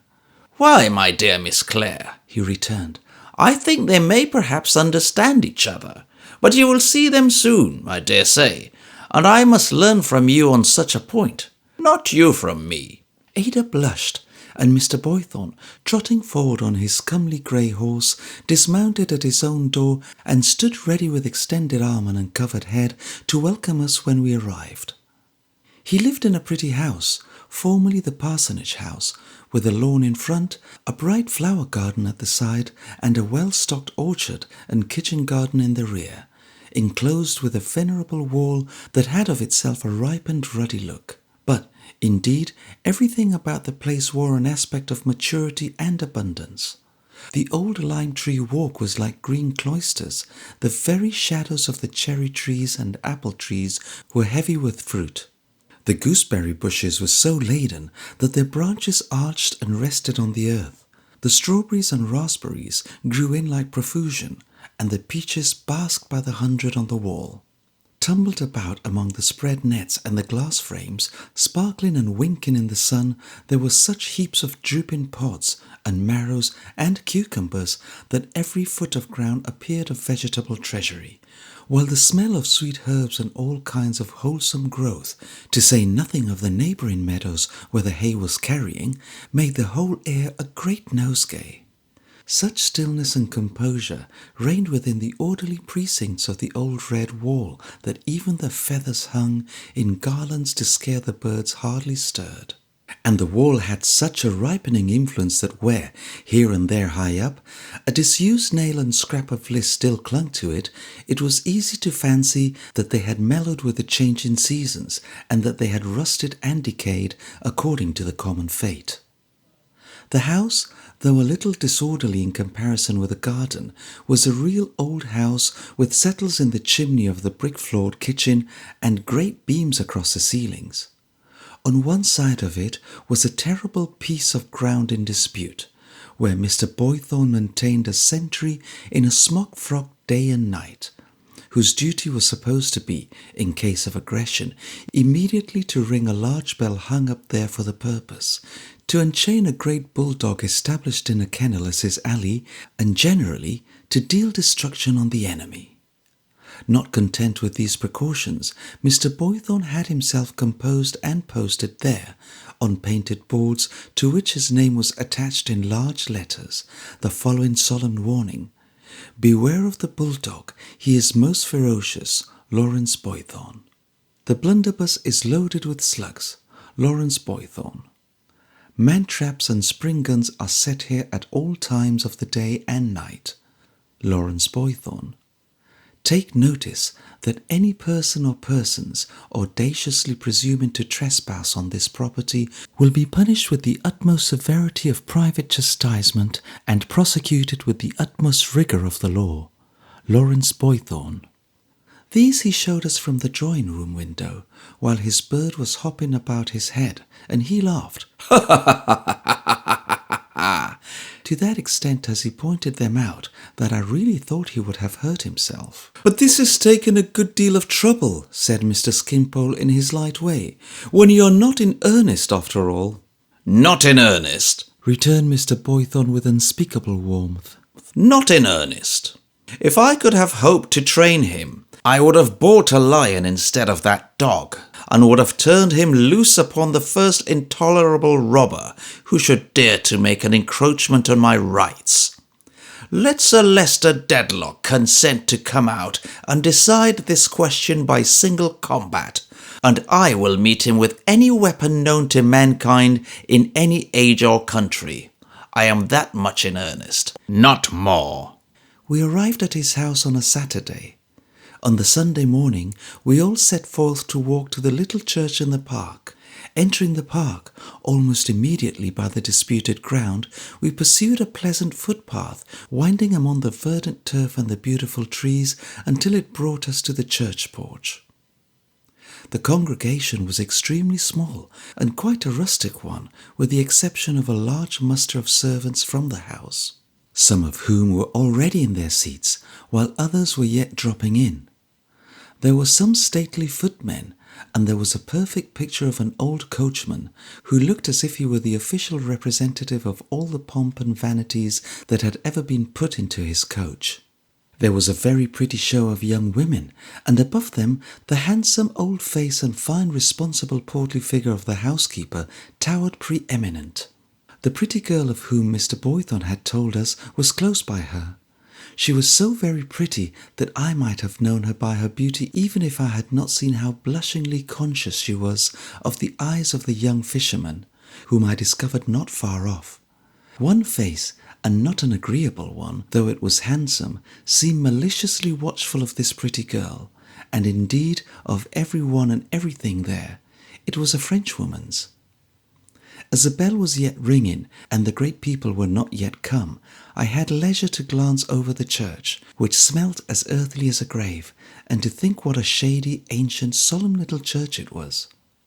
The windows, heavily shaded by trees, admitted a subdued light that made the faces around me pale, and darkened the old brasses in the pavement and the time and damp-worn monuments, and rendered the sunshine in the little porch, where a monotonous ringer was working at the bell, inestimably bright.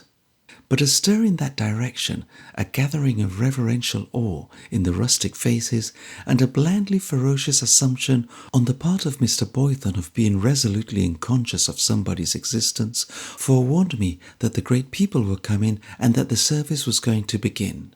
Enter not into judgment with thy servant, O Lord, for in thy sight.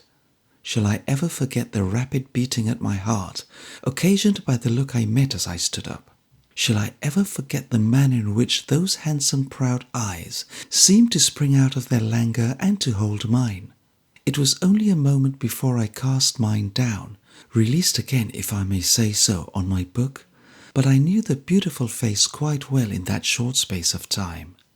And, very strangely, there was something quickened within me, associated with the lonely days at my godmother's. Yes, away even to the days when I had stood on tiptoe to dress myself at the little glass after dressing my doll. And this, although I had never seen this lady's face before in all my life, I was quite sure of it, absolutely certain. It was easy to know that the ceremonious, gouty, grey-haired gentleman, the only other occupant on the great pew, was Sir Leicester Dedlock, and that the lady was Lady Dedlock. But why her face should be, in a confused way, like a broken glass to me, in which I saw scraps of old remembrance, and why I should be so fluttered and troubled, for I was still, by having casually met her eyes, I could not think. I felt to it to be an unmeaning weakness in me, and tried to overcome it by attending to the words I heard. Then, very strangely, I seemed to hear them, not in the reader's voice, but in the well-remembered voice of my godmother. This made me think, did Lady Dedlock's face accidentally resemble my godmother's? It might be that it did a little, but the expression was so different, and the stern decision which had worn into my godmother's face, like weather into rocks, was so completely wanting in the face before me that it could not be that resemblance which had struck me. Neither did I know the loftiness and haughtiness of Lady Dedlock's face at all in anyone. And yet I, little Esther Summerson, the child who lived a life apart and on whose birthday there was no rejoicing, seemed to arise before my own eyes, evoked out of the past by some power of this fashionable lady, whom I not only entertained no fancy that I had ever seen, but whom I perfectly well knew I had never seen until that hour. It made me tremble so to be thrown into this unaccountable agitation that I was conscious of being distressed even by the observation of the French maid, though I knew she had been looking watchfully here and there and everywhere from the moment of her coming into the church. By degrees, though very slowly, I had last overcame my strange emotion. After a long time, I looked towards Lady Dedlock again. It was while they were preparing to sing before the sermon. She took no heed of me, and the beating at my heart was gone. Neither did it revive for more than a few moments when she once or twice afterwards glanced at Ada or at me through her glass. The service being concluded, Sir Leicester gave his arm with much taste and gallantry to Lady Dedlock, though he was obliged to walk by the help of a thick stick, and escorted her out of the church to the pony carriage in which they had come. The servants then dispersed, and so did the congregation, whom Sir Leicester had contemplated all along. Mr. Skimpole said to Mr. Boythorn's infinite delight, as if he were a considerable landed proprietor in heaven. "He believes he is," said Mr. Boythorn. "He firmly believes it. So did his father, and his grandfather, and his great-grandfather." "Do you know," pursued Mr. Skimpole very unexpectedly to Mr. Boythorn, "it's agreeable to me to see a man of that sort." "Is it?" said Mr. Boythorn. Say that he wants to patronize me, pursued Mr. Skimpole. Very well, I don't object. I do, said Mr. Boythorn with great vigour. Do you really? Returned Mr. Skimpole in his easy light vein. But that's taking trouble, surely. And why should you take trouble? Here I am, content to receive things childlessly as they fall out, and I never take trouble. I come down here, for instance, and I find a mighty potentate exacting homage. Very well, I say, mighty potentate, here is my homage. It's easier to give it than to withhold it. Here it is. If you have anything on an agreeable nature to show me, I shall be happy to see it. If you have anything of an agreeable nature to give me, I shall be happy to accept it. Mighty potentate replies in effect, This is a sensible fellow. I find him accord with my digestion and my bilious system. He doesn't impose upon me the necessity of rolling myself up like a hedgehog with my points outward. I expand, I open, I turn my silver lining outward like Milton's cloud, and it's more agreeable to both of us. That's my view of such things, speaking as a child. But suppose you went down somewhere else tomorrow, said Mr. Boythorn, where there was the opposite of that fellow, or of this fellow. How then? How then, said Mr. Skimpole, with an appearance of the utmost simplicity and candour. Just the same then, I should say, my esteemed Boythorn, to make you the personification of our imaginary friend. My esteemed Boythorn, you object to the mighty potentate. Very good, so do I.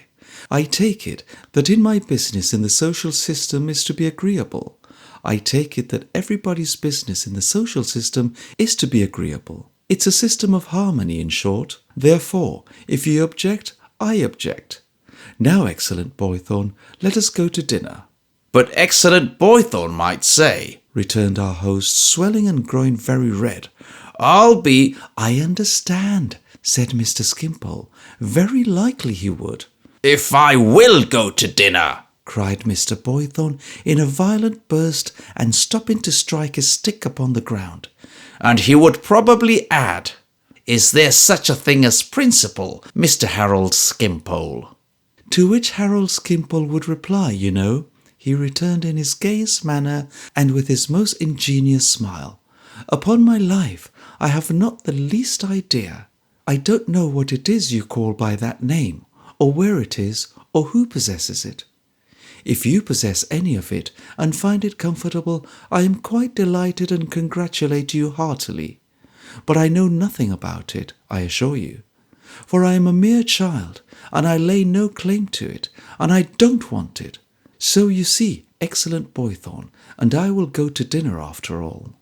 This was one of many little dialogues between them which I always expected to end, and which I dare say would have ended under other circumstances in some violent explosion on the part of our host. But he had so high a sense of his hospitable and responsible position as our entertainer, and my guardian laughed so sincerely at and when Mr. Skimpole, as a child who blew bubbles and broke them all day long, that matters never went beyond that point. Mr. Skimpole, who always seemed quite unconscious of having been on delicate ground, then betook himself to beginning some sketch in the park which he never finished, or to playing fragments of air on the piano, or to singing scraps of songs, or to lying down on his back under a tree and looking at the sky, which he couldn't help thinking, he said, was what he was meant for. It suited him so exactly. Enterprise and effort, he would say to us on his back, are delightful to me. I believe I am truly cosmopolitan. I have the deepest sympathy with them. I lie in a shady place like this and think of adventurous spirits going to the North Pole or penetrating to the heart of the torrid zone with admiration. Mercenary creatures ask, what is the use of a man's going to the North Pole? What good does it do? I can't say, but for anything I can say, he may go for the purpose, though he don't know it, of employing my thoughts as I lie here.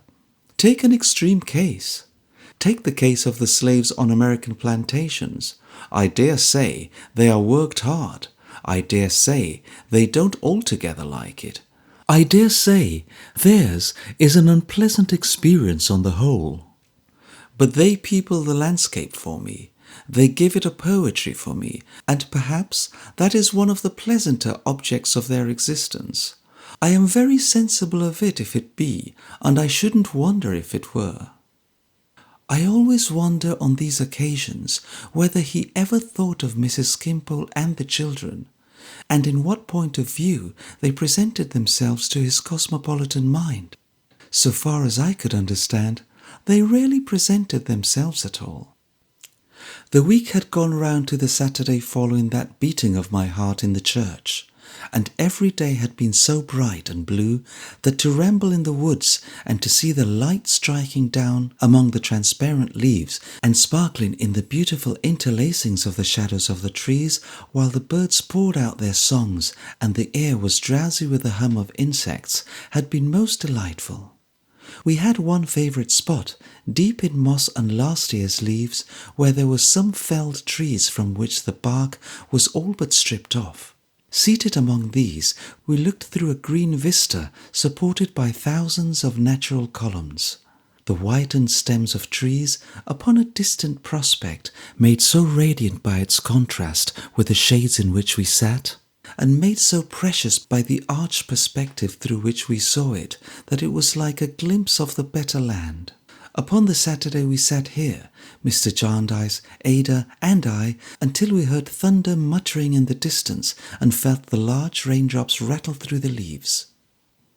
The weather had been all the week extremely sultry, but the storm broke so suddenly, upon us at least in the sheltered spot, that before we reached the outskirts of the woods, the thunder and lightning were frequent, and the rain came plunging through the leaves as if every drop were a great laden bead. As it was not a time for standing among trees, we ran out of the woods and up and down the moss-grown steps which crossed the plantation fence like two broad-staved ladders placed back to back and made for a keeper's lodge which was close at hand. We had often noticed the dark beauty of this lodge standing in a deep twilight of trees, and how the ivy clustered over it, and how there was a steep hollow near where we had once seen the keeper's dog dive down into the fern as if it were water. The lodge was so dark within, now the sky was overcast, that we only clearly saw the man who came to the door when we took shelter there and put 2 chairs for Ada and me. The lattice windows were all thrown open, and we sat just within the doorway watching the storm. It was grand to see how the wind awoke and bent the trees, and drove the rain before it like a cloud of smoke, and to hear the solemn thunder, and to see the lightning, and while thinking with awe of the tremendous powers by which our little lives are encompassed, to consider how beneficent they are, and how upon the smallest flower and leaf there was already a freshness poured from all this seeming rage, which seemed to make creation new again. Is it not dangerous to sit in so exposed a place?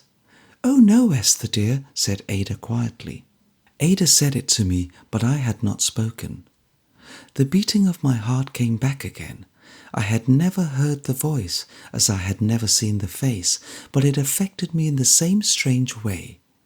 Again, in a moment, there arose before my mind innumerable pictures of myself. Lady Dedlock had taken shelter in the lodge before our arrival there, and had come out of the gloom within. She stood behind my chair with a hand upon it. I saw her with her hand close to my shoulder when I turned my head. "I have frightened you," she said. "No, it was not fright. Why should I be frightened?" "I believe," said Lady Dedlock to my guardian, "I have the pleasure of speaking to Mr. Jarndyce." "Your remembrance does me more honour than I had supposed it would, Lady Dedlock," he returned. "I recognized you in the church on Sunday. I am sorry that any local dispute of Sir Leicester's, they are not of his seeking, however, I believe, should render it a matter of some absurd difficulty to show you any attention here." "I am aware of the circumstances," returned my guardian with a smile, "and I am sufficiently obliged." She had given him her hand in an indifferent way that seemed habitual to her, and spoke in a correspondingly indifferent manner, though in a very pleasant voice. She was as graceful as she was beautiful, perfectly self-possessed and had the air, I thought, of being able to attract and interest anyone if she had thought it worth her while. The keeper had brought her a chair on which she sat in the middle of the porch between us. "Is the young gentleman disposed of whom you wrote to Sir Leicester about, and whose wishes Sir Leicester was sorry not to have had it in his power to advance in any way?" she said over her shoulder to my guardian. "I hope so," said he. She seemed to respect him and even to wish to conciliate him. There was something very winning in her haughty manner, and it became more familiar. I was going to say more easy, but that could hardly be, as she spoke to him over her shoulder. "I presume this is your other ward, Miss Clare?" He presented Ada in form. "You will lose the disinterested part of your Don Quixote character," said Lady Dedlock to Mr. Jarndyce over her shoulder again, "if you only redress the wrongs of beauty like this. But present me," and she turned full upon me, "to this young lady too." "Miss Summerson really is my ward," said Mr. Jarndyce. "I am responsible to no Lord Chancellor in her case." "Has Miss Summerson lost both her parents?" said my lady. "Yes." "She is very fortunate in her guardian." Lady Dedlock looked at me, and I looked at her and said I was indeed. All at once she turned from me with a hasty air, almost expressive of displeasure or dislike, and spoke to him over her shoulder again. "Ages have passed since we were in the habit of meeting, Mr. Jarndyce." "A long time. At least I thought it was a long time, until I saw you last Sunday," he returned. "What? Even you are a courtier, or think it necessary to become one to me?" she said with some disdain. "I have achieved that reputation, I suppose." "You have achieved so much, Lady Dedlock," said my guardian, "that you pay some little penalty, I dare say, but none to me." "So much," she repeated slightly, laughing. "Yes." With her air of superiority and power and fascination, and I know not what, she seemed to regard Ada and me as little more than children. So, as she slightly laughed and afterwards sat looking at the rain, she was as self-possessed and as free to occupy herself with her own thoughts as if she had been alone. "I think you knew my sister when we were abroad together better than you know me?" she said, looking at him again. "Yes, we happened to meet oftener," he returned. "We went our several ways," said Lady Dedlock, "and had little in common even before we agreed to differ. It is to be regretted, I suppose, but it could not be helped." Lady Dedlock again sat looking at the rain. The storm soon began to pass upon its way. The shower greatly abated, the lightning ceased, the thunder rolled along the distant hills, and the sun began to glisten on the wet leaves and the falling rain. As we sat there silently, we saw a little pony phaeton coming towards us at a merry pace. "The messenger is coming back, my lady," said the keeper, "with the carriage." As it drove up, we saw that there were two people inside. There alighted from it, with some cloaks and wrappers, first the French woman whom I had seen in church, and secondly the pretty girl, the French woman with a defiant confidence, the pretty girl confused and hesitating. "What now?" said Lady Dedlock. "Two." "I am your maid, my lady, at the present," said the French woman. "The message was for the attendant." "I was afraid you might mean me, my lady," said the pretty girl. "I did mean you, child," replied her mistress calmly.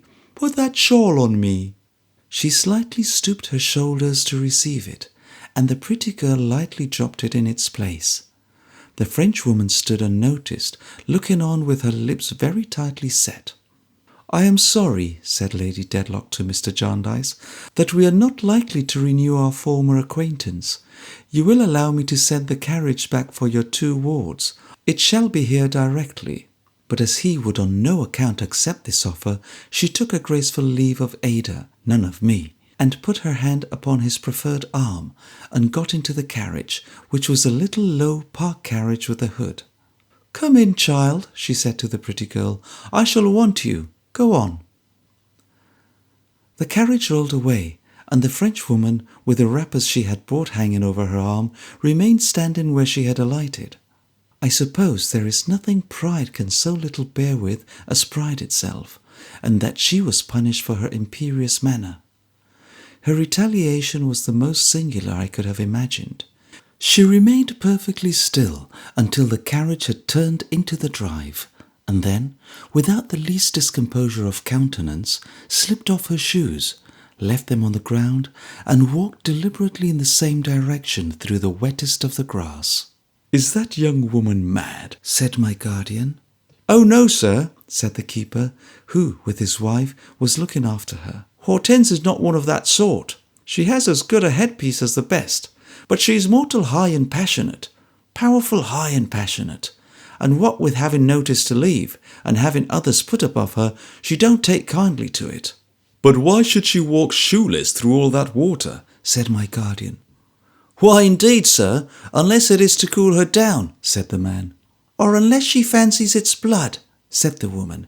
"She'd as soon walk through that as anything else, I think, when her own's up." We passed not far from the house a few minutes afterwards. Peaceful as it had looked when we first saw it, it looked even more so now, with the diamond spray glittering all about it, a light wind blowing, the birds no longer hushed but singing strongly, everything refreshed by the late rain, and the little carriage shining at the doorway like a fairy carriage made of silver. Still, very steadfastly and quietly walking towards it, a peaceful figure too in the landscape, went Mademoiselle Hortense, shoeless through the wet grass.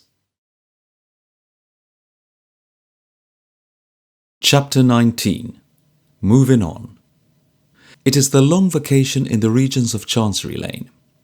The good ships Law and Equity, those teak-built, copper-bottomed, iron-fastened, brazen-faced, and not by any means fast-sailing clippers are laid upon in ordinary. The Flying Dutchman, with a crew of ghostly clients, imploring all whom they may encounter to peruse their papers, has drifted, for the time being, heaven knows where. The courts are all shut up. The public offices lie in a hot sleep. Westminster Hall itself is a shady solitude where nightingales might sing, and a tender class of suitors than is usually found there walk. The Temple, Chancery Lane, Sergeant's Inn, and Lincoln's Inn, even unto the fields, are like tidal harbours at low water, where stranded proceedings, officers at anchor, idle clerks lounging on lopsided stools that will not recover their perpendicular until the current of term sets in, lie high and dry upon the ooze of the long vacation. Outer doors of chambers are shut up by the score. Messages and parcels are to be left at the porter's lodge by the bushel. A crop of grass would grow in the chinks of the stone pavement outside Lincoln's Inn Hall, but that ticket porter, who have nothing to do beyond sitting in the shade there, with their white aprons over their heads to keep the flies off, grub it up and eat it thoughtfully. There is only one judge in town. Even he only comes twice a week to sit in chambers. If the country folks of those assize towns on his circuit could see him now, no full-bottomed wig, no red petticoats, no fur, no javelin men, no white wands. Merely a close-shaven gentleman in white trousers and a white hat, with the sea bronze of the judicial countenance and a strip of bark peeled by the solar rays from the judicial nose, who calls in at the shell fish shop as he comes along and drinks iced ginger beer. The bar of England is scattered over the face of the earth. How England can get on through 4 long summer months without its bar, which is its acknowledged refuge in adversity and its only legitimate triumph in prosperity, is beside the question. Assuredly that shield and buckler of Britannia are not in present wear.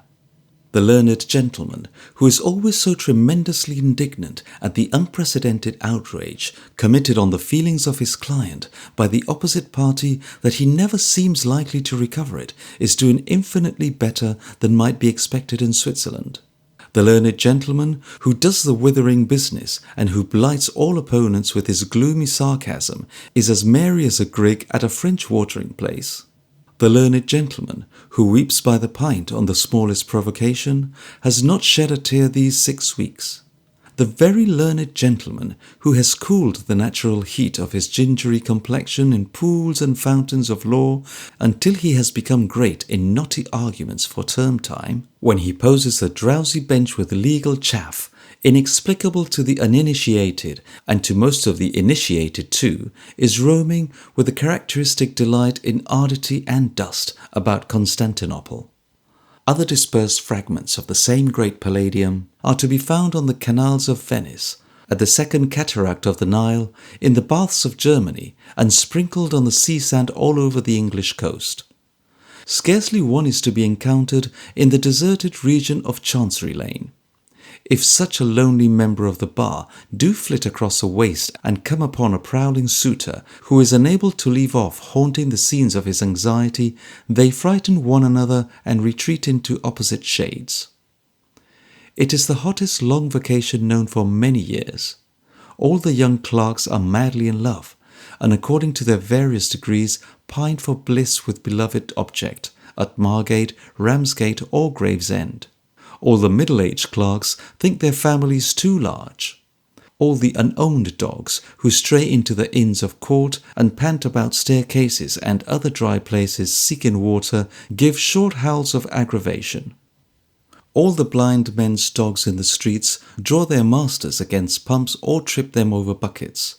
A shop with a sunblind and a watered pavement and a bowl of gold and silver fish in the window is a sanctuary. Temple Bar gets so hot that it is, to the adjacent Strand and Fleet Street, what a heater is in an urn, and keeps them simmering all night. There are offices about the Inns of Court, in which a man might be cool, if any coolness was worth purchasing, at such a price in dullness.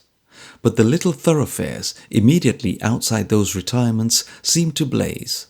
In Mr. Crook's court it is so hot that the people turn their houses inside out and sit in chairs upon the pavement, Mr. Crook included, who there pursues his studies with his cat, who never is too hot, by his side. The Saul's Arms has discontinued the harmonic meetings for the season, and Little Swills is engaged at the Pastoral Gardens down the river, where he comes out in quite an innocent manner and sings comic ditties of a juvenile complexion calculated, as the bill says, not to wound the feelings of the most fastidious mind. Over all the legal neighbourhoods there hangs, like some great veil of rust or gigantic cobweb, the idleness and pensiveness of the long vacation. Mr. Snagsby, law stationer of Cook's Court, Cursitor Street, is sensible of the influence not only in his mind as a sympathetic and contemplative man, but also in his business as a law stationer aforesaid.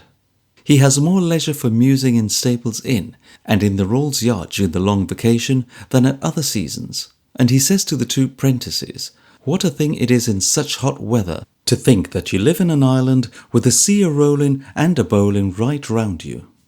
Guster is busy in the little drawing-room on the present afternoon in the long vacation, when Mr. and Mrs. Snagsby have it in contemplation to receive company. The expected guests are rather select than numerous, being Mr. and Mrs. Chadband and no more.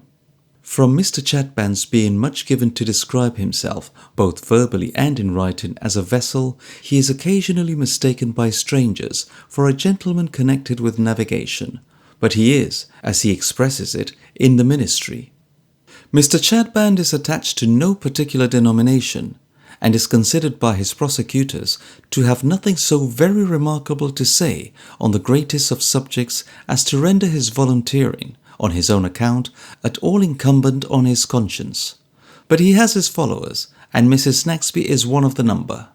Mrs. Snagsby has but recently taken a passage upward by the vessel, Chadband, and her attention was attracted to that bark A1 when she was something flushed by the hot weather. "My little woman," says Mr. Snagsby to the sparrows in Staple Inn, "likes to have her religion rather sharp, you see." So Guster, much impressed by regarding herself for the time as the handmaid of Chadband, whom she knows to be endowed with the gift of holding forth for 4 hours at a stretch, prepares the little drawing-room for tea. All the furniture is shaken and dusted. The portraits of Mr. and Mrs. Snagsby are touched up with a wet cloth. The best tea service is set forth, and there is excellent provision made of dainty new bread, crusty twists, cool fresh butter, thin slices of ham, tongue and German sausage, and delicate little rows of anchovies nestling in parsley, not to mention new-laid eggs to be brought up warm in a napkin and hot buttered toast. for Chatband is rather a consuming vessel, the prosecutors say a gorging vessel, and can wield such weapons of the flesh as a knife and fork remarkably well. Mr. Snagsby, in his best coat, looking at all the preparations when they are completed, and coughing his cough of deference behind his hand, says to Mrs. Snagsby, "At what time did you expect Mr. and Mrs. Chatband, my love?" "At 6, says Mrs. Snagsby. Mr. Snagsby observes in a mild and casual way that it's gone that. "Perhaps you'd like to begin without them," is Mrs. Snagsby's reproachful remark. Mr. Snagsby does look as if he would like it very much, but he says, with his cough of mildness, "No, my dear, no. I merely named the time." "What's time?" says Mrs. Snagsby. "To eternity." "Very true, my dear," says Mr. Snagsby. "Only when a person lays in victuals for tea, a person does it with a view, perhaps, more to time. And when a time is named for having tea, it's better to come up to it." "To come up to it?" Mrs. Snagsby repeats with severity. "Up to it? As if Mr. Chatband was a fighter." "Not at all, my dear," says Mr. Snagsby. Here, Guster, who has been looking out of the bedroom window, comes rustling and scratching down the little staircase like a popular ghost, and falling flushed into the drawing-room, announces that Mr. and Mrs. Chatband have appeared in the court. The bell at the inner door in the passage immediately thereafter tinkling, she is admonished by Mrs. Snagsby, on pain of instant reconsignment to her patron saint, not to omit the ceremony of announcement. Much discomposed in her nerves, which were previously in the best order, by this threat, she so fearfully mutilates that point of state as to announce, "Mr. and Mrs. Cheeseming, least which, I mean to say, what's her name?" and retires conscience-stricken from the presence. Mr. Chatband is a large yellow man with a fat smile, and a general appearance of having a good deal of train oil in his system. Mrs. Chatband is a stern, severe-looking, silent woman. Mr. Chatband moves softly and cumbrously, not unlike a bear who has been taught to walk upright. He is very much embarrassed about the arms, as if they were inconvenient to him and he wanted to grovel, is very much in a perspiration about the head, and never speaks without first putting up his great hand as delivering a token to his hearers that he is going to edify them. "My friends," says Mr. Chatband, "peace be on this house, on the master thereof, on the mistress thereof, on the young maidens and on the young men. My friends, why do I wish for peace? What is peace? Is it war? No. Is it strife? No. Is it lovely and gentle and beautiful and pleasant and serene and joyful? Oh yes. Therefore, my friends, I wish for peace upon you and upon yours."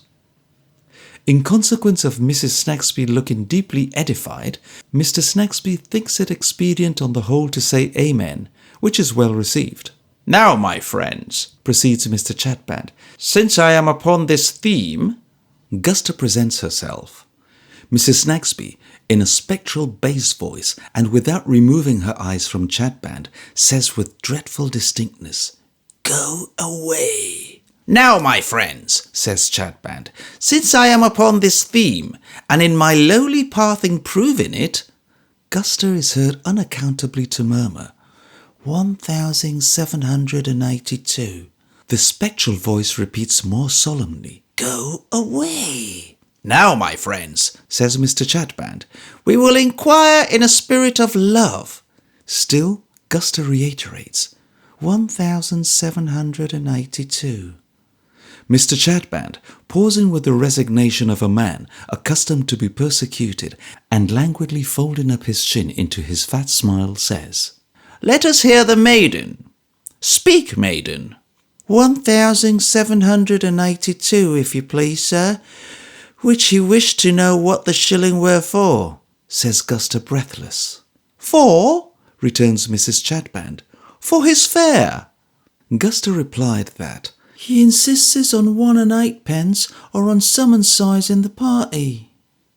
Mrs. Snagsby and Mrs. Chatband are proceeding to grow shrill in indignation when Mr. Chatband quiets the tumult by lifting up his hand. "My friends," he says, "I remember a duty unfulfilled yesterday. It is right that I should be chastened in some penalty. I ought not to murmur. Rachel, pay the 8p. While Mrs. Snagsby, drawing her breath, looks hard at Mr. Snagsby, as who should say, "You heard the apostle." And while Mr. Chadband grows with humility and train oil, Mrs. Chadband pays the money.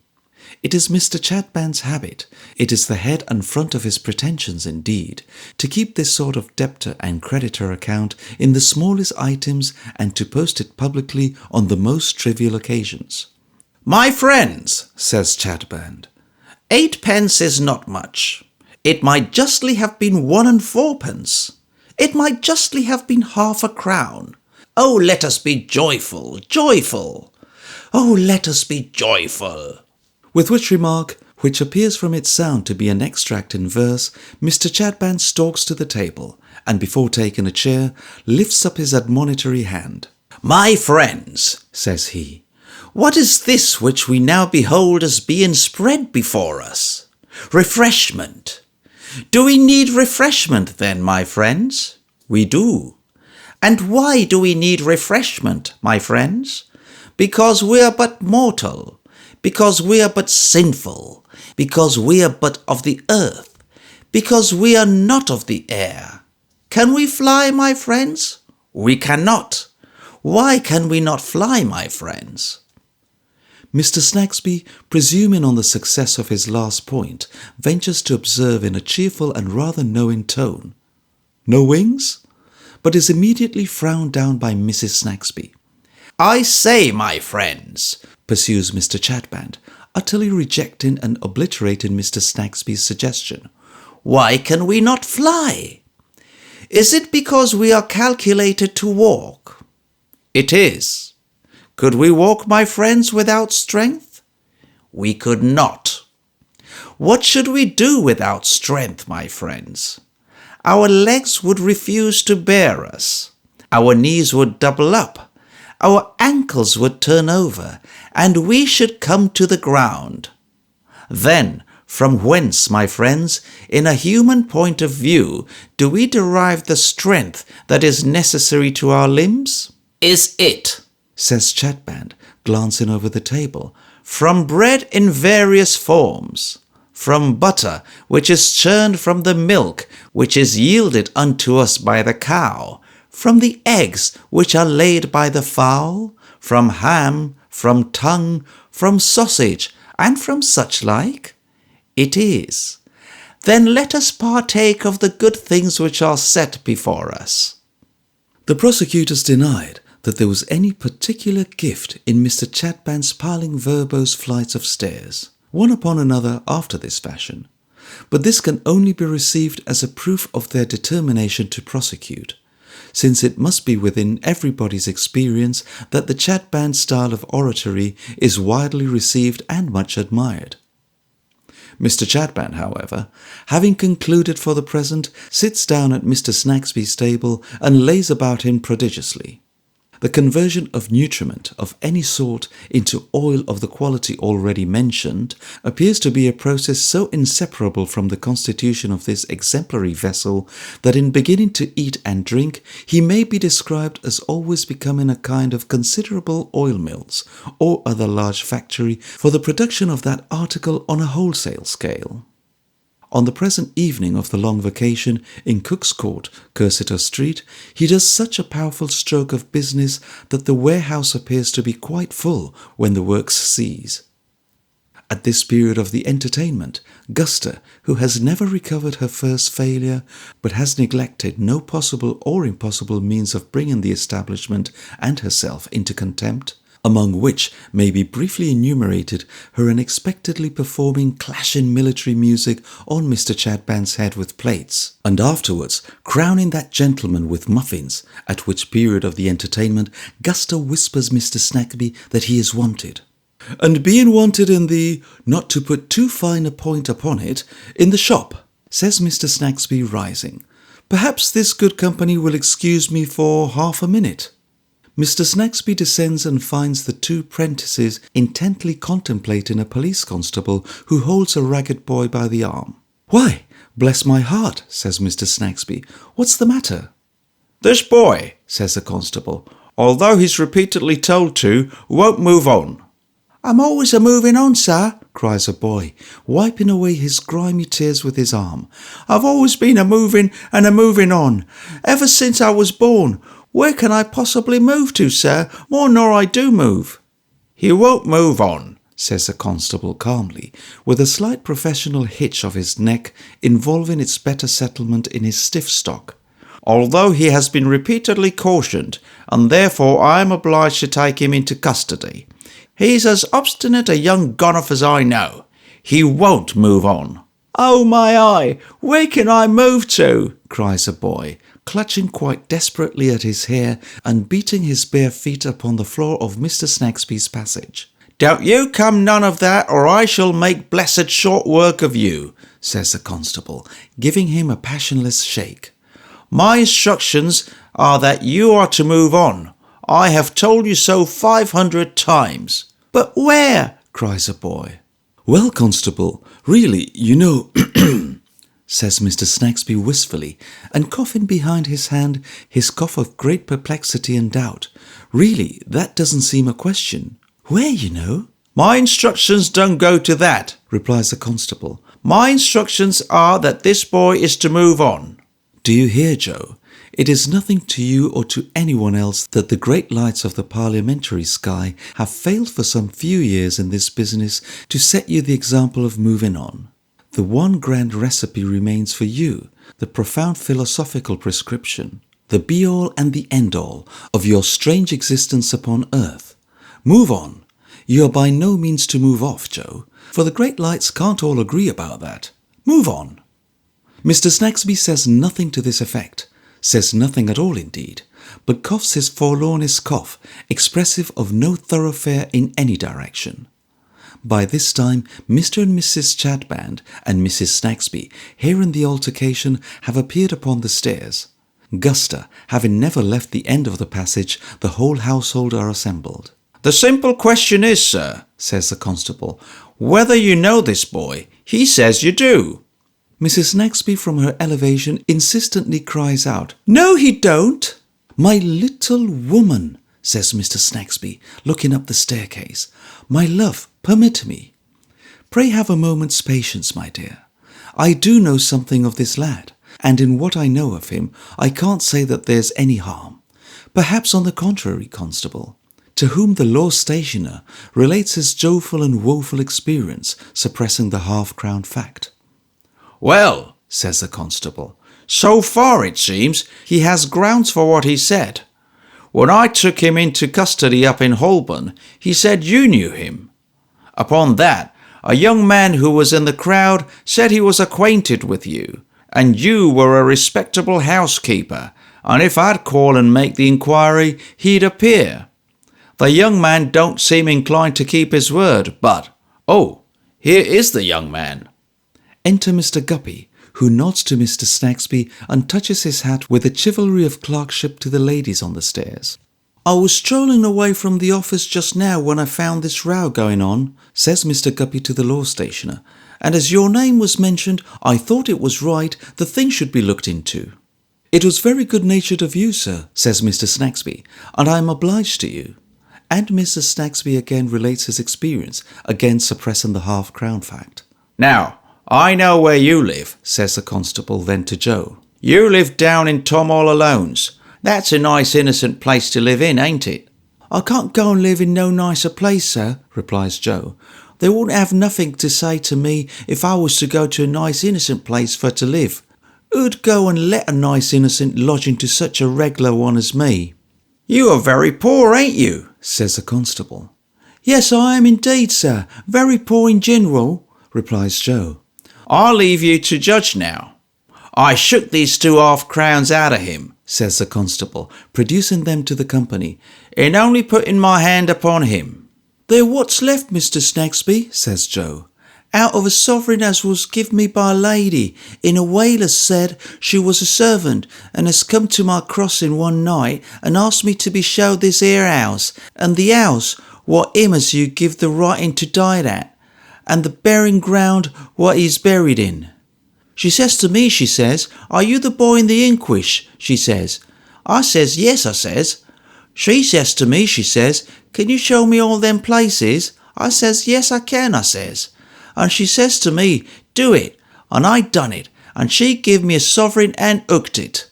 And I ain't had much of the sovereign either, says Joe with dirty tears, for I had to pay 5 bob down in Tom all Alone's afore they squared it for to give me change, and then a young man he thieved another 5 while I was asleep, and another boy he thieved 9p, and the landlord he stood drains round with a lot more on it.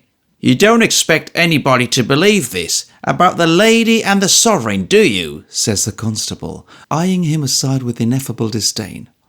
I don't know as I do, sir, replies Joe. I don't expect nothing at all, sir, much, but that's a true history on it. You see what he is, the constable observes to the audience. Well, Mr. Snagsby, if I don't lock him up this time, will you engage for his moving on? No, cries Mrs. Snagsby from the stairs. My little woman, pleads her husband. Constable, I have no doubt he'll move on. You know you really must do it, says Mr. Snagsby. I'm everywheres agreeable, sir, says the hapless Joe. Do it then, observes the constable.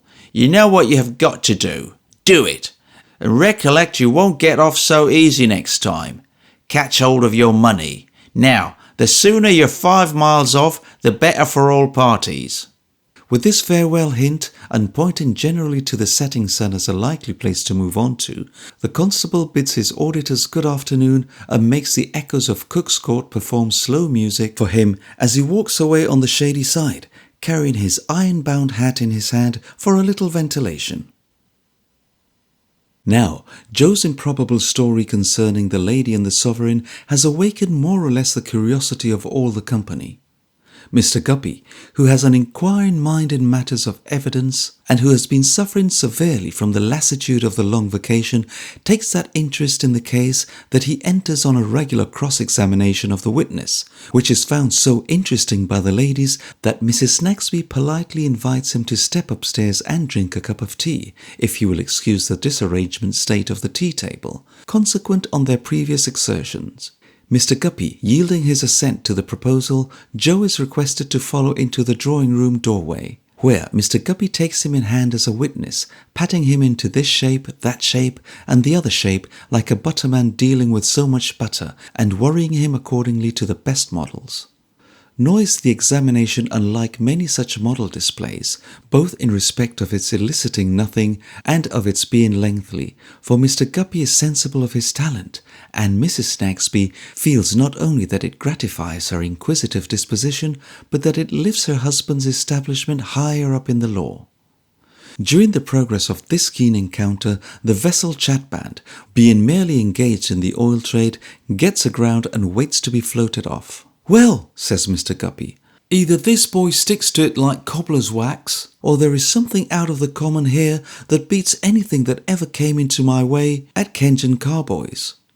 Mrs. Chatband whispers Mrs. Snagsby, who exclaims, You don't say so. 4 years, replied Mrs. Chatband. Has known Kenton Carboy's office for years. Mrs. Snagsby triumphantly explains to Mr. Guppy, Mrs. Chatband, this gentleman's wife, Reverend Mr. Chatband. Oh, indeed, says Mr. Guppy. Before I married my present husband, says Mrs. Chatband. Was you a party in anything, ma'am? Says Mr. Guppy, transferring his cross-examination. No, not a party in anything, ma'am, says Mr. Guppy. Mrs. Chatband shakes her head. Perhaps you were acquainted with somebody who was a party in something, ma'am, says Mr. Guppy, who likes nothing better than to model his conversation on forensic principles. Not exactly that either, replies Mrs. Chatband, humouring the joke with a hand-favoured smile. Not exactly that either, repeats Mr. Guppy. Very good. Pray, ma'am, was it a lady of your acquaintance who had some transactions, we will not at present say what transactions, with Kenton Carboy's office, or was it a gentleman of your acquaintance? Take time, ma'am. We shall come to it presently. Man or woman, ma'am? Neither, says Mrs. Chatband as before. Oh, a child, says Mr. Guppy, throwing on the admiring Mrs. Snagsby the regular acute professional eye which is thrown on British jurymen. Now, ma'am, perhaps you'll have the kindness to tell us what child. You have got it at last, sir, says Mrs. Chatband with another hard-favoured smile. Well, sir, it was before your time, most likely, judging from your appearance. I was left in charge of a child named Esther Summerson, who was put out in life by Messrs. Kenyon Carboy. Miss Summerson, ma'am? Cries Mr. Guppy, excited. I call her Esther Summerson, says Mrs. Chadband with austerity. There was no Miss-ing of the girl in my time. It was Esther. Esther do this, Esther do that, and she was made to do it. My dear ma'am, returns Mr. Guppy, moving across the small apartment, the humble individual who now addresses you received that young lady in London when she first came here from the establishment to which you have alluded. Allow me to have the pleasure of taking you by the hand. Mr. Chadband, at last seeing his opportunity, makes his accustomed signal and rises with a smoking head, which he dabs with his pocket handkerchief. Mrs. Snagsby whispers, "Hush!" My friends, says Chadband, we have partaken in moderation, which was certainly not the case so far as he was concerned, of the comforts which have been provided for us. May this house live upon the fatness of the land. May corn and wine be plentiful therein. May it grow, may it thrive, may it prosper, may it advance, may it proceed, may it press forward. But, my friends, have we partaken of anything else? We have. My friends, of what else have we partaken? Of spiritual profit? Yes. From whence have we derived that spiritual profit? My young friend, stand forth. Joe, thus apostrophized, gives a slouch backwards and another slouch forward, and confronts the eloquent Chadband with evident doubts of his intentions. My young friend, says Chadband, you are to us a pearl. You are to us a diamond. You are to us a gem. You are to us a jewel. And why, my young friend? I don't know, replies Joe. I don't know nothing. My young friend, says Chadband, it is because you know nothing that you are to us a gem and jewel. For what are you, my young friend? Are you a beast of the field? No. A bird of the air? No. A fish of the sea or river? No. You are a human boy, my young friend. A human boy. Oh, glorious to be a human boy. And why glorious, my young friend? Because you are capable of receiving the lessons of wisdom. Because you are capable of profiting by this discourse which I now deliver for your good. Because you are not a stick, or a staff, or a stock, or a stone, or a post, or a pillar. O running stream of sparkling joy, to be a soaring human boy. And do you cool yourself in that stream now, my young friend? No. Why do you not cool yourself in that stream now? Because you are in a state of darkness. Because you are in a state of obscurity. Because you are in a state of sinfulness. Because you are in a state of bondage. My young friend, what is bondage? Let us, in a spirit of love, inquire. At this threatening stage of the discourse, Joe, who seemed to have been gradually going out of his mind, smears his right arm over his face and gives a terrible yawn.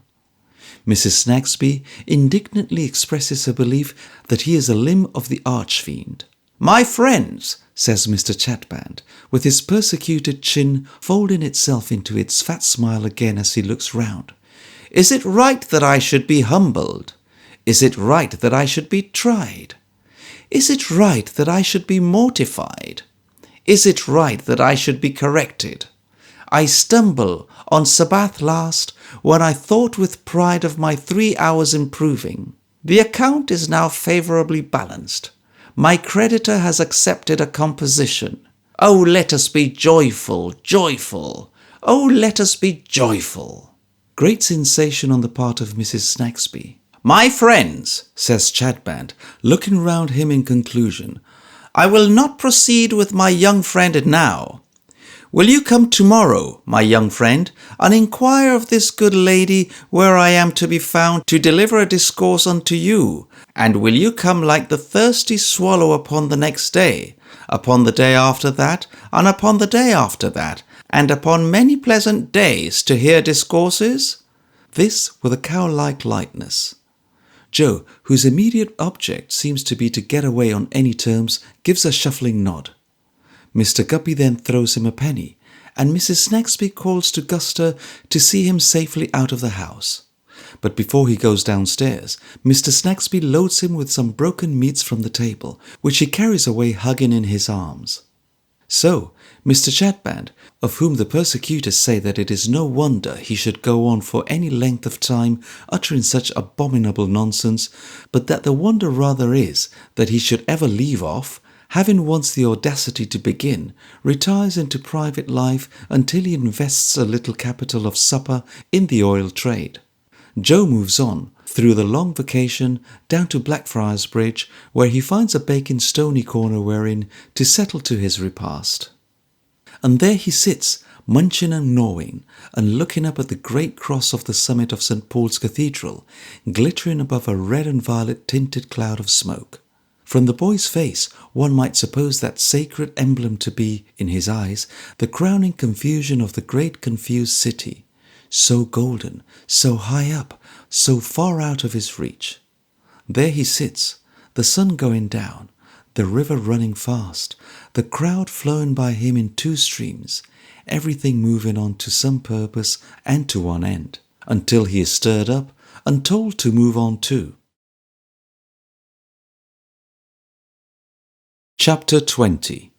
A New Lodger.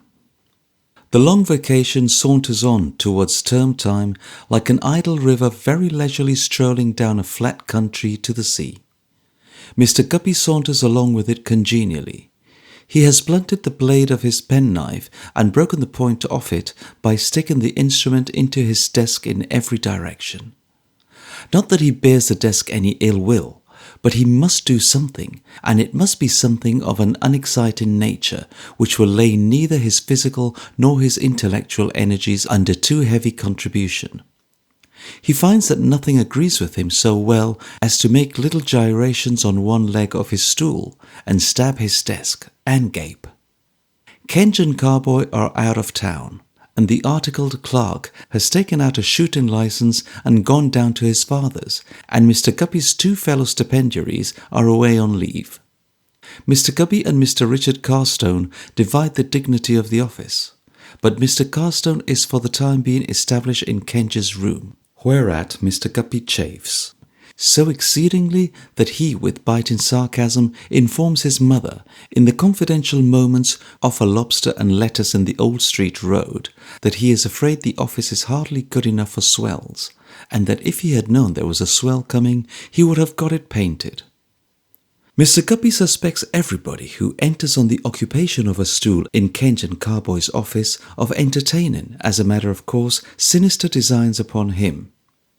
He is clear that every such person wants to depose him. If he be ever asked how, why, when, or wherefore, he shuts up one eye and shakes his head. On the strength of these profound views, he, in the most ingenious manner, takes infinite pains to counterplot where there is no plot, and plays the deepest games of chess without any adversary. It is a source of much gratification to Mr. Guppy, therefore, to find the newcomer constantly poring over the papers in Jarndyce and Jarndyce, for he well knows that nothing but confusion and failure can come of that. His satisfaction communicates itself to a third saunterer through the long vacation in Kenge and Carboy's office, to wit, young Smallweed. Whether young Smallweed, metaphorically called small, and Eeky, chickweed, as it were jocularly to express a fledgling, was ever a boy, is much doubted in Lincoln's Inn. He is now something under 15, and an old limb of the law. He is facetiously understood to entertain a passion for a lady at a cigar shop in the neighbourhood of Chancery Lane, and for her sake to have broken off a contract with another lady, to whom he had been engaged some years. He is a town-made article, of small stature and weazened features, but may be perceived from a considerable distance by means of his very tall hat. To become a Guppy is the object of his ambition. He dresses at that gentleman, by whom he is patronized, talks at him, walks at him, founds himself entirely on him. he is honoured with Mr. Guppy's particular confidence and occasionally advises him from the deep wells of his experience on difficult points in private life. Mr. Guppy has been lolling out of window all the morning after trying all the stools in succession and finding none of them easy, and after several times putting his head into the iron safe with a notion of cooling it. Mr. Smallweed has been twice dispatched for effervescent drinks, and has twice mixed them in the 2 official tumblers and stirred them up with a ruler. Mr. Guppy propounds for Mr. Smallweed's consideration the paradox that the more you drink the thirstier you are, and reclines his head upon the window-sill in a state of hopeless languor. While thus, looking out into the shade of Old Square, Lincoln's Inn, surveying the intolerable bricks and mortar, Mr. Guppy becomes conscious of a manly whisker emerging from the cloistered walk below and turning itself up in the direction of his face. At the same time, a low whisper is wafted through the inn and a suppressed voice cries, "Hip, Guppy!" "Why, you don't mean it," says Guppy, aroused. "Small, here's Jobling." Small's head looks out of the window too and nods to Jobling. "Where have you sprung up from?" inquires Mr. Guppy. "From the market gardens down by Deptford. I can't stand it any longer. I must enlist, I say. I wish you'd lend me £half-a-crown. Upon my soul, I'm hungry." Jobling looks hungry and also has the appearance of having run to seed in the market gardens down by Deptford. "I say, just throw out £half-a-crown if you have got one to spare. I want to get some dinner." "Will you come and dine with me?" says Mr. Guppy, throwing out the coin, which Mr. Jobling catches neatly. "How long should I have to hold out?" says Jobling. "Not half an hour.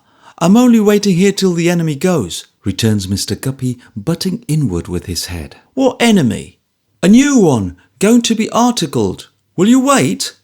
"Can you give a fellow anything to read in the meantime?" says Mr. Jobling. Smallweed suggests the law list, but Mr. Jobling declares with much earnestness that he can't stand it. "You shall have the paper," says Mr. Guppy. "He shall bring it down, but you had better not be seen around here. Sit on our staircase and read. It's a quiet place." Jobling nods intelligence and acquiescence. The sagacious Smallweed supplies him with a newspaper and occasionally drops his eye upon him from the landing as a precaution against his becoming disgusted with waiting and making an untimely departure.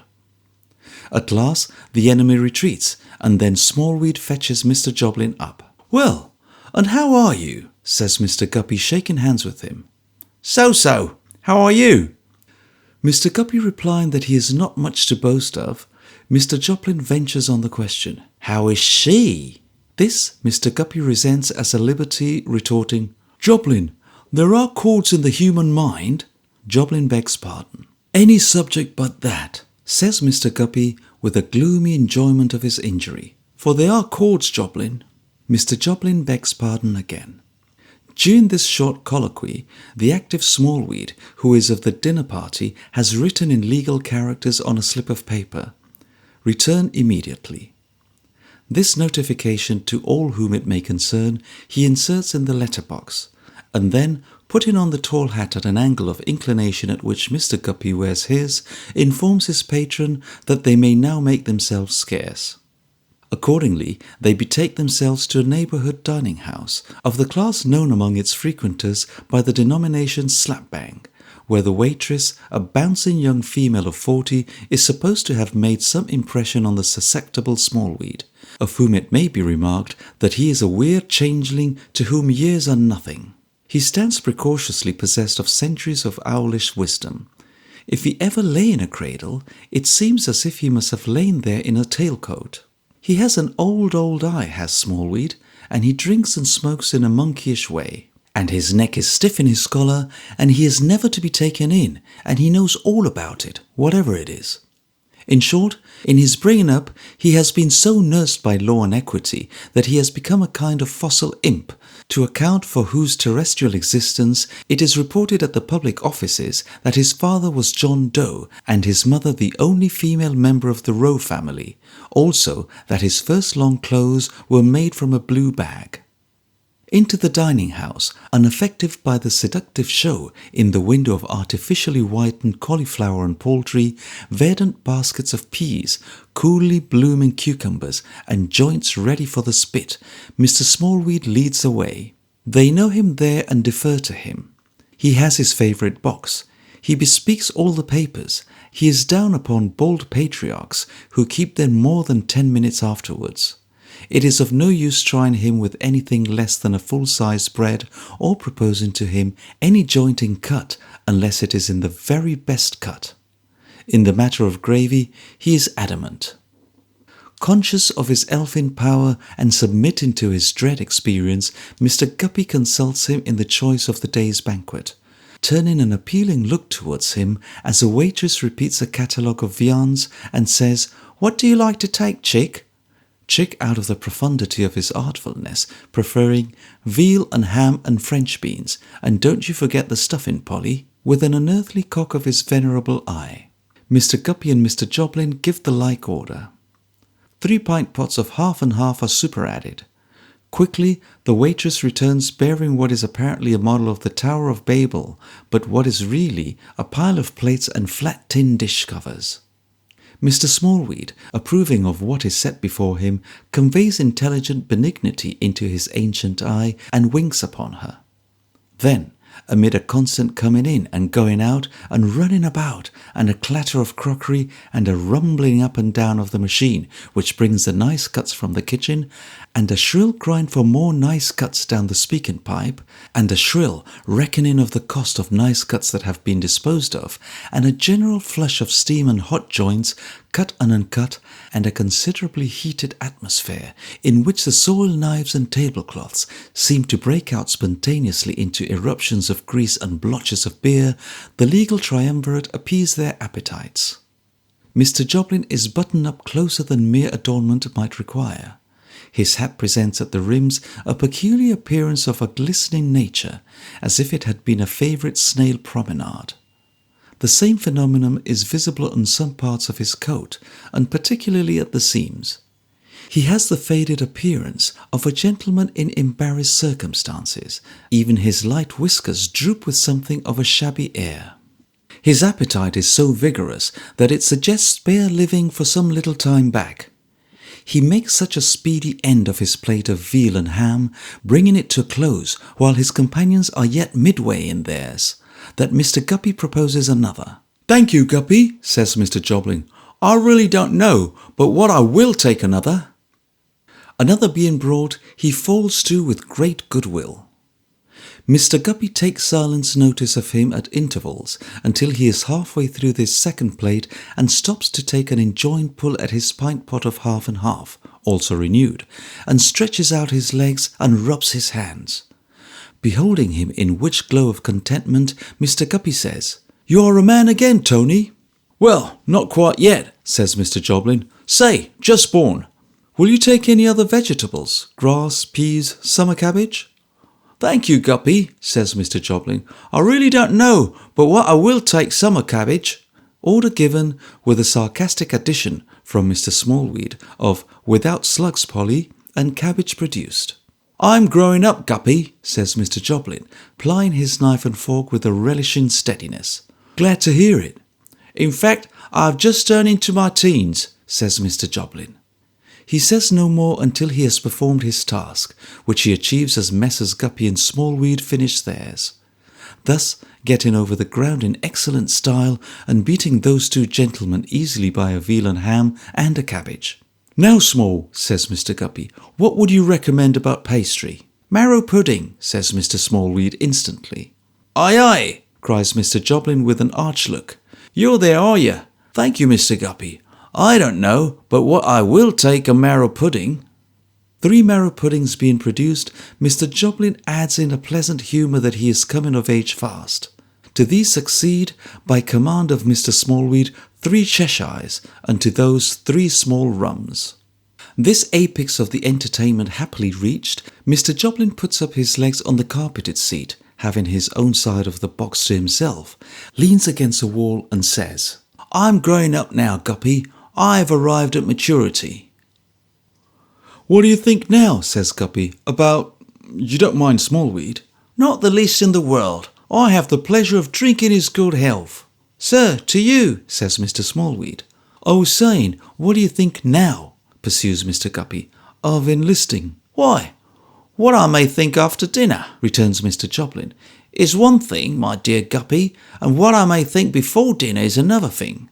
Still, even after dinner, I ask myself the question, what am I to do? How am I to live? Il faut manger, you know, says Mr. Joplin, pronouncing that word as if he meant a necessary fixture in an English stable. Il faut manger. That's a French saying, and mangering is as necessary to me as is it to a Frenchman, or more so. Mr. Smallweed is decidedly of opinion much more so. If any man had told me, pursues Joplin, even so lately as when you and I had the frisk down in Lincolnshire, Guppy, and drove over to see that house in Castlewold. Mr. Smallweed corrects him. Chesneywold. Chesneywold. I thank my honourable friend for that cheer. If any man had told me then that I should be as hard up at the present time as I literally find myself, I should have pitched into him, says Mr. Joplin, taking a little rum and water with an air of desperate resignation. I should have let fly at his head. Still, Tony, you were on the wrong side of the post then, remonstrates Mr. Guppy. You were talking about nothing else in the gig. Guppy, says Mr. Joplin, I will not deny it.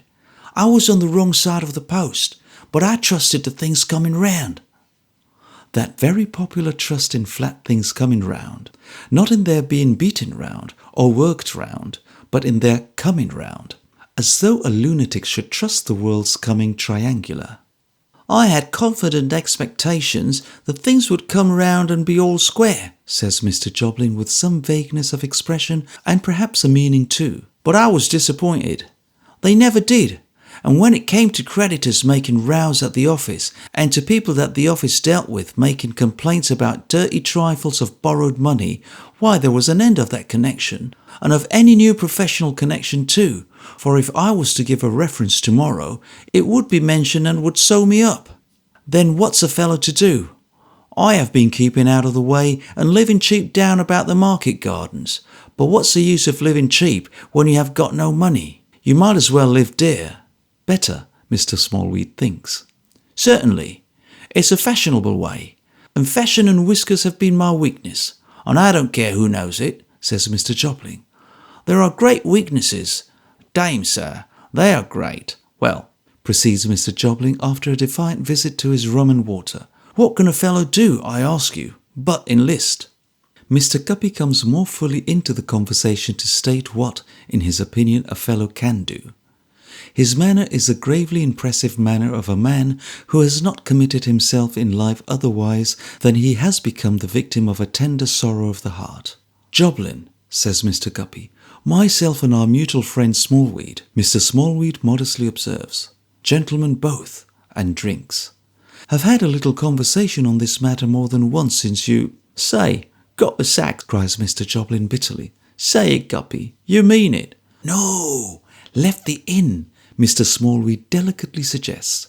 Since you left the inn, Joplin, says Mr. Guppy, and I have mentioned to our mutual friend Smallweed a plan I have lately thought of proposing. You know Snagsby the stationer? I know there is such a stationer, returns Mr. Joplin. He was not ours, and I was not acquainted with him. He is ours, Joplin, and I am acquainted with him, Mr. Guppy retorts. Well, sir, I have lately become better acquainted with him through some accidental circumstances that have made me a visitor of his in private life. Those circumstances it is not necessary to offer in argument. They may, or they may not, have some reference to a subject which may, or may not, have cast its shadow on my existence. As it is, Mr. Guppy's perplexing way with boastful misery to tempt his particular friends into this subject, and the moment they touch it, to turn on them with that trenchant severity about the chords in the human mind, both Mr. Joplin and Mr. Smallweed decline the pitfall by remaining silent. Such things may be, repeats Mr. Guppy, or they may not be. They are no part of the case. It is enough to mention that both Mr. and Mrs. Snagsby are very willing to oblige me, and that Snagsby has, in busy times, a good deal of copying work to give out. He has all Tulkinghorns and an excellent business besides. I believe if our mutual friend Smallweed were put into the box, he could prove this?" Mr. Smallweed nods and appears greedy to be sworn. "Now, gentlemen of the jury," says Mr. Guppy, now, Joblin, you may say this is a poor prospect of a living, granted, but it's better than nothing, and better than enlistment. You want time. There must be time for these late affairs to blow over. You might live through it on much worse terms than by writing for Snagsby." Mr. Joblins is about to interrupt when the sagacious Smallweed checks him with a dry cough and the words, "Ahem, Shakespeare." "There are two branches to this subject, Joblin," says Mr. Guppy. "That is the first. I come to the second. You know Crook, the Chancellor, across the lane." "Come, Joblin," says Mr. Guppy in his encouraging cross-examination tone. "I think you know Crook, the Chancellor, across the lane." "I know him by sight," says Mr. Joblin. "You know him by sight, very well, and you know Little Flight." "Everybody knows her," says Mr. Joblin. "Everybody knows her, very well. Now, it has been one of my duties of late to pay Flight a certain weekly allowance, deducting from it the amount of her weekly rent, which I have paid in consequence of instructions I have received to Crook himself, regularly in her presence. This has brought me into communication with Crook and into a knowledge of his house and his habits. I know he has a room to let. You may live there at a very low charge, under any name you like, as quietly as if you were 100 miles off. He'll ask no questions, and would accept you as a tenant at a word from me, before the clock strikes, if you choose. And I tell you another thing, Joblin," says Mr. Guppy, who has suddenly lowered his voice and become familiar again. "He's an extraordinary old chap, always rummaging among a litter of papers and grubbing away at teaching himself to read and write, without getting on a bit, as it seems to me. He is a most extraordinary old chap, sir.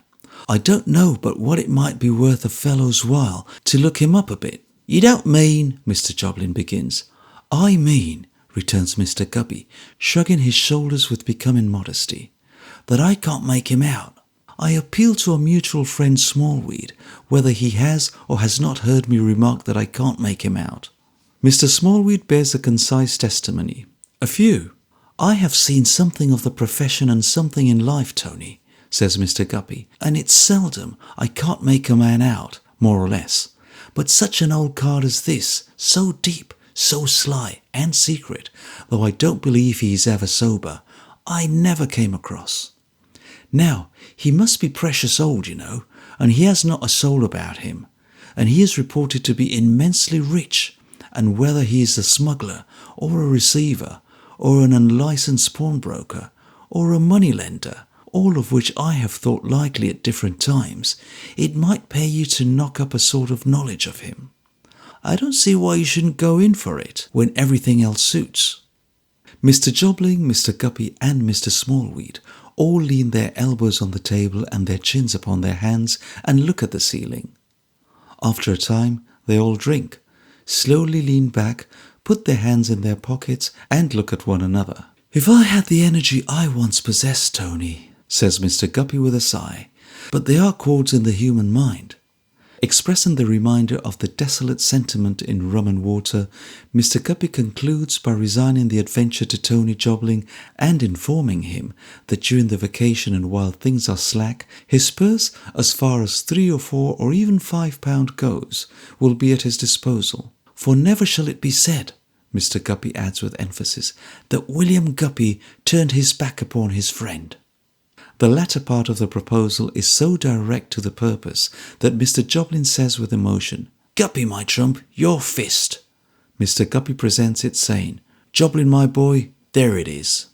Mr. Joblin returns, "Guppy, we have been pals now for some years." Mr. Guppy replies, "Joblin, we have." They then shake hands, and Mr. Joblin adds in a feeling manner, "Thank you, Guppy, I don't know, but what I will, Take another glass for old acquaintance' sake." "Crook's last lodger died there," observes Mr. Guppy in an incidental way. "Did he, though?" says Mr. Joblin. "There was a verdict, accidental death. You don't mind that?" "No," says Mr. Joblin. "I don't mind it, but he might as well have died somewhere else. It's devilish odd that he need go and die at my place." Mr. Joblin quite resents this liberty, several times returning to it with such remarks as, "There are places enough to die in, I should think," or "He wouldn't have liked my dying at his place, I dare say." However, the compact being virtually made, Mr. Guppy proposes to dispatch the trusty Smallweed to ascertain if Mr. Crook is at home, as in that case they may complete the negotiation without delay. Mr. Joblin approving, Smallweed puts himself under the tall hat and conveys it out of the dining room in the Guppy manner. He soon returns with the intelligence that Mr. Crook is at home and that he has seen him through the shop door, sitting in the back premises sleeping like 1 o'clock. "Then I'll pay," says Mr. Guppy, "and we'll go in and see him. Small, what will it be?" Mr. Smallweed, compelling the attendance of the waitress with one hitch of his eyelash, instantly replies as follow: "4 veals and hams is 3, and 4 potatoes is 3 and 4, and 1 summer cabbage is 3 and 6, and 3 marrows is 4 and 6, and 6 breads is 5, and 3 Cheshires is 5 and 3, and 4 half pints of half and half is 6 and 3, and 4 small rums is 8 and 3, and 3 pollies is 8 and 6. 8 and 6 and half a sovereign, Polly, and 18 pence out." Not at all excited by these stupendous calculations, Smallweed dismisses his friends with a cool nod and remains behind to take a little admiring notice of Polly, as opportunity may serve, and to read the daily papers, which are so very large in proportion to himself, shorn of his hat, that when he holds up the Times to run his eye over the columns, he seems to have retired for the night and to have disappeared under the bedclothes. Mr. Guppy and Mr. Joblin repair to the rag and bottle shop, where they find Crook still sleeping like 1 o'clock. That is to say, breathing stertorously with his chin upon his breast and quite insensible to any external sounds or even to gentle shaking. On the table beside him, among the usual lumber, stand an empty gin bottle and a glass. The unwholesome air is so stained with this liquor that even the green eyes of the cat upon her shelf, as they open and shut and glimmer on the visitors, look drunk. "Hold up here," says Mr. Guppy, giving the relaxed figure of the old man another shake. "Mr. Crook! Halloa, sir!" But it would seem as easy to wake a bundle of old clothes with a spirituous heat smouldering in it. "Did you ever see such a stupor as he falls into between drink and sleep?" says Mr. Guppy. "If this is his regular sleep," returns Joblin, rather alarmed, "it'll last a long time one of these days, I'm thinking." "It's always more like a fit than a nap," says Mr. Guppy, shaking him again. "Halloa, your lordship! Why, he might be robbed 50 times over. Open your eyes!" After much ado, he opens them, but without appearing to see his visitors or any other object. Though he crosses one leg on another, unfolds his hands, and several times closes and opens his parched lips, he seems to all intents and purposes as insensible as before. "He is alive at any rate," says Mr. Guppy. "How are you, my Lord Chancellor? I have brought a friend of mine, sir, on a little matter of business." The old man sits, often smacking his dry lips without the least consciousness. After some minutes, he makes an attempt to rise. They help him up, and he staggers against the wall and stares at them. "How do you do, Mr. Crook?" says Mr. Guppy in some discomfiture. "How do you do, sir? You are looking charming, Mr. Crook. I hope you are pretty well." The old man, in aiming a purposeless blow at Mr. Guppy, or at nothing, feebly swings himself around and comes with his face against a wall. So he remains for a minute or two, heaped up against it, and then staggers down the shop to the front door. The air, the movement in the court, the lapse of time, or the combination of these things recovers him. He comes back pretty steadily, adjusting his fur cap on his head and looking keenly at them. "Your servant, gentlemen. I've been dozing. Hi. I am hard to wake, odd times." "Rather so indeed, sir," responds Mr. Guppy. "What? You've been a-trying to do it, have you?" says the suspicious Crook. Only a little, Mr. Guppy explains. The old man's eyes resting on the empty bottle, he takes it up, examines it, and slowly tilts it upside down. I say, He cries like the hobgoblin in the story. somebody's been making free here. I assure you we found it so, says Mr. Guppy. Would you allow me to get it filled for you? Yes, certainly I would, Cries Mr. Crook in high glee. certainly I would. Don't mention it. Get it filled next door. Saul's Arms. The Lord Chancellor's 14 penny. Bless you, they know me. He so presses the empty bottle upon Mr. Guppy that the gentleman, with a nod to his friend, accepts the trust and hurries out and hurries in again with the bottle filled. The old man receives it in his arms like a beloved grandchild and pats it tenderly. But I say, He whispers, with his eyes screwed up after tasting it. this ain't the Lord Chancellor's 14 penny. This is 18 penny. I thought you might like that better, says Mr. Guppy. You're a noble man, sir, Returns Crook with another taste, and his hot breath seems to come towards them like a flame. You're a baron of the land. Taking advantage of this auspicious moment, Mr. Guppy presents his friend under the impromptu name of Mr. Weevil and states the object of their visit. Crook, with his bottle under his arm, he never gets beyond a certain point of either drunkenness or sobriety, takes time to survey his proposed lodger and seems to approve of him. You'd like to see the room, young man, He says, Ah, it's a good room. Been whitewashed. Been cleaned down with soft soap and soda. Hi, it's worth twice the rent, letting alone my company when you want it, and such a cat to keep the mice away. Commending the room after this manner, the old man takes them upstairs, where indeed they do find it cleaner than it used to be, and also containing some old articles of furniture which he has dug up from his inexhaustible stores. The terms are easily concluded, for the Lord Chancellor cannot be hard on Mr. Guppy, associated as he is with Kenjan Carboy, Jarndyce and Jarndyce, and other famous claims on his professional consideration. And it is agreed that Mr. Weevil shall take possession on the morrow. Mr. Weevil and Mr. Guppy then repair to Cook's Court, Cursitor Street, where the personal introduction of the former to Mr. Snagsby is effected, and more important, the vote and interest of Mrs. Snagsby are secured. They then report progress to the eminent Smallweed, waiting at the office in his tall hat for that purpose, and separate. Mr. Guppy explaining that he would terminate his little entertainment by standing treat at the play, but that there are chords in the human mind which would render it a hollow mockery. On the morrow, in the dusk of evening, Mr. Weevil modestly appears at Crook's, by no means incommoded with luggage, and establishes himself in his new lodging, where the two eyes in the shutters stare at him in his sleep as if they were full of wonder.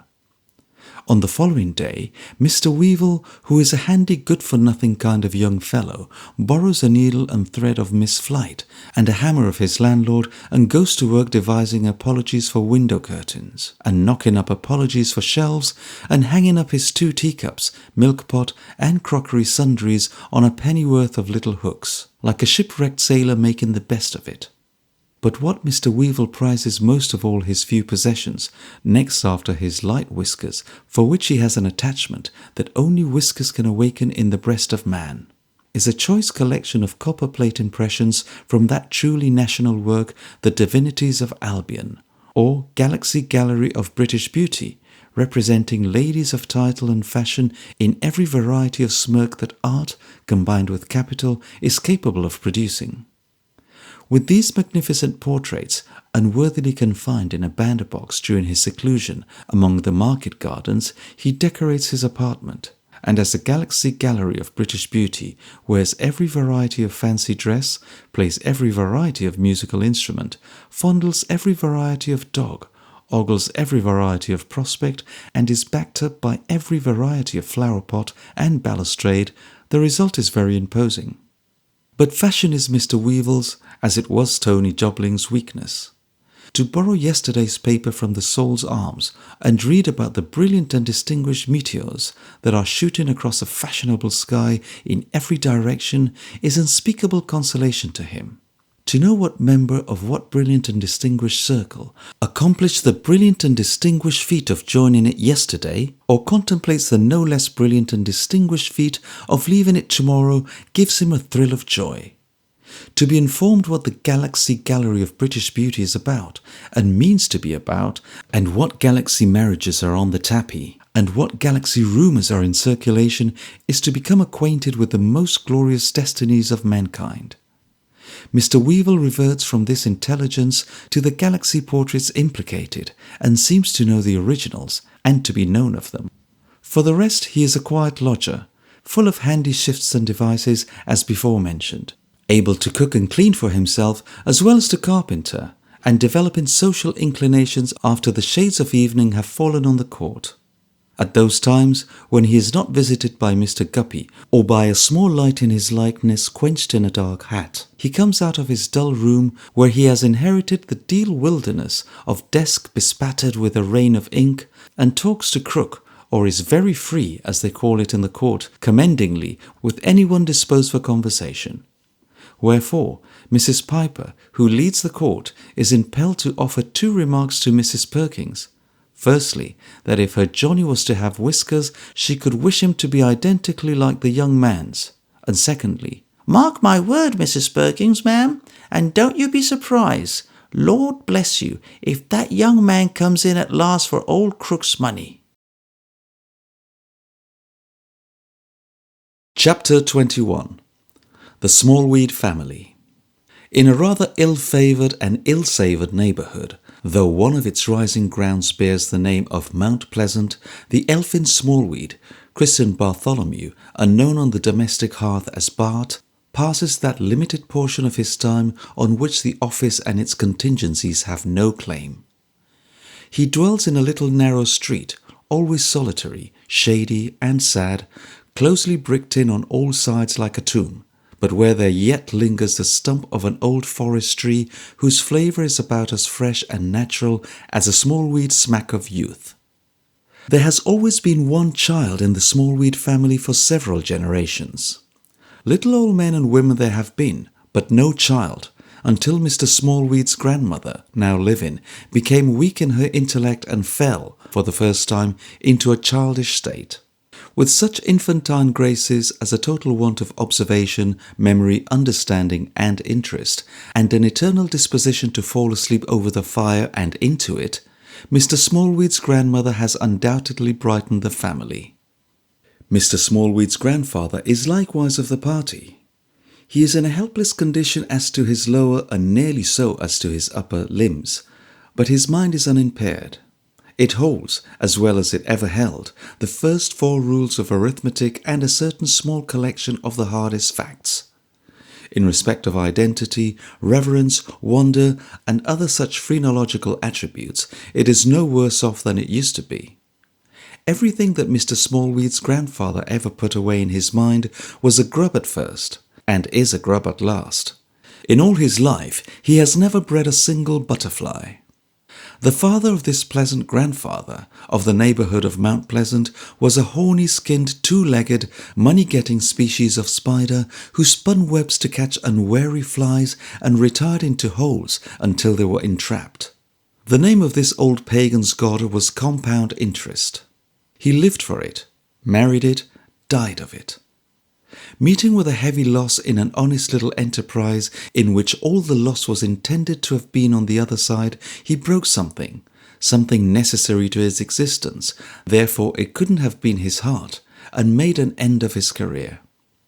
As his character was not good, and he had been bred at a charity school in a complete course, according to question and answer, of those ancient people, the Amorites and Hittites, he was frequently quoted as an example of the failure of education.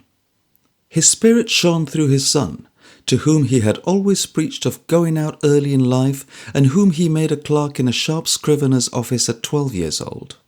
There the young gentleman improved his mind, which was of a lean and anxious character, and developed the family gifts, gradually elevated himself into the discounted profession.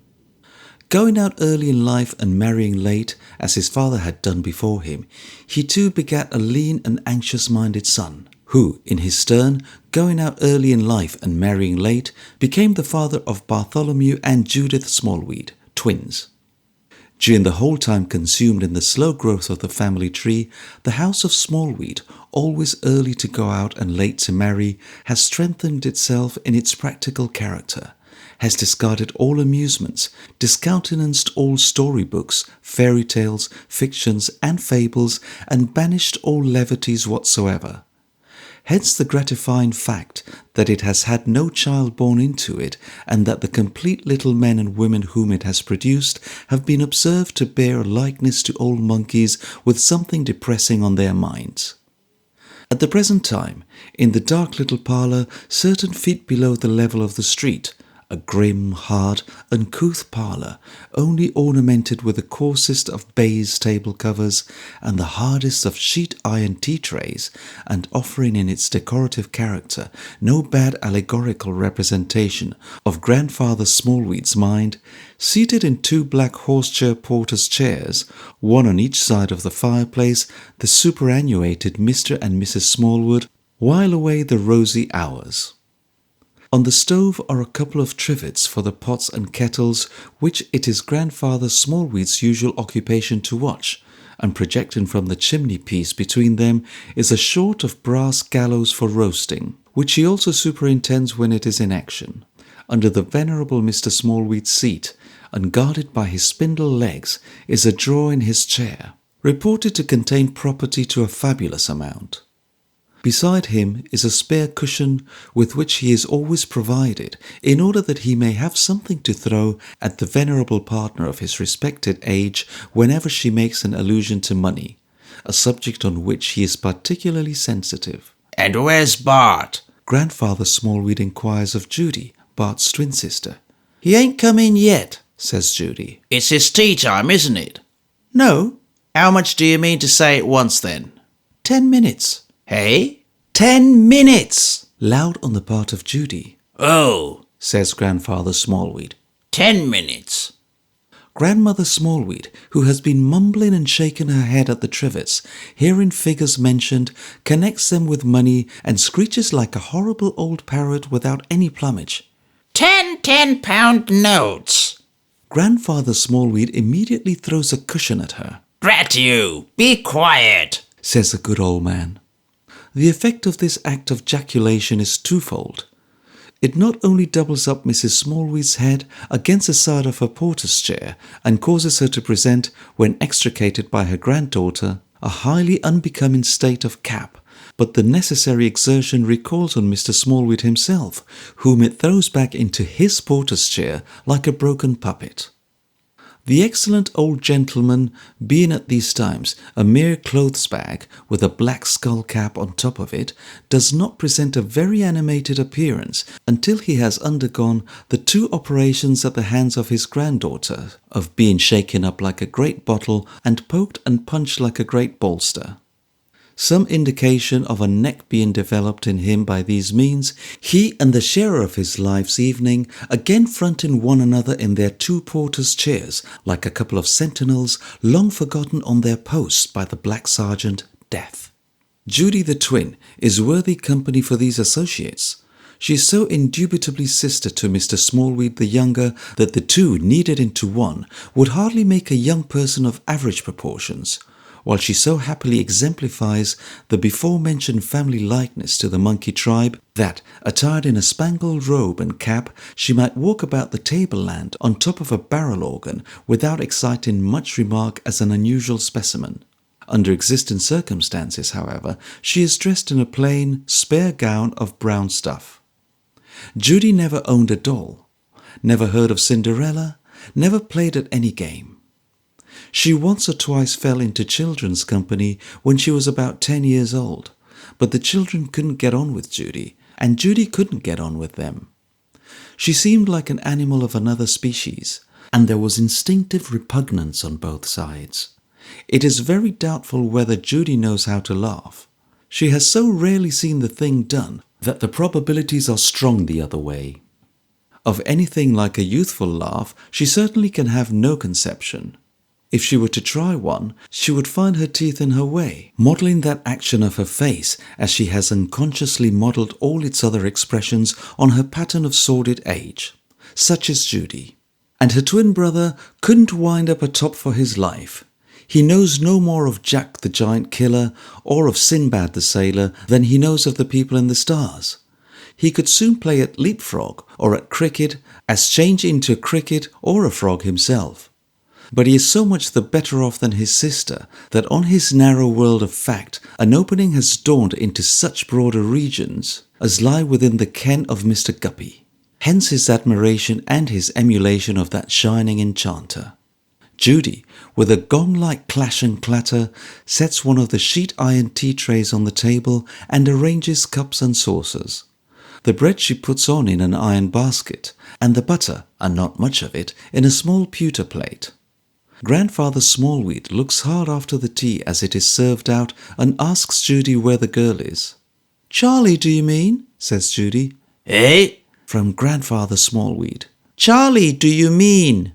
This touches a spring in Grandmother Smallweed, who, chuckling as usual at the trivets, cries, Over the water! Charlie, over the water!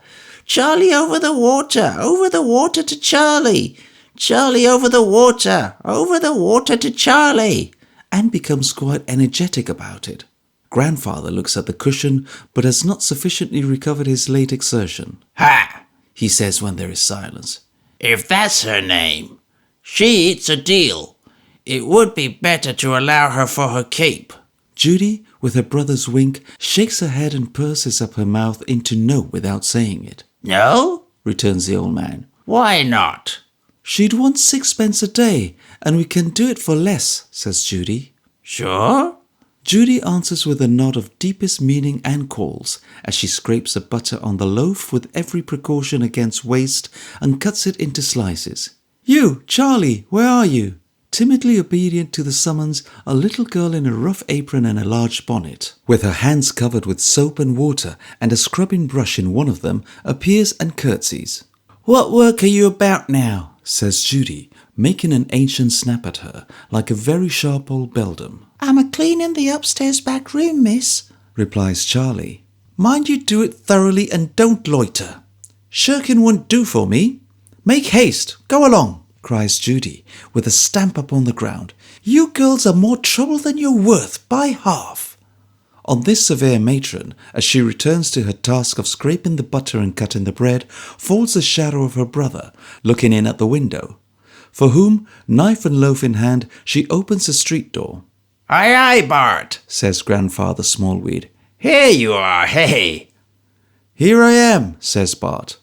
Been along with your friend again, Bart? Small nods. Dining at his expense, Bart? Small nods again. That's right. Live at his expense as much as you can, and take warning by his foolish example.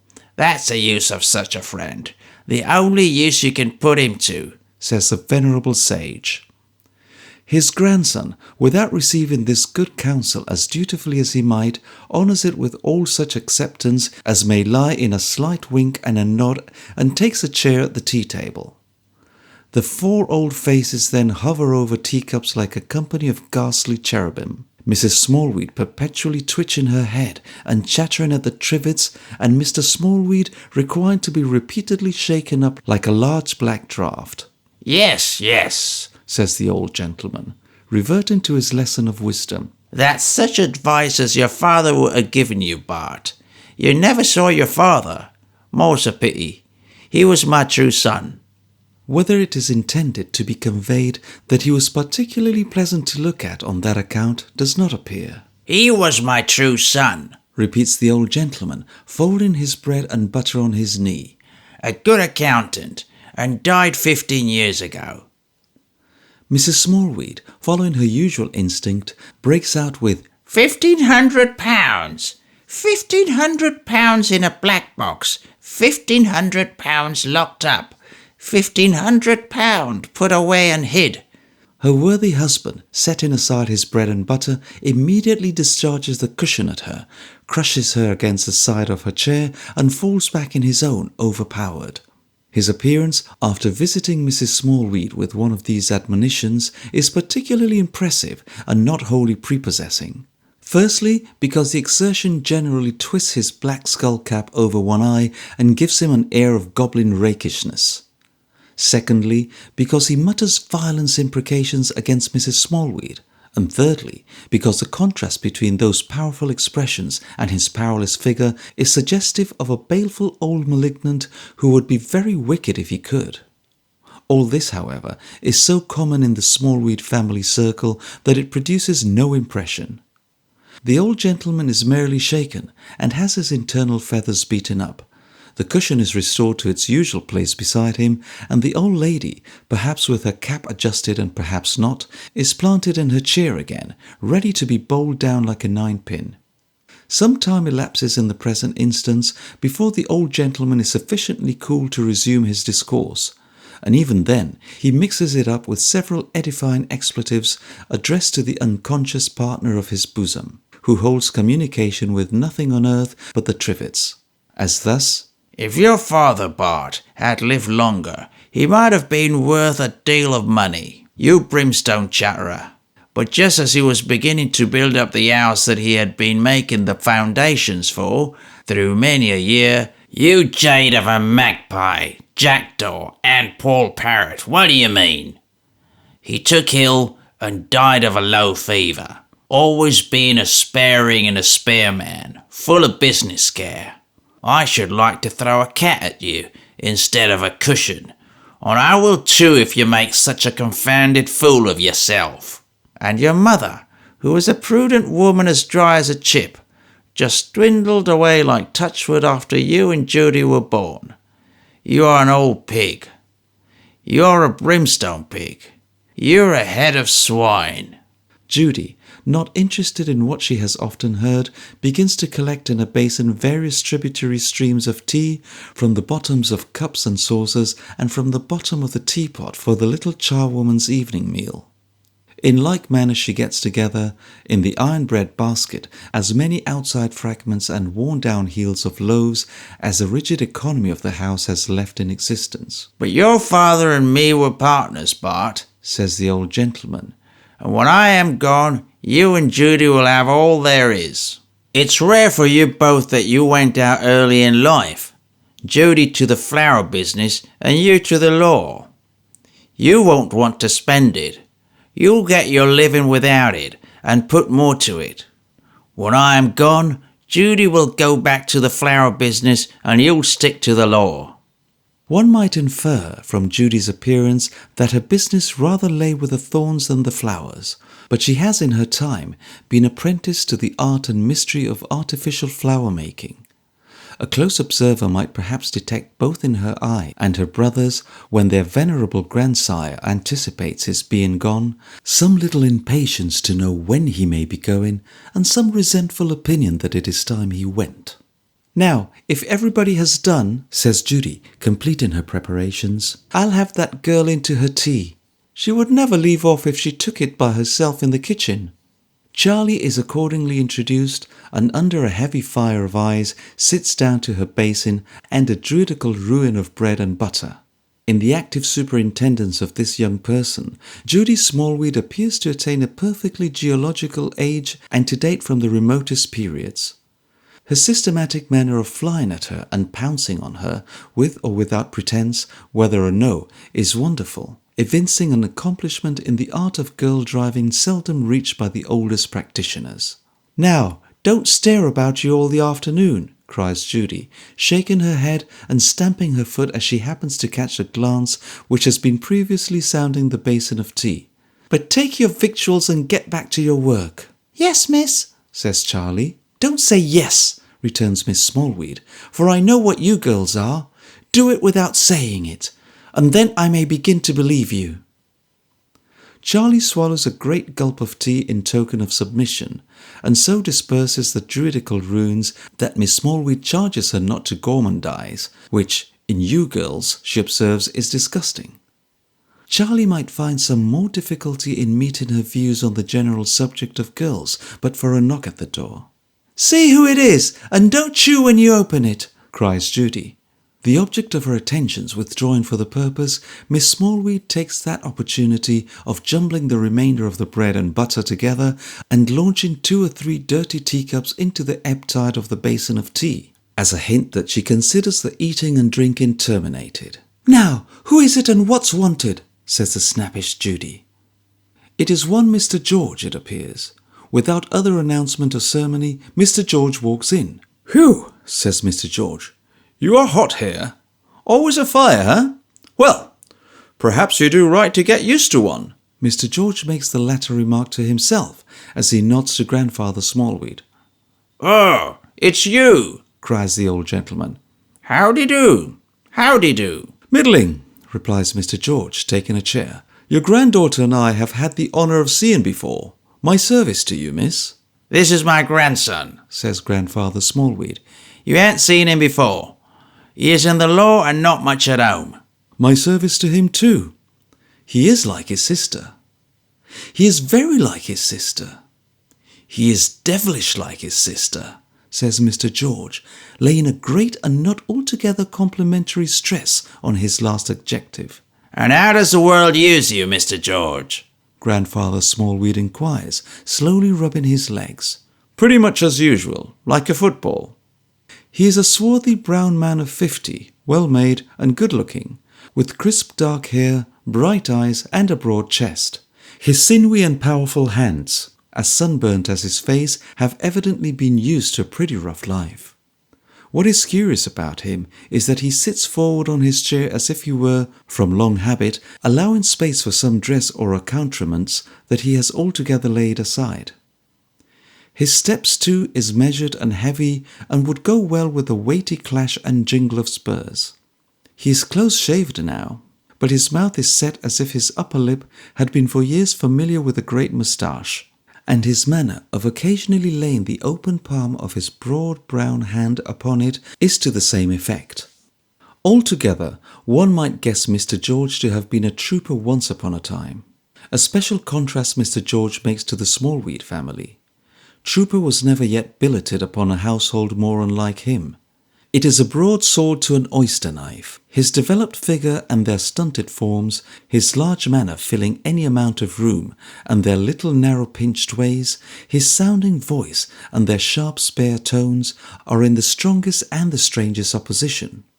As he sits in the middle of the grim parlour, leaning a little forward, with his hands upon his thighs and his elbows squared, he looks as though, if he remained there long, he would absorb into himself the whole family and the whole 4-roomed house, extra little back kitchen and all. Do you rub your legs to rub life into 'em? He asks of Grandfather Smallweed after looking round the room. Why, it's partly a habit, Mr. George, and yes, it partly helps the circulation, he replies. The circulation, repeats Mr. George, folding his arms upon his chest and seeming to become 2 sizes larger. Not much of that, I should think. Truly I'm old, Mr. George, says Grandfather Smallweed, but I can carry my years. I'm older than her, nodding at his wife, and see what she is. You're a brimstone chatterer, with a sudden revival of his late hostility. Unlucky old soul, says Mr. George, turning his head in that direction. Don't scold the old lady. Look at her hair, with her poor cap half off her head, and her poor hair all in a muddle. Hold up, ma'am. That's better. There we are.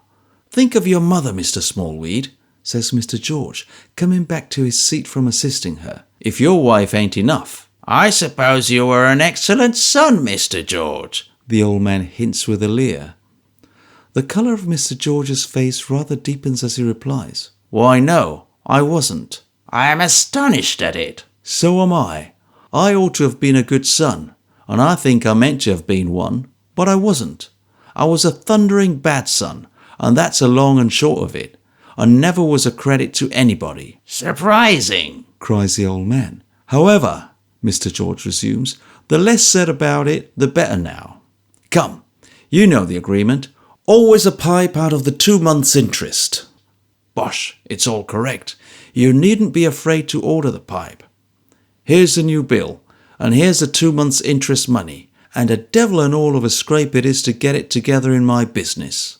Mr. George sits with his arm folded, consuming the family and the parlour, while Grandfather Smallweed is assisted by Judy to 2 black leathern cases out of a locked bureau, one of which he secures a document he has just received, and from the other takes another similar document which he hands to Mr. George, who twists it up for a pipe light.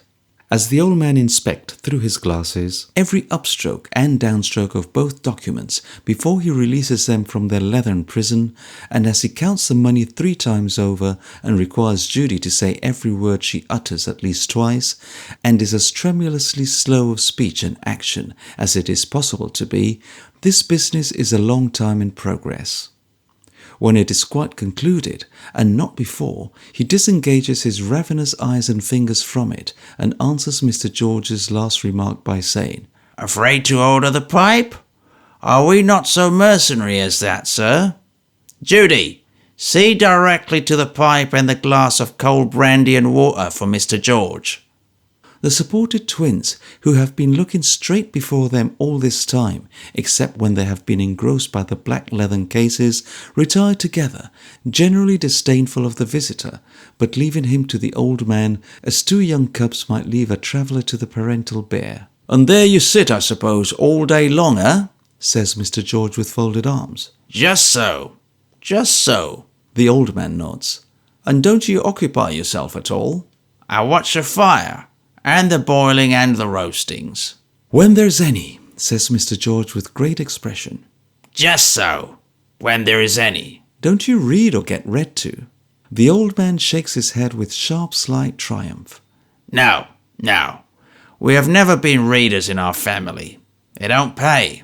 Stuff, idleness, folly. No, no." "There's not much to choose between your 2 states," says a visitor, in a key too low for the old man's dull hearing, as he looks from him to the old woman and back again. "I say," in a louder voice, "I hear you." "You'll sell me up at last, I suppose, when I am a day in arrear." "My dear friend," cries Grandfather Smallweed, stretching out both hands to embrace him. "Never, never, my dear friend. But my friend in the city that I got to lend you the money, he might." "Oh, you can't answer for him," says Mr. George, finishing the inquiry in his lower key with the words, "You lying old rascal." "My dear friend, he is not to be depended on. I wouldn't trust him. He will have his bond, my dear friend." "Devil doubt him," says Mr. George. Charlie, appearing with a tray on which are the pipe, a small paper of tobacco, and the brandy and water, he asks her, "How do you come here? You haven't got the family face." "I goes out to work, sir," returns Charlie. The trooper, if trooper he be or have been, takes her bonnet off, with a light touch for so strong a hand, and pats her on the head. "You give the house almost a wholesome look. It wants a bit of youth as much as it wants fresh air." Then he dismisses her, lights his pipe, and drinks to Mr. Smallweed's friend in the city, the one solitary flight of that esteemed old gentleman's imagination. "So you think he might be hard upon me, eh?" "I think he might. I'm afraid he would. I have known him do it," says Grandfather Smallweed incautiously. 20 times. Incautiously because of his stricken better half, who has been dozing over the fire for some time, is instantly aroused and jabbers. £20,000! £20,000 note in a money box! 20 guineas! 20 million 20%! 20... and is then cut short by the flying cushion, which the visitor, to whom this singular experiment appears to be a novelty, snatches from her face as it crushes her in the usual manner. "You're a brimstone idiot! You're a scorpion! A brimstone scorpion! You're a sweltering toad! You're a chattering broomstick witch that ought to be burnt!" gasps the old man, prostrate in his chair. "My dear friend, will you shake me up a little?" Mr. George, who has been looking first at one of them and then at the other, as if he were demented, takes his venerable acquaintance by the throat on receiving this request, and dragging him upright in his chair as easily as if he were a doll, appears in 2 minds whether or no to shake all future power of cushioning out of him and shake him into his grave. Resisting the temptation, but agitating him violently enough to make his head roll like a harlequin's, he puts him smartly down in his chair again and adjusts his skull cap with such a rub that the old man winks with both eyes for a minute afterwards. "Oh, Lord," gasps Mr. Smallweed. "That'll do. Thank you, my dear friend, that'll do. Oh, dear me, I'm out of breath. Oh, Lord." And Mr. Smallweed says it not without evident apprehensions on his dear friend, who still stands over him looming larger than ever. The alarming presence, however, gradually subdues into its chair and falls to smoking in long puffs, consoling itself with a philosophical reflection. "The name of your friend in the city begins with a D, comrade, and you're about right respecting the bond." "Did you speak, Mr. George?" inquires the old man. The trooper shakes his head, and leaning forward with his right elbow on his right knee and his pipe supported in that hand, while the other hand, resting on his left leg, squares his left elbow in a martial manner, continues to smoke. Meanwhile, he looks at Mr. Smallweed with grave attention and now and then fans a cloud of smoke away in order that he may see him the more clearly. "I take it," he says, making just as much and as little change in his position as will enable him to reach the glass to his lips with a round, full action, "that I'm the only man alive, or dead either, that gets the value of a pipe out of you." "Well," returns the old man, "it's true that I don't see company, Mr. George, and that I don't treat. I can't afford to it. But as you, in your pleasant way, made your pipe a condition, why, it's not for the value of it.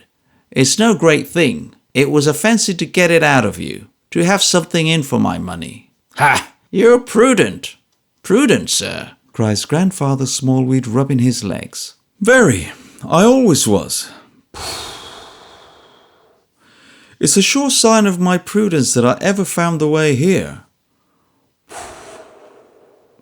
Also, that I am what I am. I am well known to be prudent," says Mr. George, composedly smoking. "Don't be downhearted, sir. You may rise yet." Mr. George laughs and drinks. "Aren't you no relations now?" asks Grandfather Smallweed with a twinkle in his eyes. "Who would pay off this little principal, or who would lend you a good name or two that I could persuade my friend in the city to make you a further advance upon? 2 good names would be sufficient for my friend in the city. Aren't you no such relations, Mr. George?" Mr. George, still composedly smoking, replies, If I had, I shouldn't trouble them. I have been troubled enough to my belongings in my day. It may be a very good sort of penitence in a vagabond who has wasted the best time of his life to go back then to decent people that he never was a credit to and live upon them. But it's not my sort. The best kind of amends then for having gone away is to keep away, in my opinion. "But natural affection, Mr. George," hints Grandfather Smallweed. For 2 good names, hey, says Mr. George, shaking his head and still composedly smoking. No, that's not my sort either. Grandfather Smallweed has been gradually sliding down in his chair since his last adjustment, and is now a bundle of clothes with a voice in it calling for Judy. That houri, appearing, shakes him up in the usual manner, and is charged by the old gentleman to remain near him, for he seems chary of putting his visitor to the trouble of repeating his late attentions. "Ah, He observes when he is trim again, if you could have traced out the captain, Mr. George, it would have been the making of you.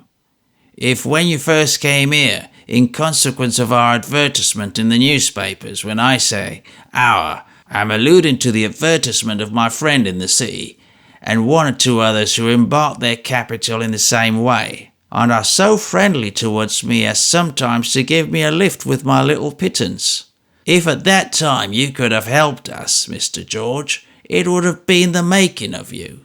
I was willing enough to be made, as you call it, says Mr. George, smoking not quite so placidly as before, for since the entrance of Judy he has been in some measure disturbed by a fascination, not of the admiring kind, which obliges him to look at her as she stands by her grandfather's chair. But on the whole, I am glad I wasn't now. "Why, Mr. George? In the name of of brimstone. Why?" says Grandfather Smallweed, with a plain appearance of exasperation. Brimstone apparently suggested by his eye lighted on Mrs. Smallweed's in her slumber. "For 2 reasons, comrade." "And what 2 reasons, Mr. George? In the name of—" "Our friend in the city?" suggests Mr. George, composedly drinking. "Aye, if you like. What 2 reasons?"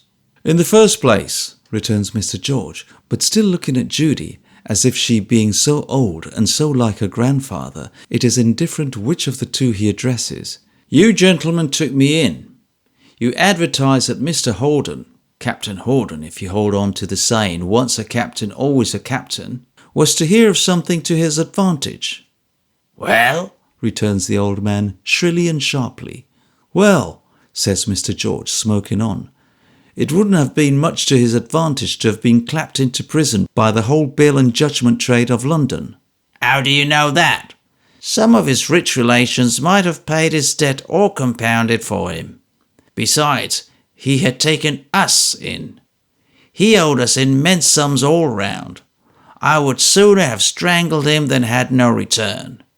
If I sit here thinking of him," snarls the old man, holding up his impotent 10 fingers, "I want to strangle him now." And in a sudden access of fury, he throws the cushion at the offending Mrs. Smallweed, but it passes harmlessly on one side of her chair. "I don't need to be told," returns the trooper, taking his pipe from his lips for a moment and carrying his eyes back from following the progress of the cushion to the pipe pole which is burning low, "but he carried on heavily and went to ruin. I have been at his right hand many a day when he was charging upon ruin full gallop. I was with him when he was sick and well, rich and poor. I laid this hand upon him after he had run through everything and broken down everything beneath him, when he held a pistol to his head." "I wish he had let it off," says the benevolent old man, "and blown his head into as many pieces as he owed pounds." "That would have been a smash indeed," returns the trooper coolly. "Anyway, he has been young, hopeful, and handsome in the days gone by, and I am glad I never found him when he was neither to lead to a result so much to his advantage. That's reason number 1. "I hope number 2's as good," snarls the old man. "Why, no, it's more of a selfish reason. If I had found him, I must have gone to the other world to look. He was there." "How do you know he was there?" "He wasn't here." "How do you know he wasn't here?" "Don't lose your temper as well as your money," says Mr. George, calmly knocking the ashes out of his pipe. "He was drowned long before. I am convinced of it. He went over a ship's side. Whether intentionally or accidentally, I don't know. Perhaps your friend in the city does. Do you know what that tune is, Mr. Smallweed?" he adds after breaking off to whistle one, accompanied on the table with the empty pipe. "Tune," replied the old man. "No, we never have tunes here. That's a dead marching soul. They bury soldiers to it. So, it's the natural end of the subject. Now, if your pretty granddaughter, excuse me, miss, will condescend to take care of this pipe for 2 months, we shall save the cost of one next time. Good evening, Mr. Smallweed." "My dear friend," the old man gives him both his hands. "So you think your friend in the city will be hard upon me if I fall in a payment?" says the trooper, looking down upon him like a giant. "My dear friend, I am afraid he will," returns the old man, looking up at him like a pygmy. Mr. George laughs, and with a glance at Mr. Smallweed and a parting salutation to the scornful Judy, strides out of the parlour, clashing imaginary sabres and other metallic appurtenances as he goes. "You're a damned rogue," says the old gentleman, making a hideous grimace at the door as he shuts it. "But I'll lime you, you dog. I'll lime you." After this amiable remark, his spirit soars into those enchanting regions of reflection which its education and pursuits have opened to it, and again he and Mrs. Smallweed while away the rosy hours, 2 unrelieved sentinels, forgotten as aforesaid by the black sergeant. While the twain are faithful to their post, Mr. George strides through the streets with a massive kind of swagger and a grave enough face.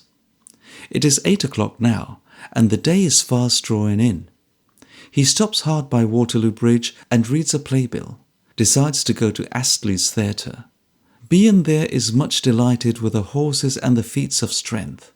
Looking at the weapons with a critical eye, disapproves of the combats as given evidence of unskillful swordsmanship, but is touched home by the sentiments. In the last scene, when the Emperor of Tartary gets up into a cart and condescends to bless the united lovers by hovering over them with a Union Jack, his eyelashes are moistened with emotion.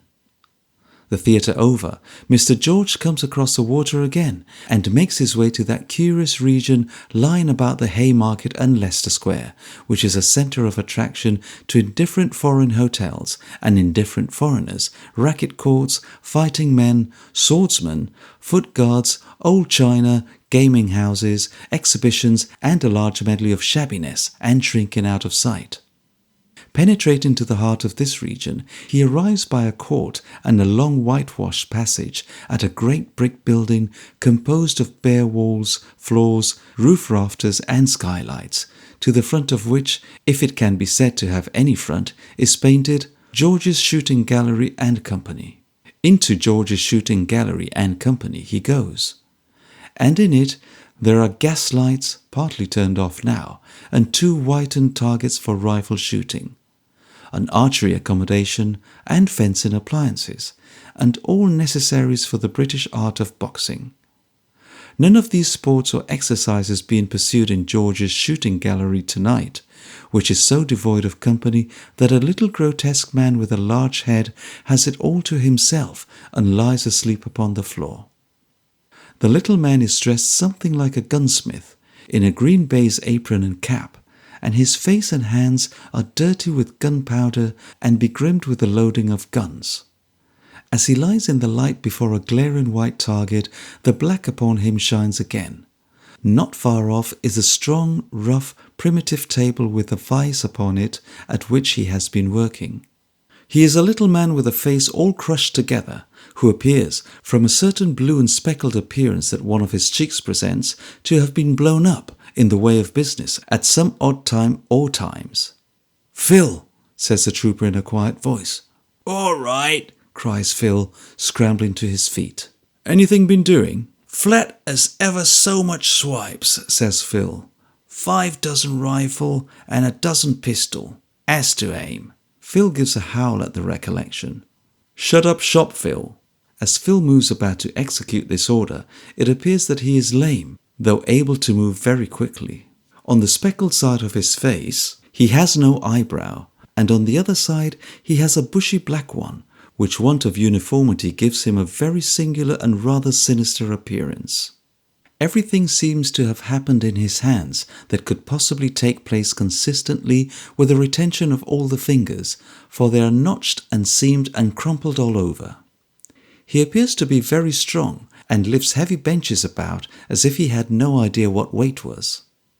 He has a curious way of limping round the gallery, with his shoulder against a wall and tacking off at objects he wants to lay hold of, instead of going straight to them, which has left a smear all round the 4 walls, conventionally called Phil's mark.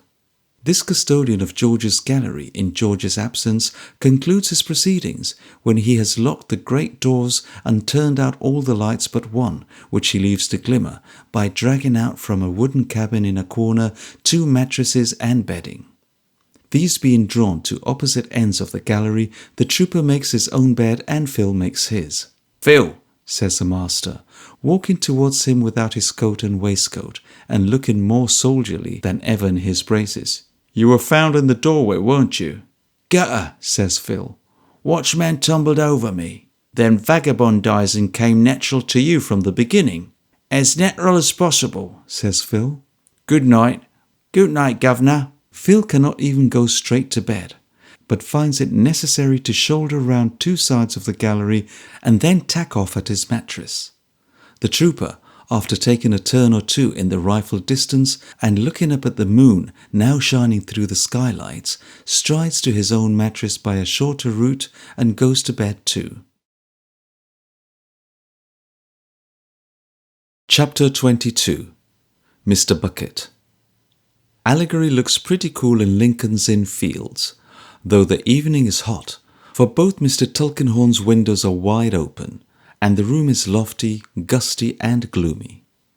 These may not be desirable characteristics when November comes with fog and sleet, or January with ice and snow, but they have their merits in the sultry long vacation weather.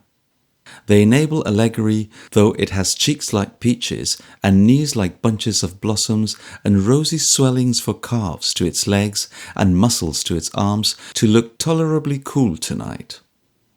Plenty of dust comes in at Mr. Tulkinghorn's windows, and plenty more has generated among his furniture and papers. It lies thick everywhere. When a breeze from the country that has lost its way takes fright and makes a blind hurry to rush out again, it flings as much dust in the eyes of allegory as the law, or Mr. Tulkinghorn, one of its trustiest representatives, may scatter on occasion in the eyes of the laity. In his lowering magazine of dust, the universal article into which his papers and himself and all his clients and all things of earth, animate and inanimate, are resolving, Mr. Tulkinghorn sits at one of the open windows enjoying a bottle of old port. Though a hard-grained man, close, dry and silent, he can enjoy old wine with the best. He has a priceless bin of port in some artful cellar under the fields, which is one of his many secrets.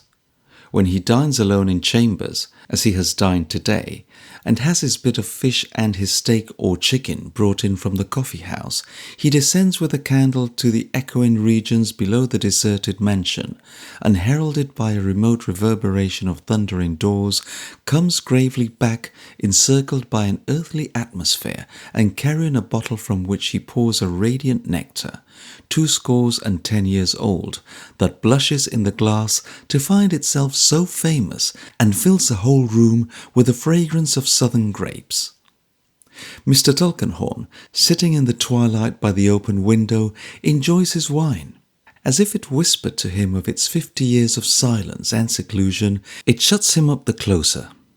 More impenetrable than ever, he sits and drinks, and mellows as it were in secrecy, pondering at the twilight hour on all the mysteries he knows, associated with the darkening woods in the country, and vast blank shut-up houses in town, and perhaps sparing a thought or two for himself, and his family history, and his money, and his will, all a mystery to everyone, and that one bachelor friend of his, a man of the same mould and a lawyer too, who lived the same kind of life until he was 75 years old, and then suddenly conceiving, as it is supposed, an impression that it was too monotonous, gave his gold watch to his hairdresser one summer evening, and walked leisurely home to the temple, and hanged himself. But Mr. Tulkinghorn is not alone tonight to ponder at his usual length. Seated at the same table, though with his chair modestly and uncomfortably drawn a little away from it, sits a bald, mild, shining man who coughs respectfully behind his hand when the lawyer bids him fill his glass. "Now, Snagsby," says Mr. Tulkinghorn, "to go over this odd story again." "If you please, sir." "You told me when you were so good as to step round here last night." "For which I must ask you to excuse me if it was a liberty, sir, but I remember that you had taken a sort of interest in that person, and I thought it possible that you might just wish to—" Mr. Tulkinghorn is not the man to help him to any conclusion or to admit anything as to any possibility concerning himself. So Mr. Snagsby trails off into saying, with an awkward cough, "I must ask you to excuse the liberty, sir, I am sure." "Not at all," says Mr. Tulkinghorn. "You told me, Snagsby, that you put on your hat and came round without mentioning your intention to your wife.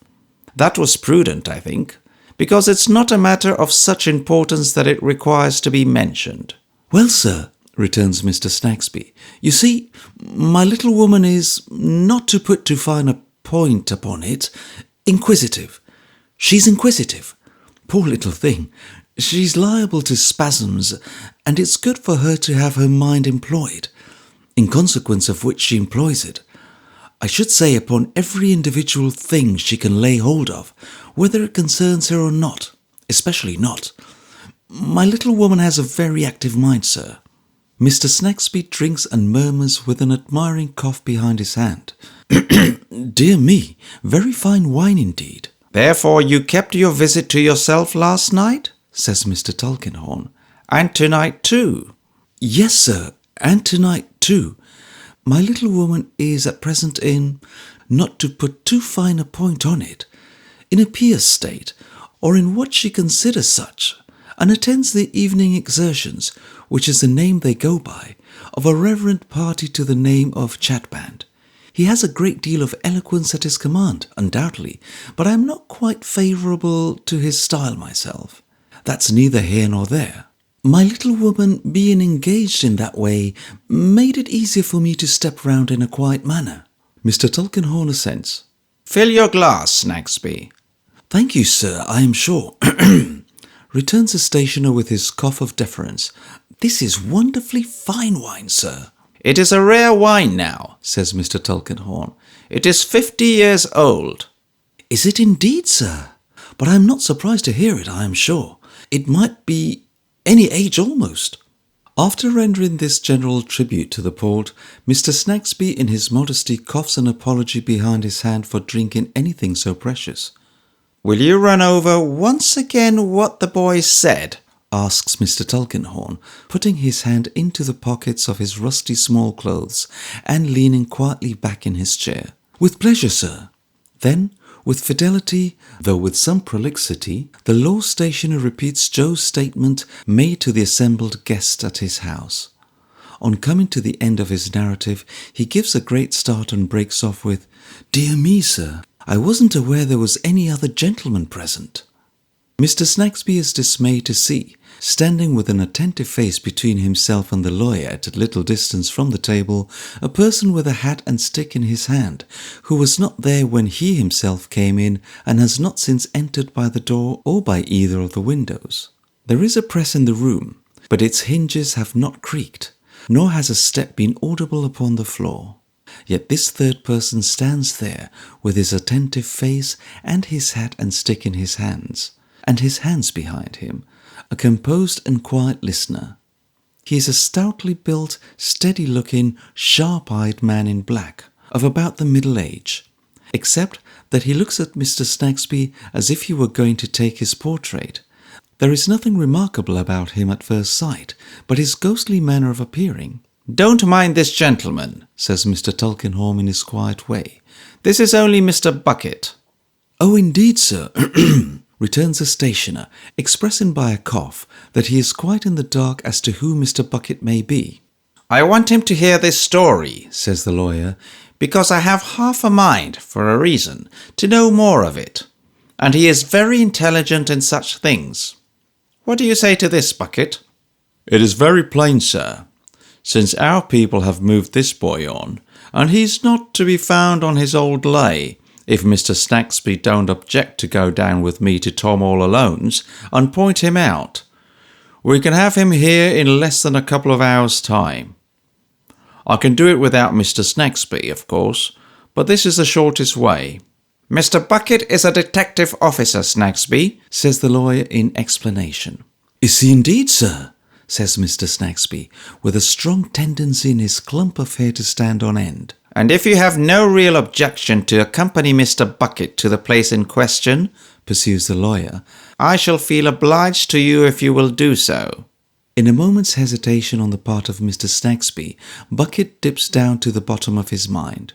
Don't you be afraid of hurting the boy, he says. You won't do that. It's all right as far as the boy's concerned. We shall only bring him here to ask him a question or so I want to put to him, and he'll be paid for his trouble and sent away again. It'll be a good job for him.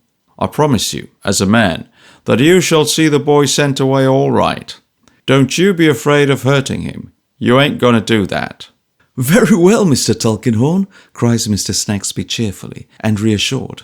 Since that's the case... Yes, and looky here, Mr. Snagsby, resumes Bucket, taking him aside by the arm, tapping him familiarly on the breast, and speaking in a confidential tone. You're a man of the world, you know, and a man of business, and a man of sense. That's what you are. I am sure I am much obliged to you for your good opinion, returns the stationer with his scoff of modesty. But that's what you are, you know, says Bucket. Now, it ain't necessary to say to a man like you, engaged in your business, which is a business of trust and requires a person to be wide awake and have his senses about him and his head screwed on tight. I had an uncle in your business once. It ain't necessary to say to a man like you that it's the best and wisest way to keep little matters like this quiet. Don't you see? Quiet. Certainly, returns the other. I don't mind telling you, says Bucket with an engaging appearance of frankness, that as far as I can understand it, there seems to be a doubt whether this dead person wasn't entitled to a little property, and whether this female hasn't been up to some games respecting that property, don't you see? Oh, says Mr. Snagsby, but not appearing to see quite distinctly. Now, what you want, pursues Bucket, again tapping Mr. Snagsby on the breast in a comfortable and soothing manner, is that every person should have their right according to justice. That's what you want. To be sure, returns Mr. Snagsby with a nod. On account of which, and at the same time to oblige a, do you call it in your business, customer or client? I forget how my uncle used to call it. Why, I generally say customer myself, replies Mr. Snagsby. You're right, returns Mr. Bucket, shaking hands with him quite affectionately. On account of which, and at the same time to oblige a real good customer, you mean to go down with me, in confidence, to Tom all Alone's, and to keep the whole thing quiet ever afterwards, and never mention it to anyone. That's about your intentions, if I understand you. You are right, sir. You are right, says Mr. Snagsby. Then here's your hat, returns his new friend, quite as intimate with it as if he had made it. And if you're ready, I am. They leave Mr. Tulkinghorn without a ruffle on the surface of his unfathomable depths, drinking his old wine, and go down into the streets. You don't happen to know a very good sort of person of the name of Gridley, do you? Says Bucket in friendly converse as they descend the stairs. No, says Mr. Snagsby, considering. I don't know anyone of that name. Why? Nothing particular, says Bucket. Only having allowed his temper to get a little the better of him, and having been threatening some respectable people. He is keeping out of the way of a warrant I have got against him, which it's a pity that a man of sense should do. As they walk along, Mr. Snagsby observes, as a novelty, that however quick their pace may be, his companion still seems in some undefinable manner to lurk and lounge. Also, that whenever he is going to turn to the right or left, he pretends to have a fixed purpose in his mind of going straight ahead, and wheels off sharply at the very last moment. Now and then, when they pass a police constable on his beat, Mr. Snagsby notices that both the constable and his guide fall into a deep abstraction as they come towards each other, and appear entirely to overlook each other and to gaze into space. In a few instances, Mr. Bucket, coming behind some undersized young man with a shining hat on, and his sleek hair twisted into one flat curl on each side of his head, almost without glancing at him, touches him with his stick, upon which a young man, looking round, instantly evaporates. For the most part, Mr. Bucket notices things in general, with a face as unchanging as a great mourning ring on his little finger, or the brooch, composed of not much diamond and a good deal of setting, which he wears in his shirt. When they come at last to Tom all Alone's, Mr. Bucket stops for a moment at the corner and takes a lighted bull's-eye from the constable on duty there, who then accompanies him with his own particular bull's-eyes at his waist. Between his two conductors, Mr. Snagsby passes along the middle of a villainous street, undrained, unventilated, deep in black mud and corrupt water, though the roads are dry elsewhere, and reeking with such smells and sights that he, who has lived in London all his life, can scarce believe his senses. Branching from this street and its heaps of ruins are other streets and courts so infamous that Mr. Snagsby sickens in body and mind and feels as if he were going every moment deeper down into the infernal gulf. "Draw off a bit here, Mr. Snagsby," says Bucket, as a kind of shabby palanquin is borne towards them, surrounded by a noisy crowd.